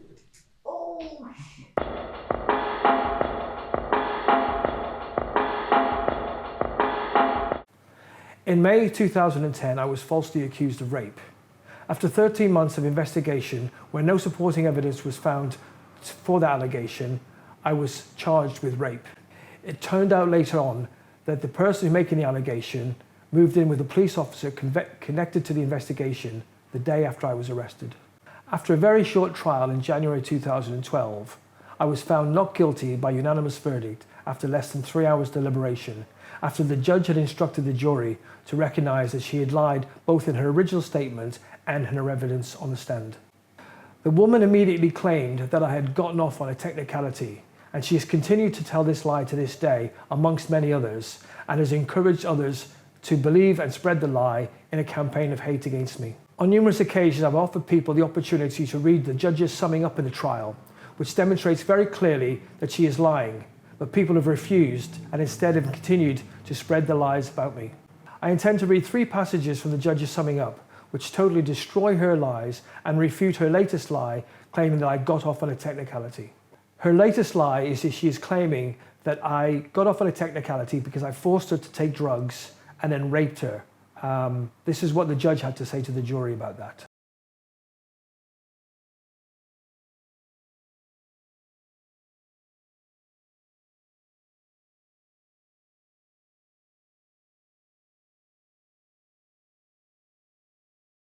She told you that she had last used cocaine, a line of cocaine, the weekend before the 14th, which is quite some days before. And she can't help us as to why it is that the scientist, when her urine was analysed, found that there were cocaine traces in the urine. The significance of that is, as you know from the scientists, that can only happen if the cocaine was taken within 36 hours of the sample. And you know the sample was in the early evening of the 14th of May. And that means that she must have taken cocaine on the 13th or 14th of May. She told Haven at the time that she had not taken any cocaine in the preceding 4 days. When asked about it by the police, who were obviously wanting to look into this in view of the scientific evidence, when she was asked in October about it, she said that she had taken cocaine last 3 weeks before these events. And there is no suggestion here of anybody spiking anybody else's drinks or anything like that. So that is an issue that you are going to have to think about as to whether it helps you or not in deciding whether Miss X is somebody you can rely upon as a truthful and accurate witness. If you think that she misled the authorities, then she will have been telling an untruth to the Haven and to the police. And that is something that you will want to take into account when considering whether she is with somebody that you can rely upon in relation to other aspects of her evidence. Of course, it can always be said that one is coy about telling the police, perhaps, about taking drugs. But in circumstances like this, might you not expect her to be entirely truthful with the Haven? And if you find that the scientific evidence points to the fact that she wasn't truthful about that, That really is something that you can take into account in assessing whether other parts of her evidence central to this accusation can be relied upon. It's obvious from that the judge is stating to the jury she lied to the police and to the Haven about the drugs, so can you believe her about anything else? I will also read 2 other excerpts from his summing up in relation to myself, and then a final point. It's claimed that I have a long history of rape and sexual assault on women, all of which are lies, and this is what the judge had to say. The defendant gave evidence yesterday. I want to deal with that in a moment. It is fairly recent, but it ought not to be overlooked in any way, nor should his character. Again, you have heard about that this morning, but it does bear some reference. Generally, he has 2 matters in his past. When he came before the court, they both led to conditional discharges, which means they were not viewed very seriously by the court that dealt with them. The last was 20 years ago, and in many other spheres he would be considered to be somebody of good character. In the criminal court he is not, but I'm going to ask you to treat him as if he were, because you have heard the most excellent references read and from live witnesses as to his sort of attitude to females, certainly amongst his friends, his attitude towards females in the company of male friends of his level of integrity, and of course, as he told you himself, his world revolves around his children. For so many of us that is the case, isn't it? But it is true in his case too. And those that know him well have either taken the trouble to write about him and tell you about him, or to come to court and tell you about him. So he is plainly a person of good character. What that means by way of legal direction is this. Anybody of good character, and I instruct you to treat him as such, is somebody who is less likely to commit a criminal offence than someone of bad character. Somebody of good character is more likely to tell you the truth than somebody of bad character. That is a matter that goes to his benefit when you consider the case. It makes the point that it is very important to the defendant that you put it in the balance in his favour, and you hold that in your mind when you look at all the evidence in the case. This pretty much is as close as a judge can come within legal restrictions to telling the jury that I am telling the truth and that they should believe me. And that brings me to his closing remarks. Well, you will consider his evidence on the basis of what you assess him to be from his demeanour in the witness box, and also in the background of those that know him rather better than we do, and who gave evidence today either in written form or in a witness box, and consider whether he is somebody who may be telling the truth. Because the prosecution have to prove the case, and if you think that he may be telling the truth, then there is an end to this matter in his favour. It is only if you disregard his evidence so that you are sure that Miss X's account is the one to rely on that you can safely turn your mind to convicting this defendant. So as you've heard, there is no mention of a technicality, and simply no mention of a last-minute embarrassment for her to change her story. The judge told the jury plain and simple that it was her word against mine, and that she had lied and that I hadn't. If anybody wants to find a barrister to scrutinise the judge's summing up, I would be more than happy to allow that to happen. I am sure there are many who are going to claim that this is fake or I've made it up, but at least I've had my say now, or at least the beginning of my say. This is the beginning of me putting things straight, and it will be a fuller and longer film in the autumn. Huge congratulations to Mo Riaz for getting his book published. My dad proofread it and he said it's one of the best accounts of prison literature he's ever read in his life. And my dad reads all the time. It's available worldwide on Amazon. It's called 20 Years for Murder of an Indian Diplomat. In prison with serial killers, the IRA, London gangsters, Charles Bronson, the Krays, and Ian Blink MacDonald. I'll read you from the back. Violence, drugs, and mayhem. Welcome to the testosterone-charged world of a Cat A prisoner. Terrifying, harrowing, eye-opening, and sometimes hilarious are the stories that Mo documented on his 20-year journey through the highest security prisons in the UK. From boiling water attacks to dirty protests, and from riots to suicides, Mo saw it all.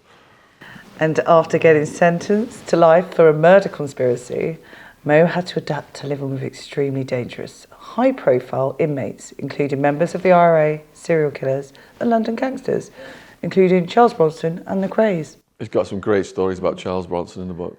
One of the best storytellers. And in this inspirational memoir, one of the best descriptions of UK prison life, Mo expertly tells jaw-dropping stories and brings to life the eccentric characters from a hidden world. I've read a lot of prison books, and this is in a class of its own. Check it out. Worldwide on Amazon, ebook, paperback, and audiobook.